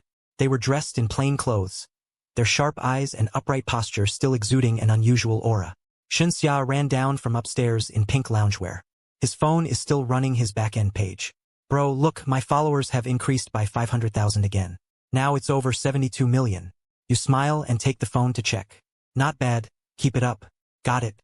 Xinxia came over, blinking. Bro, there's not much fresh content in the live stream these past few days. Fans are all asking what will happen next. How about we go check out Lijia Village? Have you picked out Lijia Village? Yeah, didn't you say the materials company chose a location near Lijia Village? The government is currently working on land acquisition work. Let's go check it out, treat it as an inspection. Think about it, these days are indeed quite relaxed. It's good to go out and check out the situation in Lijia Village. 1. Xinxia jumped up excitedly. 20 minutes later, 3 cars pulled out from a water avoidance sliding stop. Leading the way was a black Macbach GLS 600. Yu and Xinxia sat in the back, followed by 2 Mercedes-Benz Giants. Each car had 4 guards. The convoy drove out of the scene at a leisurely pace, heading toward Lijia Village. Xinxia had already started live streaming, and almost as soon as it started, the number of viewers in the live stream began to skyrocket. 100,000, 300,000, 500,000. In just 5 minutes, the online viewers have already surpassed 800,000. Xinxia smiled sweetly at the camera. Hello everyone. Everyone. The live comments exploded instantly. Good morning, miss. Finally live, I've been waiting a day. Where is this? Is it in the car? Is President Xin next to me? Please show your face, President Xin. What content is airing today? Xin adjusted his phone nails so the camera could capture the scenery outside the window. Today I'm going to see the situation over in Lijia Village. My brother is planning to invest in Huaixin. Lijia Village is the site chosen by a materials company. The live chat immediately exploded. Investment? What investment? Lijia Village, that Lijia Village in Huaixin. Materials company, General Manager Xin is setting up a factory in his hometown. Please give details, please. You just smiled from the side but didn't say anything. Xin held a meeting and continued interacting with fans. The specific investment details are pretty big. The company has already been registered in Huaixin. Huanyu Group Longhua Company has 500 billion in funds transferred in. What? 500 billion? Did I mostly get 0? Damn. 500 billion units, amnesia. Longhua coins, Miyuan. Xinxia looked at the shocked emojis in the chat and smiled, saying, it's Longhua coins. 500 billion has already been transferred to the company account, specifically for investment projects in Huai County. The live stream chat completely exploded. The news of this 500 billion investment in a small county town is practically like dropping a nuclear bomb on the internet. 500 billion invested in Huai County. Huai County is about to take off. The people of Huai County are blessed. I'm jealous. Why not my hometown? Xinxia paused and added, but this is just an initial investment. There may be more updates later. This sentence triggered another round of flooding. The convoy continued forward, having already left the county town for over 10 kilometers. The road gradually narrowed, changing from 4 lanes in both directions to 2 lanes, and the road conditions were worse than those around the county town. Some places still have potholes. The footage of Xinxia recorded these things. Look, this road might need to be rebuilt. It will only be rebuilt at the company later. There will be many transport vehicles, and the current road definitely won't be enough. Some knowledgeable netizens analyzed in the comments. This road is built to second-class highway standards, but its maximum capacity is 2,000 vehicles per day. If it were a large materials company, there could be over 1,000 trucks coming and going daily. Look outside the window, I'm also thinking about it. Roads, power grids, water supply, sewage treatment, these infrastructure do need upgrades. But if you're confident money isn't the issue, technology isn't the issue, the key is time. When the convoy enters Lijia Village, it was exactly 10 a.m. Sunlight poured onto the neat cement village roads, flanked by newly built 2-story buildings. White walls and red tiles, tiled surfaces, and every household had electric tricycles parked in front of their doors, and some even had cars parked in front of their doors. Xinxia's camera captured all of this. He personally told the viewers in the live stream, look, the rural areas of Huaixin are doing pretty well now, right? Most are 2-story buildings, and the roads are well built. The comments were full of agreement. It's really good, much better than my hometown. The rural areas of Yuxing are like this now. The country has invested heavily in recent years, and the roads are really smooth, even better than the provincial roads in our area. Suddenly, an unexpected scene appeared on screen. At the first intersection at the village entrance, a black Audi Q7 was parked by the roadside, surrounded by more than a dozen young people. On her first day in Africa, Xiaohua noticed your savvy servant. Not only is visa a top diplomatic field, but even airlines deliberately depart early for them. She originally thought you were a minor leader here, but when she saw the chat history on your phone, the phone fell off the ground. It was actually a report on the construction progress of the Starfleet. Before she could react, dozens of fighter jets roared overhead. You pat her head to clear her mind. Since you're here, let me show you my true asset. They wear floral shirts, some with dyed yellow hair, some with cigarettes. They gather together and laugh loudly, completely out of place with the neat and quiet village around them. When they saw your convoy, the young people immediately stopped joking, quickly walked to the middle of the road, and reached out to block their path. The convoy slowly stopped. 2 bodyguards jumped off the first Mercedes-Benz Giant, dressed in black plain clothes. Tall and upright, with sharp eyes, one of them walked toward the group of young people. His voice was calm but carried an undeniable presence. Why stop a car? From the crowd stepped out a man of about 27 or 28. His hair dyed with a striking yellow hair, with a thick gold chain around his neck and half a cigarette dangling from his mouth. He sized up the guards, glanced at the Macbok behind him, and grinned. This must be Boss Shin's convoy. In our Huaixin, besides Boss Shin, who else could have such a spectacle? The bodyguard didn't answer, just quietly watched him. The blonde guy spat out his cigarette butt and kicked him away. I wanted to talk to Shin Feng about a partnership. He asked him to get out of the car and talk. At that moment, the back door of the Macbok opened. You get out of the car first, followed closely by Shinxia. The phone camera naturally pointed at the scene. When the blonde guy saw you, he immediately put on a warm expression. But the greed in his eyes couldn't be hidden. Boss Shin, it's not easy to meet you. Yesterday I went to Bishui Huading to find you, but your people stopped me. Honestly, we're all from Huai County, no need to be so formal. Looking at this fluent young man in front of you, you frowned slightly. What do you want from me? The blonde guy straightened his chest. Let me introduce myself. My name is Li Dalong. My dad is the village chief of Lijia village. On this small patch of land in Lijia village, I still have some weight when I speak. I speak with no expression, just speaking when things are on the table. Li Dalong was momentarily stunned by his lukewarm attitude. His expression was a bit grim, but he forced a smile. I heard Boss Shin is going to acquire land and build a company in our Lijia village. Your voice remained calm. So what? Li Dalong rubbed his hands together. Land acquisition is really simple. It's hard, but Lijia village has over 500 households and more than 2,000 people. The land is everyone's lifeline. But with just one word from me, this can be done properly. Li Dalong paused, then observed your expression. My requirements aren't high. I'll invest 1 million and get 10% of your company's shares. That way, I'll handle the land acquisition work and guarantee everything will be settled within a month without causing you any trouble. These words were shared through Shan Xia's livestream. The news reached over 1 million viewers, and the live chat exploded. 1 million for 10% of the shares, crazy. A company investing in 500 billion, 10% is 50 billion. This is blatant robbery, village bully. A typical village bully. The road is flat, this melon is ripe. Just wait and see how Mr. Shin will handle it. After hearing Li Dalong's words, you didn't answer right away. Looking at this self-righteous young man in front of you, you suddenly smiled. Not a happy smile. It wasn't an angry smile, but a smile tinged with a hint of mockery and helplessness. Li Dalong felt a bit uneasy from the laughter. Boss Shin, what are you laughing at? Let me tell you, in Lijia village, without my nod, you really wouldn't have come down here. Those old men and ladies, I can make them sit outside your construction site every day. Do you believe it? You put away your smile, stopped looking at him, and just pulled out your phone and dialed a number. The call was quickly connected, and the respectful voice of the director of the Huaixin Land Acquisition Office came from the other end. Mr. Shin, what instructions do you have? Your voice is clear and calm. Everyone present can hear the material company's site selection and reselection. Obviously, the director of the Land Acquisition Office didn't react. Mr. Shin, did something go wrong? We've already started preliminary work in Lijia village. You can investigate the problem yourselves. After you finished speaking, you hung up and told the guards to get in the car. The whole process was straightforward and efficient. Not a single unnecessary word. Li Dalong was stunned. He had imagined all kinds of reactions, bargaining, angry refusal, pressuring others, but never expected you to give up outright. Li Dalong was getting anxious and so on. With a sword stride, he rushed to the front of the Macbok. You can't leave. Whether you want to fight or not, you have to fight for it. A dozen or so young men behind him surrounded him, some slapping the car body, others blocking the front. You were already inside without even rolling down the window. The captain of the guards looked coldly at Li Dalong. Step aside, don't let me. Li Dalong shouted with a flushed face and thick neck. Today, unless things are clear, no one can leave. I'm telling you, in Lijia village, if it's a dragon, you have to bounce. If it's a tiger, you have to hold on to it. Before he finished speaking, the captain of the guards moved. No one saw his movements clearly.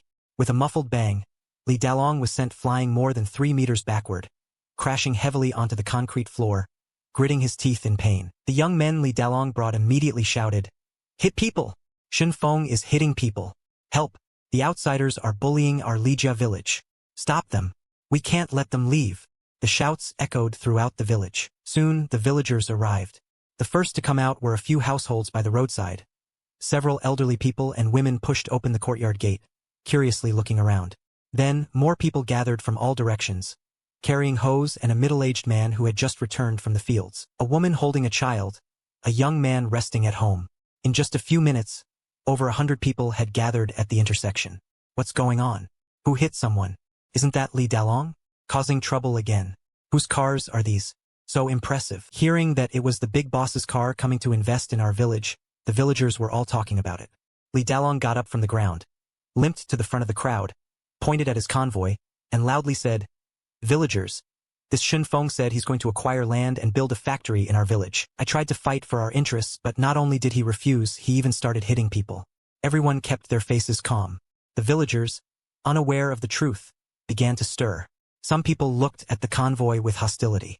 Shen Xia watched from inside the car, his phone camera recording everything. The live stream has already surpassed 1 million viewers. Tamji's crowd is dense. The villain complains first. This Li Dalong really knows how to stir up trouble among the crowd. "Boss Shen, hurry up and explain. I'm so anxious. Don't let these villagers be fooled." Just then, a man in his 60s pushed through the crowd and stepped out. He wore a faded blue work uniform, his hair graying but his back straight. The old man walked up to Li Dalong, stared at him for a few moments, then turned to look at the captain of the guards. "Comrade, can you tell me what's really going on? It's a joke. On my first day in Africa, my sister noticed your scheming servant. Not only is visas a top diplomatic field, but even airlines have to deliberately take off early for them. He originally thought you were a minor leader here, but when he saw the chat history on your phone, it fell off the ground. It was actually a report on the construction progress of the Starfleet." Before he could react, dozens of fighter jets roared overhead. "You touch his head. Since you're here, let me show you my true assets." The captain of the guards glanced over, nodded in acknowledgement, and then clearly told all the villagers present, "We are the team of Mr. Shin Feng from Huanyu Group." Mr. Shin originally planned to invest in a construction materials company in Lijia Village, with a total investment of over 100 billion, which could bring many work drafts to the village. The compensation standard for land acquisition was the highest in Huai County. He paused and pointed to Li Dalong. Mr. Li just proposed that he should invest 1 million to acquire 10% of the company's shares. Otherwise, the land acquisition work would not proceed smoothly. After Mr. Shin refused, he led people to intercept the car, and we had no choice but to take action. After saying this, the scene fell silent for a few seconds, then exploded with a thunderous boom. 1 million is 10%. Are you crazy? 10% of 500 billion is 50 billion. This is a damn robbery. I was wondering why they suddenly seemed so kind to help us fight for profit. So it was to monopolize everything. Li Dalong, you're trying to drive out the village god of wealth too. The villagers' mood instantly reversed. Several middle-aged men had red eyes. They'd worked away from home for years and knew how hard it was to find a good job. Right now, there's a chance right at his doorstep, high salary and the ability to take care of the family. If Li Dalong ruined such a good deal, would they hate him for the rest of their lives? A woman in her 40s rushed forward, pointed at Li Dalong's nose, and cursed him. "You despicable thing.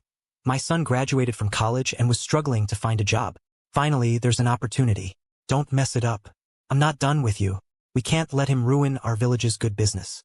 "Boss Shin, don't listen to his nonsense. Most people in Lijia village are honest people. We agree with the dispute, 100% agree." The crowd is furious. Several hot-tempered villagers rolled up their sleeves to fight, but were stopped by someone nearby. Li Dalong has seen things badly. He backed away while stubbornly talking. "What do you know? I'm fighting for everyone's more benefits. Shin Feng is so rich, what if he gives us a bigger share?" An old man raised his pipe and a pot and came over. "Screw you. If someone has money, that's their business. The government has standards for how much compensation should be given. Why are you making such outrageous demands? This is extortion. You've embarrassed the reputation of our Lijia village. Where is the village chief? Li Fugue is making your son so bored." Just as he was talking, a man in his 50s, with a chubby build, hurried off. It was Li Fugue, the village chief of Lijia village. He had clearly rushed over after hearing the news, running drenched in sweat. What was going on? What was going on? Li Fugui squeezed into the crowd, saw his son's disheveled face, and then noticed those luxury vehicles. He had already guessed 7 or 8 points. Li Dalong seemed to see a savior. They hit me, you have to stand up for me. Before Li Fugui could speak, a villager spoke first. Village chief, your son wants to extort Boss Shin for 1 million and 10% of the shares. He drove Boss Shin away. The materials company needs to move elsewhere. What? Li Fugui's vision went black and he nearly fainted.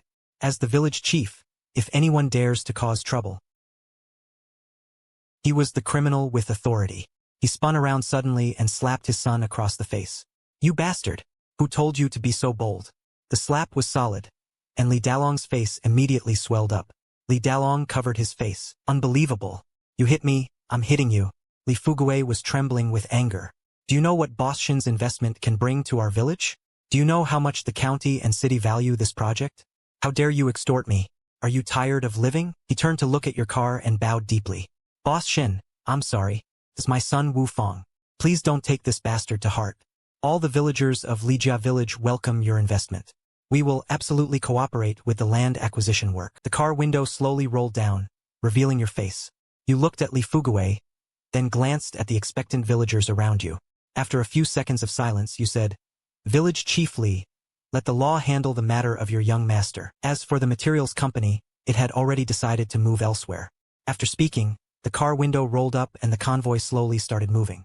Under the gaze of the villagers, it turned around and drove away from Lijia village. Li Fugui collapsed to the ground, his face ashen. Li Dalong wanted to say something else.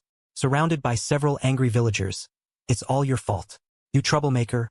I'll beat you to death, you bastard. You ruined our village's good deeds. Kill him.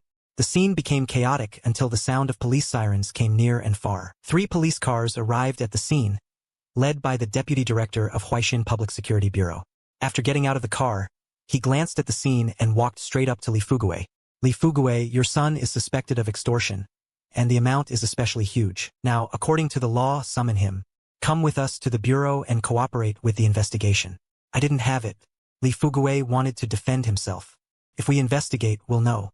The deputy director waved his hand and took Li Dalong and Li Fugui into the police car. As the police car left, villagers applauded spontaneously. Some shouted at the car, serves you right. Others shook their heads and sighed. What a perfect opportunity, and now it's beautiful. In the live stream, viewers witnessed the entire farce. The live comments are already flooding with messages. Dissatisfying. These village bullies should have been dealt with long ago. President Shin is domineering and won't indulge them. But the materials company really changed locations. The villagers of Lijia village are so pitiful. The pitiful must have something hateful about them. Who told them to have such a village bully? Wait, look at the news. A netizen posted a link to the newly released news that the Shenyang Municipal People's Government website has issued an announcement about intensifying the special campaign against organized crime and evil forces. Notice on optimizing the business environment. The notice clearly mentions that recently, some regions have engaged in malicious acts of attempting to interfere with the implementation of major investment projects through illegal means. The Municipal Party Committee and municipal government attach great importance to this. All illegal and criminal acts that disrupt the business environment and extort investors will be strictly punished according to law. Less than 10 minutes after the announcement was published, the number of views has already surpassed 100,000. At 1 p.m., the Huaixin Public Security Bureau issued a police report. In the morning, our county police quickly handled a case involving suspected extortion of major investment projects. The suspect, Li Molong, a 28-year-old male suspect, and his gang members attempted to threaten them with obstruction of land acquisition work, demanding huge shares from investors. Currently, Li Molong and 12 others have been criminally detained. The case is under further investigation.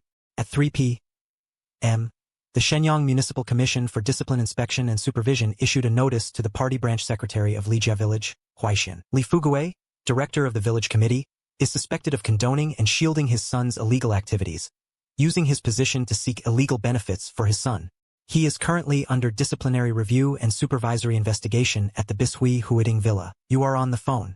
On the other end, the secretary of the Shenyang Municipal Party Committee is personally calling. Mr. Shin, we have dealt with today's matter seriously. The Municipal Party Committee and government have deployed a special campaign to improve the business environment citywide. We firmly prevent such incidents from happening again. I hope you won't let the actions of a few people affect your confidence in your hometown.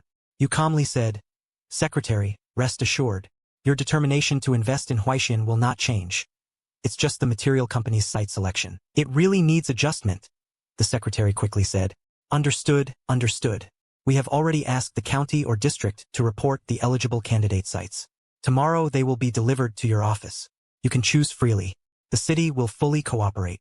The call was hung up. Xinxia leaned in. Bro, do you really want to change places? The villagers of Lijia village are actually pretty innocent. Look out the window, I know, but you can't break the rules. If Li Dalong dares to take 10% today, tomorrow Zhang Xiaolong might demand 20%. I have to let everyone know that Huanyu Group's investment is mutually beneficial and resonant, not a piece of cash to be extorted. You paused, but the villagers of Lijia village, if they wish, could work at the company in the future.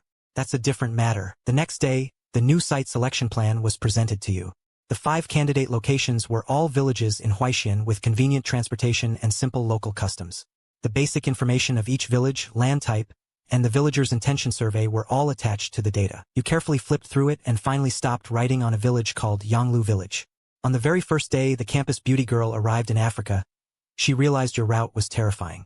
Not only was visas a top diplomatic field, but even airlines had to deliberately take off early for them. He originally thought you were a junior leader here, but when he saw the chat history on your phone, the phone fell off the ground.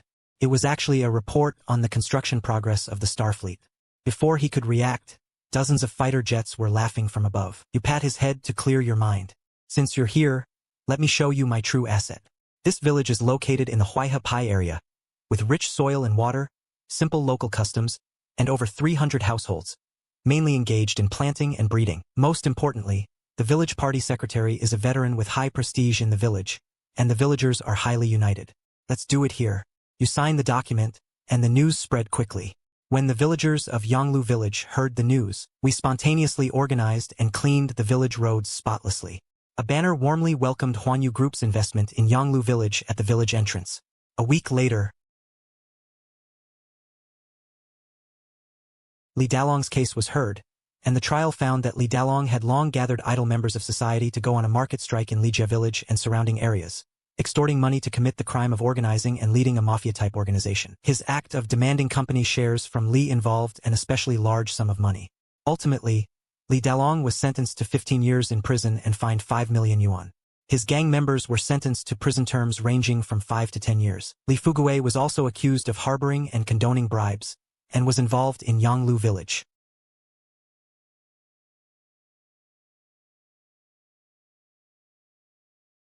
Land acquisition work progressed smoothly, compensation standards were open and transparent, villagers' representative meetings participated in full supervision, and you remained silent. After the factory was completed, local villagers were given priority and funds were given to building a cultural activity center in the village, nursing home and standardized primary school. 1 month later, the Yangliakan Materials Industrial Park was officially laid ground. At the groundbreaking ceremony, you look at this land about to rise and say to Shun Xia beside you, remember today, what we want to build is not just a factory but an example, a place to tell everyone what fairness is, what justice is, and what true development is. Shun Xia nodded vigorously. The phone camera captured all of this. In the live stream, 3 million viewers were online simultaneously, and a phrase floated across the comments. This is what an entrepreneur should be: warmth, principles, and responsibility. This sentence became the headline of subsequent media reports. In just 2 weeks, rows of structural factory buildings have been erected on the original farmland and village sites. At this rate, the main project can be completed within 3 months, and the first production line can be operational in 6 months. At this moment, you are leisurely sitting by the Huai River, holding a fishing rod and enjoying the early autumn breeze. Then, a crisp voice comes from behind. Shun Xia walks over carrying a small basket filled with freshly washed fruit and a thermos. You took the apple your sister handed you and took a bite. Why are you here? Shun Xia sat down beside her, looking at the calm river. Mom said she wants to make fish soup tonight and let me see your catch. You pointed to the fish bones nearby, which only had 2 small crucian carp. Shun Xia laughed. Even this wasn't enough to fill his teeth. At that moment, the captain of the guards walked over and whispered, "Boss, we've had guests at home. It's Miss Li Siyu and her cousin Lin Xiaoyu's family. Please nod." "Got it. I'll head back now." 20 minutes later, the car drove into the Bishui Huading Villa area. The living room of the villa was a bit tense.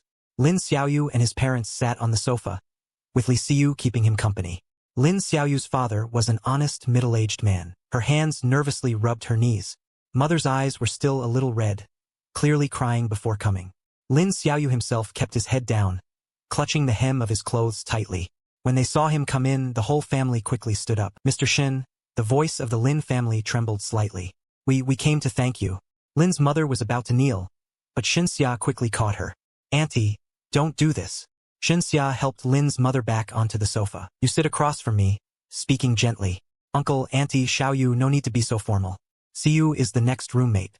I've encountered your situation, so it's only right to lend a hand. Lin Fu said excitedly, but that was a life-saving favor. If it weren't for you, Xiaoyu, he might never have come back. Lin Xiaoyu looked up, and finally couldn't hold back his tears. Shinfeng, thank you, really thank you. After returning from northern Myanmar, he recuperated at home for over a month. Physical wounds can heal, but the shadows in your heart are not so easily removed. Even late at night, when all is quiet, he still dreams of that hellish place. You look at them and say, it's all in the past. What you need to do now is live well. Looking forward, September in Huai County, summer night gathering. The air begins to carry a faint autumn chill. On the second-floor terrace of the Shin family villa, Xinxia is live-streaming on his phone, smiling sweetly at the camera. Good morning, everyone. Holding a bowl of steaming spicy soup. Today I'm going to try the most authentic breakfast in Huaixin. Spicy soup with fried dough sticks. The live stream has already stabilized over 1 million online viewers. The barrage of comments is exploding. Shasha morning, what food is it today? Hula Tang, my favorite.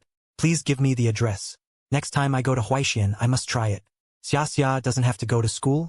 It's already late September. Seeing this comment, Xinxia bit a spoonful of hula tang and blew it off. The school has taken leave. Is this a special situation now? There are so many things to do at home, and my brother is investing in the hometown. I need to take more photos of the delicious food and scenery of Huaixin. Helping promote it isn't easy, but the reality is much more complicated. At the university leadership personally approved his long leave. The director of academic affairs said that Xinxia's contributions to his hometown now are more important than studying at school.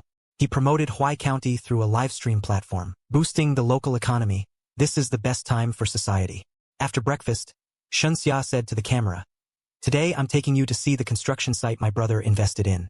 The factory is halfway built over at the Materials Industrial Park. Then Xinxia shook his phone and said to you, I'm going to the construction site for a walk.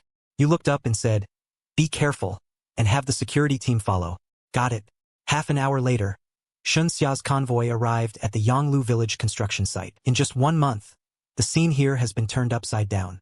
On 30 square kilometers of land, hundreds of steel-structured factories have risen up, blue roofs gleam in the sunlight, and engineering vehicles move in an orderly manner. The construction workers are busy yet efficient.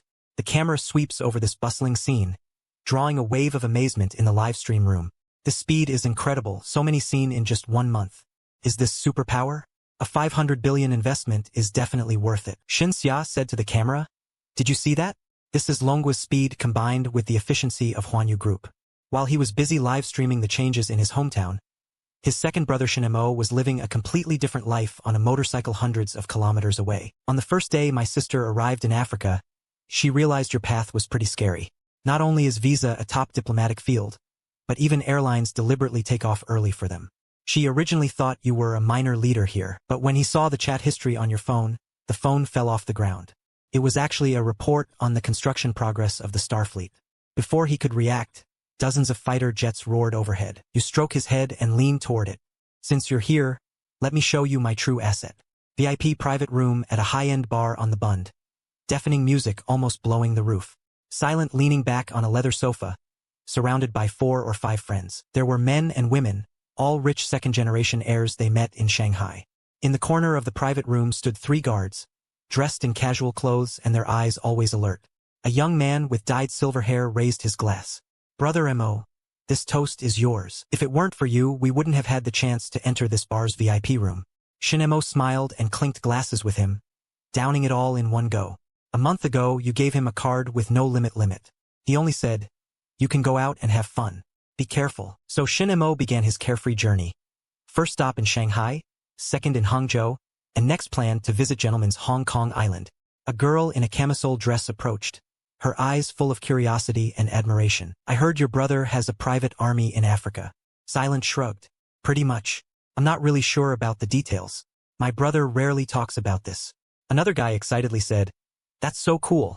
more exciting than a movie. Shinemo smiled but didn't respond. He knew these people's enthusiasm for him was because of the you behind him. But he's gone. When life is going well, enjoy it to the fullest. While you're young and rich, what's wrong with enjoying life? He raised his bottle. Come on. Keep drinking. Tonight, I won't leave until I'm drunk. Meanwhile, on the other side, in the western suburbs of Yanjin, a low-key clubhouse was probably crawling through the gray walls of Guhuai Tree Sound Room, covered with scratches. The black lacquered door was tightly shut, with no sign at the entrance, only two plainclothes security guards standing quietly. Inside the clubhouse, it was a completely different world. Passing through the secluded area, there was a refined Suzhou-style garden with rockeries, flowing water, terraces, pavilions, winding corridors, and deep within a garden tea house, 5 young people sit around a rosewood tea table. On the wall hangs an authentic work by Ming Dynasty Wenzheng Ming, and on the neck frame is Song Dynasty Celadon. Even the teacups were jade kiln porcelain from the Qing Imperial Collection.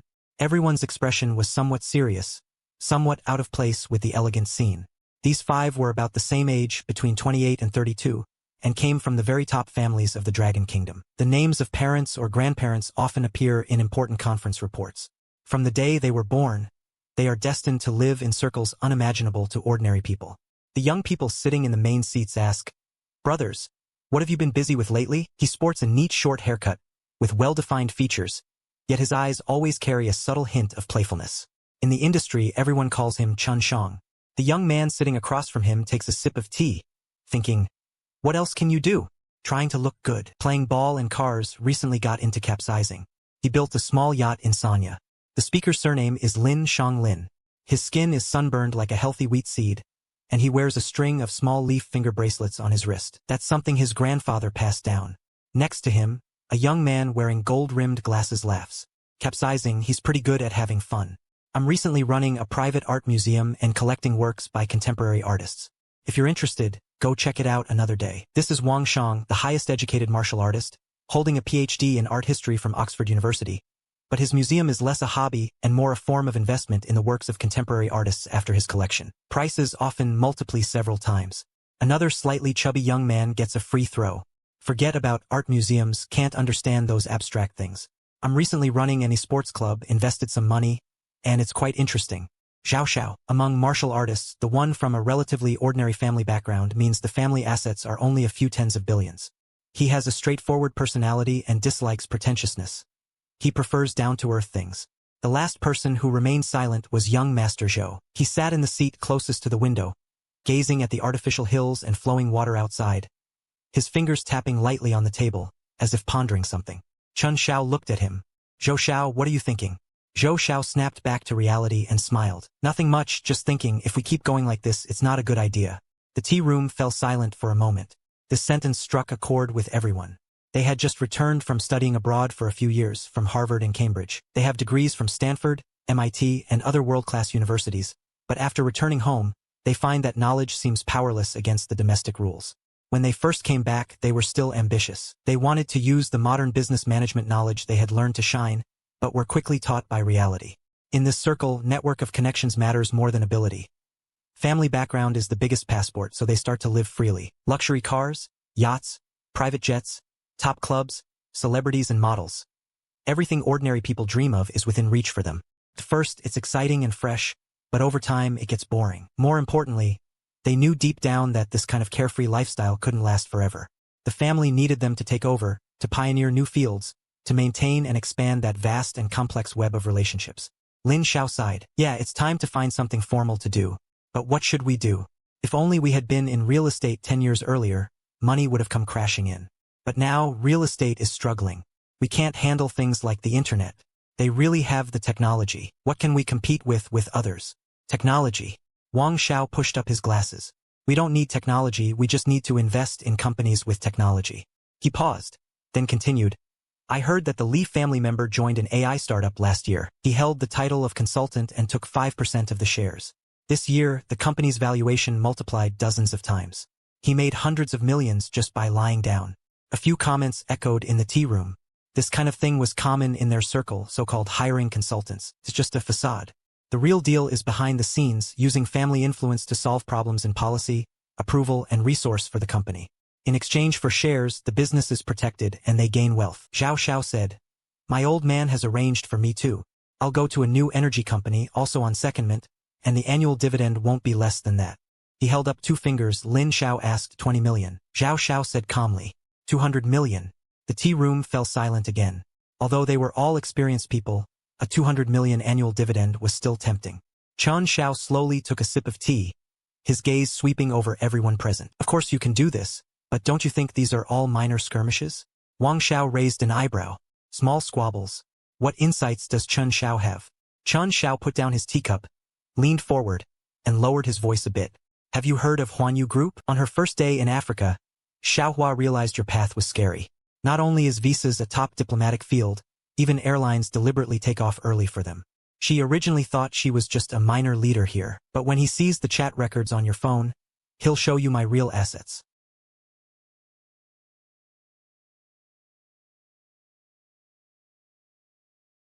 As soon as he finished speaking, the atmosphere in the tea room suddenly changed.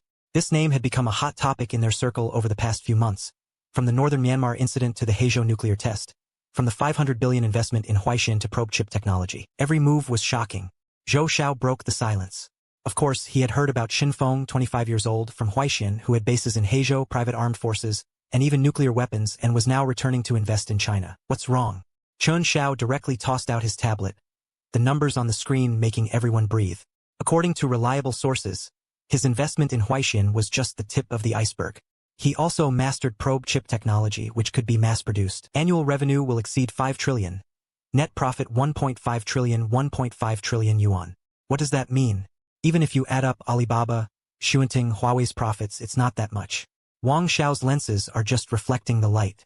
What Chen Xiao means. Chen Xiao looked around at everyone, word by word. Rather than getting some shares in a small company, it's better to invest directly in Huanyu Group.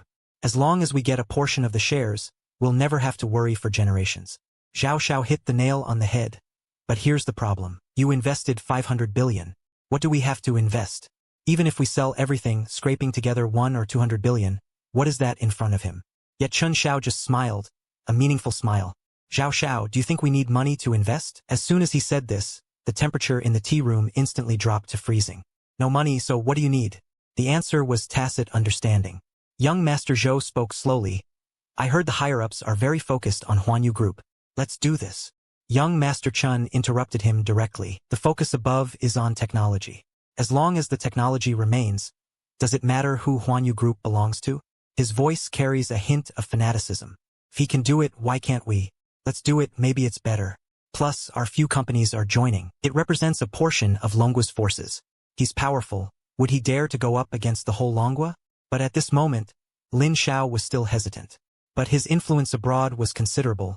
What if there were nuclear weapons or intercontinental missiles? What if? Chen Xiao instantly sneered, his tone turning extremely tough. You said it too, that's abroad. His small power is nothing to Longhua. A private armed force daring to confront the state apparatus. As for nuclear weapons, does he dare to use it? He dares to use it in Dragon Country. He is a national traitor.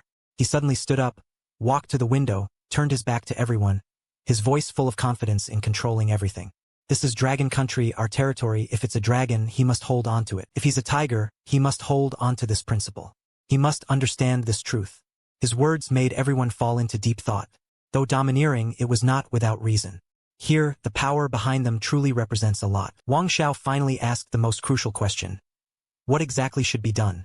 Chen Xiao turned around, a satisfied smile on his face. It's not the right time yet. We have to wait until he finishes building the factory, when the technology matures and when everything gets on track. At that time, we can talk to him about investing in shares. We can make it clear. If we invest, he'll be able to move freely in Longhua. Whatever he wants, he'll get it. It's a win-win. Zhou Xiao then asked if he doesn't agree. Chen Xiao's smile instantly turned cold. Disagree. That would be easier. Environmental protection, safety, taxation, and fire protection always find problems. If once fails, then twice, making it impossible to keep the business running. When the time comes, he will naturally agree. His tone was casual but carried a hint of withdrawal. We don't want much. Just take 40 to 50% of the shares. Leave him 5% and continue as chairman. On the surface, he's still the richest man in Longhua. Good for everyone. Zhou Xiao pressed again. What if he still refused? Chen Xiao put down his teacup and let out a clear sound. His gaze was sharp as a blade.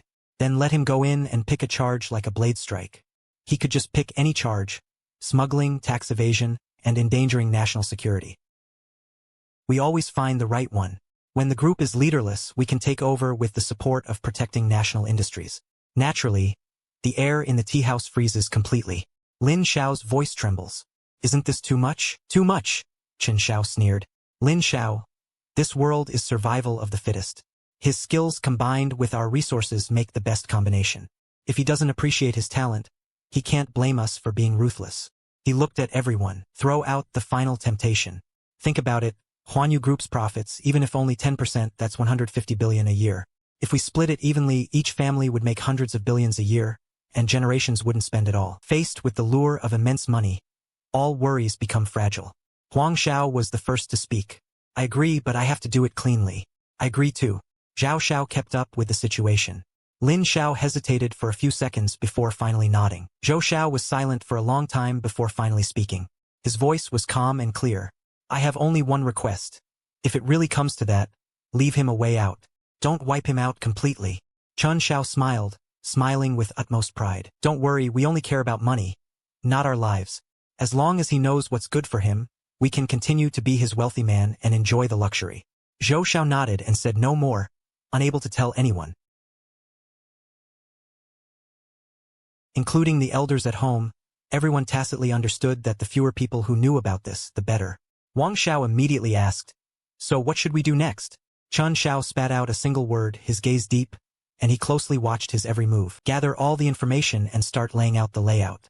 Assign our people to the relevant departments, ready to deploy inspection forces at any time. When he starts production, that's when we act. He sees Miao and gets up to issue an ultimatum. From today onward, we are all on the same boat. At this moment, you stand at the construction site, watching the factory buildings rise from the ground, completely unaware that a massive conspiracy against you has quietly brewed for half a year. The white line winter night is silent and deep, frost covers the ground, and the stars stand especially clear in the cloudless night sky. You stand on the villa terrace, and an optically invisible shuttle has chosen its boat and landed in the area cleared out in advance. You wear a plain dark coat and, accompanied by 4 guards, board the shuttle. The hatch closes silently, and when the engine starts, only a faint hum is emitted. The next second, the shuttle rises vertically, accelerating, breaking through the atmosphere in seconds, leaving the Earth's blue arc behind. On the very first day Sister Xiaohua landed in Africa, she realized your route was scary too. Not only is visa a top diplomatic field, but even airlines deliberately take off ahead of schedule. She originally thought you were a junior leader here, but when she saw the chat history on your phone, the phone fell off the ground. It was actually a Starfleet construction progress report. Before she could react, dozens of fighter jets roared overhead. You stroke her head and lean toward it. Since you're here, let me show you a truly self-made girl. Through the idle window, you look back at the gradually shrinking Earth. From space, this planet is beautiful yet fragile, and the outline of the continent is faintly visible beneath the clouds. The lights of civilization gather into patches of light in the dark night. The boss expects to arrive at the asteroid belt base in 3 hours. The captain reports, this is a biochemical officer, serial number QB couple.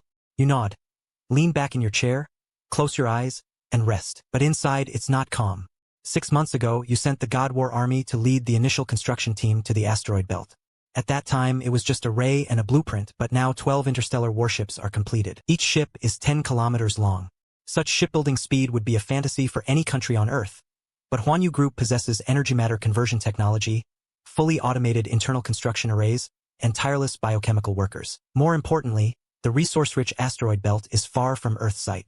3 hours later, a strange scene appeared outside the window of the window. Dozens of modified asteroids floating in the void. Their surfaces are covered with metal structures, flashing with indicator lights. 12 giants float quietly. These are starships. Even if you're mentally prepared, when you actually see them, your whole breath is in sync. From a distance, they look like 12 black giant ships suspended in the starry sky, with rugged lines and fierce shapes.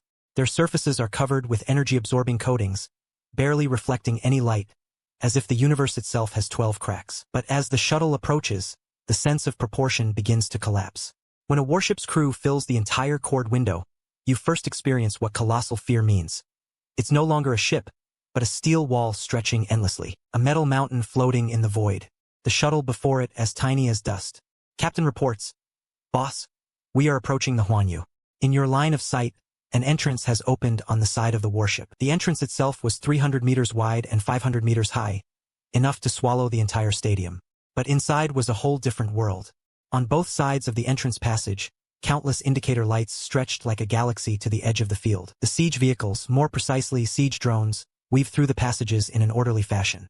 From afar, you can see layers of decks, pipelines, and equipment arrays, forming an incredibly complex steel maze. The shuttle finally docked near the central bridge. The hatch opened, and you stepped onto the deck of the Huanyu. The quiet, resonant voice echoed through the spacious expo hall. You looked up and saw a neat formation before you. 5,000 biochemical officers and soldiers stood in solemn formation, dressed in matching dark gray space combat suits, with the Huanyu group badge on their chests. At the very front of the group, Shin Zhangyuan strode forward. This Space Force commander was burly. With a resolute face and sharp eyes like an eagle, he walks up to you, stands at attention, salutes. Commander, Huanyu Group Space First Fleet. Assembled. Please review. You salute, then walk along the red carpet toward the review platform. Your footsteps echo steadily on the metal floor. 5,000 pairs of eyes on both sides watch you, filled only with loyalty and determination. These biochemical officers and soldiers are each genetically optimized and combat trained. Their physical strength is 100 times that of ordinary humans, and their learning ability is also 100 times greater. They don't need sleep, entertainment, or emotional comfort. They are perfect soldiers, absolutely loyal, absolutely efficient. You step onto the review stand, overlooking this army you created with your own hands, your soldiers. Your voice echoes through the sound system. 6 months ago, this was a barren asteroid belt. Today, 12 interstellar warships have been built. A powerful space fleet has already taken shape. This is your achievement, the glory of Huanyu Group. Pause for a moment, but I want to tell you this is just the beginning. In Kibo, a larger shipbuilding base has already started. In the future, we will have hundreds or thousands of warships. Our fleet will patrol the entire solar system and even the distant stars. The officers and soldiers listen solemnly, their eyes burning as they look around the entire arena. Then they speak. I know someone will ask, why did we build such a powerful force? Your voice grows deep. For conquest, for domination. We build fleets to protect, to safeguard our homeland. Not infringed upon by any threats, protecting our civilization, being able to develop freely, safeguarding our right to choose our own path. The universe is vast and full of unknowns. We do not know if other civilizations exist, nor what challenges lie ahead. But we know one thing, only those who hold hands are qualified to talk about peace. Today, we are here not to show off our military strength, but to prove that Chinese civilization and human civilization have the ability to emerge from the cradle, able to survive, develop, and prosper amid the stars and sea. Applause moves the people. Although the emotional fluctuations of the biochemical soldiers are deliberately suppressed, at this moment, you can still hear a certain excitement in their applause. After the review, Shin Zhangyuan will accompany you on a tour of the Huanyu. You first arrive at the bridge, a hemispherical space with a diameter of 200 meters. The top features a panoramic observation window, actually assembled from tens of thousands of high-strength transparent composite materials. It can display electromagnetic signals on any wavelength and switch to tactical views. The center of the bridge is the captain's command post, surrounded by dozens of consoles, each with an operator seated in front of it. Huge holographic projections float in the air, displays the real-time status of the warship, surrounding spatial situation, and operational data of various systems. Shin Zhangyuan reports, the Huanyu is 10.2 kilometers long, 1.8 kilometers wide at its widest, and 0.9 kilometers at its highest. The hull uses a titanium alloy composite material made of carbon tubes with internal meters. Its strength is 50 times that of aerospace steel, but its mass is only 1/3. Its outer layer is covered with energy absorption and scattering of floating grass, providing excellent protection against radar, lasers, and particle beams. Its weapon system is one unit. The main weapon is the shipmaster's Genesis-class energy cannon, with a maximum output equivalent to 100 million tons of TNT and a range of up to 1 million kilometers. The secondary weapons include 32 electromagnetic railguns, each capable of accelerating 1-ton projectiles to 0.1 times the speed of light. The close-in defense system consists of 1,200 lasers and particle beam arrays, capable of intercepting any approaching missile or fighter plane. The parameters you look at. After a moment of silence, I ponder in my mind. At a 1-ton yield, the power of the Hiroshima atomic bomb was 15,000 tons. This is equivalent to over 6,000 Hiroshima atomic bombs exploding simultaneously. And this isn't a nuclear weapon. It's pure energy weapon, with no radiation pollution and precise power control. Go ahead and ask about the energy supply. On the first day Sister Xiaohua landed in Africa, she realized your way of handling things can be scary. Not only is visa a top diplomatic field, but even airlines deliberately take off early for them. She originally thought you were a minor leader here, but when she saw the chat records on your phone, she was so scared her phone dropped on the spot. It was actually a report on the construction progress of the Starfleet. Before she could react, dozens of fighter jets roared overhead. You stroked her head and chuckled. Since you're here, let me show you my true asset, Shinjanjuan replied. The core of the warship consists of 12 antimatter reactors, which, combined with the energy storage system, can maintain full power combat for 30 years. Additionally, we have a matter and energy conversion system as backups, which can directly convert stored matter into energy when necessary. Next, you toured the hangar. It is a huge space 2 kilometers long, 800 meters wide, and 300 meters high, divided into 5 levels, each holding 2,000 unmanned space fighters, totaling 10,000 aircraft. These fighter jets are shaped like soaring eagles, entirely black, with a wingspan of 15 meters, equipped with laser cannons and particle beams. Shinjanjuan said, the fighter's love system can operate independently or in cluster coordination. Their maximum acceleration can reach 50 g, far exceeding the limits of manned fighter jets. They can operate in space and enter the atmosphere to carry out missions. Each fighter jet has stealth capabilities, and its radar cross-section is only the size of a sparrow. Passing through the hangar, you follow into the living area, which looks nothing like a military facility but rather a modern urban community, with lighting systems that simulate natural light, an artificial landscaped park, and a gym.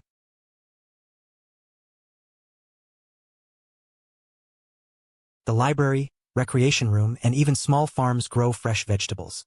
Shinjanjuan explained. Although soldiers do not need traditional rest, a proper leisure environment helps maintain mental activity. We simulated the Earth's circadian rhythm and arranged cultural learning and skills training courses. After all, we are not only soldiers but also inheritors of civilization. You nod in approval, which you valued greatly. The cyborgs you created are not tools. Instead, they are individuals with thoughts, culture, and ambitions. They should enjoy a complete life. In the end, you and Shinjanjuan arrive at the very core area of the warship, the command center. It's a highly secretive spherical space. With a diameter of only 50 meters, the walls were covered with displays and control panels. At the center was a holographic projection projector, showing a real-time model of the entire solar system. Boss, please look, Shinjanjuan was operating the console. Projection switches come into view. The outer solar system in the Koibudai region, where hundreds of asteroids are being repurposed, dozens of docks have already taken shape, and even more astonishingly, 30 larger warships are already under construction.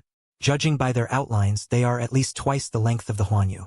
Shinjanjuan reported that the Koibudai base began construction 3 months ago and is currently progressing smoothly. The plan is to build 36 Guardian-class warships, each 20 kilometers long, equipped with more powerful weapons and protection systems, and is expected to be fully completed by the end of 2027. He paused and pulled up another set of data. Meanwhile, we set up outposts at the edge of the Oort cloud and began exploring extragalactic space. According to preliminary detection, within 50 light-years around the solar system, no signs of a powerful alien civilization have been found. You quietly watch all of this, talking to myself. 6 months, just 6 months, from nothing to something, built 12 interstellar warships, a space force of 1 million people, and even established a star base in Koibudai. Such rapid development. If any country on Earth found out, it would cause panic. But you don't worry, these bases are far from Earth and have complete stealth and protective measures.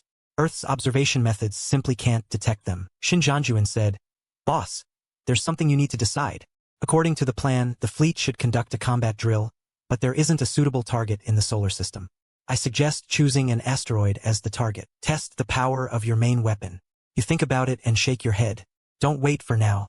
The power of the energy cannon is too great and might attract the attention of Earth observation agencies.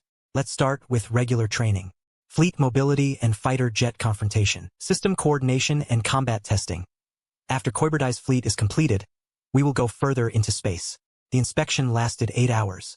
When you boarded the shuttle again to prepare for return, you stood beside the Huanyu ship's bowie. Finally, looking at this steel megacity, a strange emotion suddenly surged in his heart. Such overwhelming power was enough to conquer Earth in a single day. All nations, all armies were as fragile as children before this fleet. If you are willing to fully become the sole ruler of this planet, you shake your head and suppress that dangerous thought. Power corrupts the heart. Absolute power leads to absolute arrogance. You created this fleet, not for domination but for protection. If power corrupts us first, then everything loses its meaning. You remind Shinjanjuan to remember our principles. The fleet's existence is deterrence, not aggression.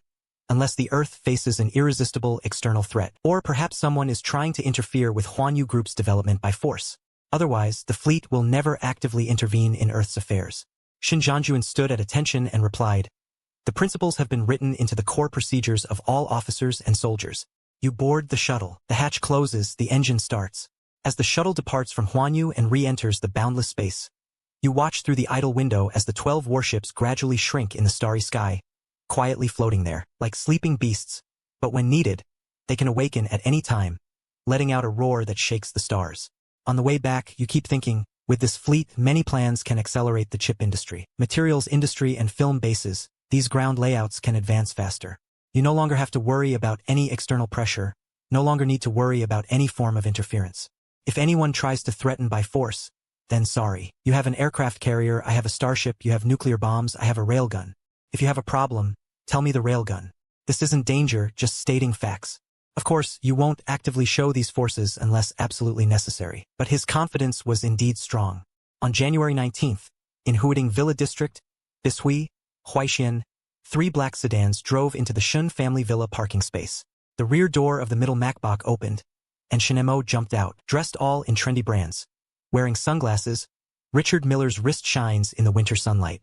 He takes off his sunglasses, a smile on his face. What's the rush? I'm surfing with friends in Sanya. These past few months, having been living freely outside, Shinemo exudes confidence and a relaxed aura. That is the aura of wealth, freedom, and abundance. You stand at the villa door wearing simple loungewear, then come in and talk in the living room. Her parents and Xinxia were already waiting. Shun Jiangwo and his wife were sitting on the sofa. When they saw their youngest son come home, they both smiled. Xinxia, dressed in fluffy loungewear, was scrolling through short videos on her tablet. Everyone was there. You gesture for everyone to sit down, then look at Shinemo. Are you having fun?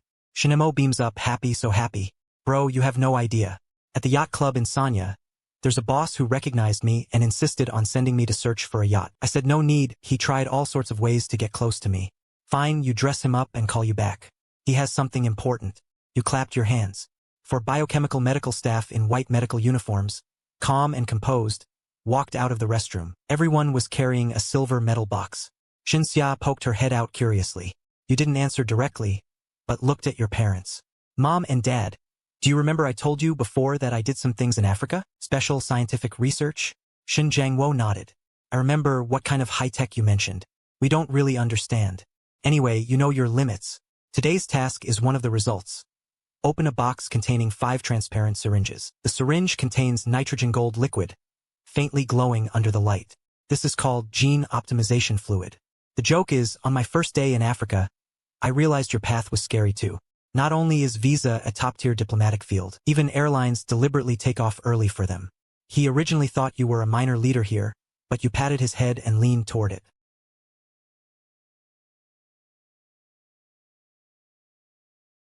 Since you're here, let me show you my real asset. Gene optimization liquid. Shinmo's eyes lit up. It's like the kind in novels. If you inject it, you can become a superhero. You're serious, similar to it, but more complete and safer. Simply put, it is one of the organisms based on gene editing and nanotechnology. It can repair human defects at the molecular level, optimize gene sequences, and unlock potential. You pick up a syringe for the first injection, mainly to optimize physical fitness. After completion, all indicators like strength, speed, endurance, and recovery ability can reach more than 10 times the human limit. 10 times the limit. Silence exclaimed. Wouldn't that make him Captain America? You nodded. That's about it. The second optimization focuses on the brain, memory, learning ability, and information processing ability will improve exponentially. Do you know why I can handle so many complex things now? That's one of the reasons. You paused. The third optimization still hasn't reached the limit yet. I've optimized it myself 3 times. Now ordinary firearms are ineffective against me. Not that they can't hit, but that even if they do, it's useless. The living room fell silent. Shun Jiangwo and his wife looked at each other in confusion. They've been through a lot in their lives, but this kind of thing is still beyond their understanding. Shinemo suddenly thought of something, his expression strange. If I finish optimizing it, what if I get blue tail flame in the future? The scalpel must be sharpened. The question was asked unexpectedly. Xinxia burst out laughing. You smiled too. He waved to the medical staff nearby. First, cut off my brother's blue tail. Don't administer anesthesia. Shinemo waved his hand repeatedly. No, I joked. After the laughter, you felt the atmosphere lightened a bit. You look at your parents. Instead of being sincere, Mom and Dad, I know this sounds unbelievable, but please trust me. This technology is very safe. I personally tested it. After long-term validation, after optimization, your bodies become healthier, younger, and your lifespan will be greatly extended. Shen Jiangwo and his wife exchanged a glance. They saw sincerity and confidence in your eyes. He also saw the professional attitude of those medical staff. Shen Jiangwo finally nodded. Xiaofeng, you're right, we believe you. But isn't this a bit too much? At our age, why bother making a fuss?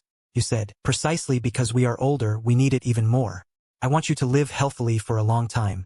Seeing the career I have accomplished, seeing Xiaxia get married and have children, and seeing Shinemo start a family and career, I want you to enjoy life, rather than being burdened by aging and illness. These words struck a chord with Shen Jiangwo.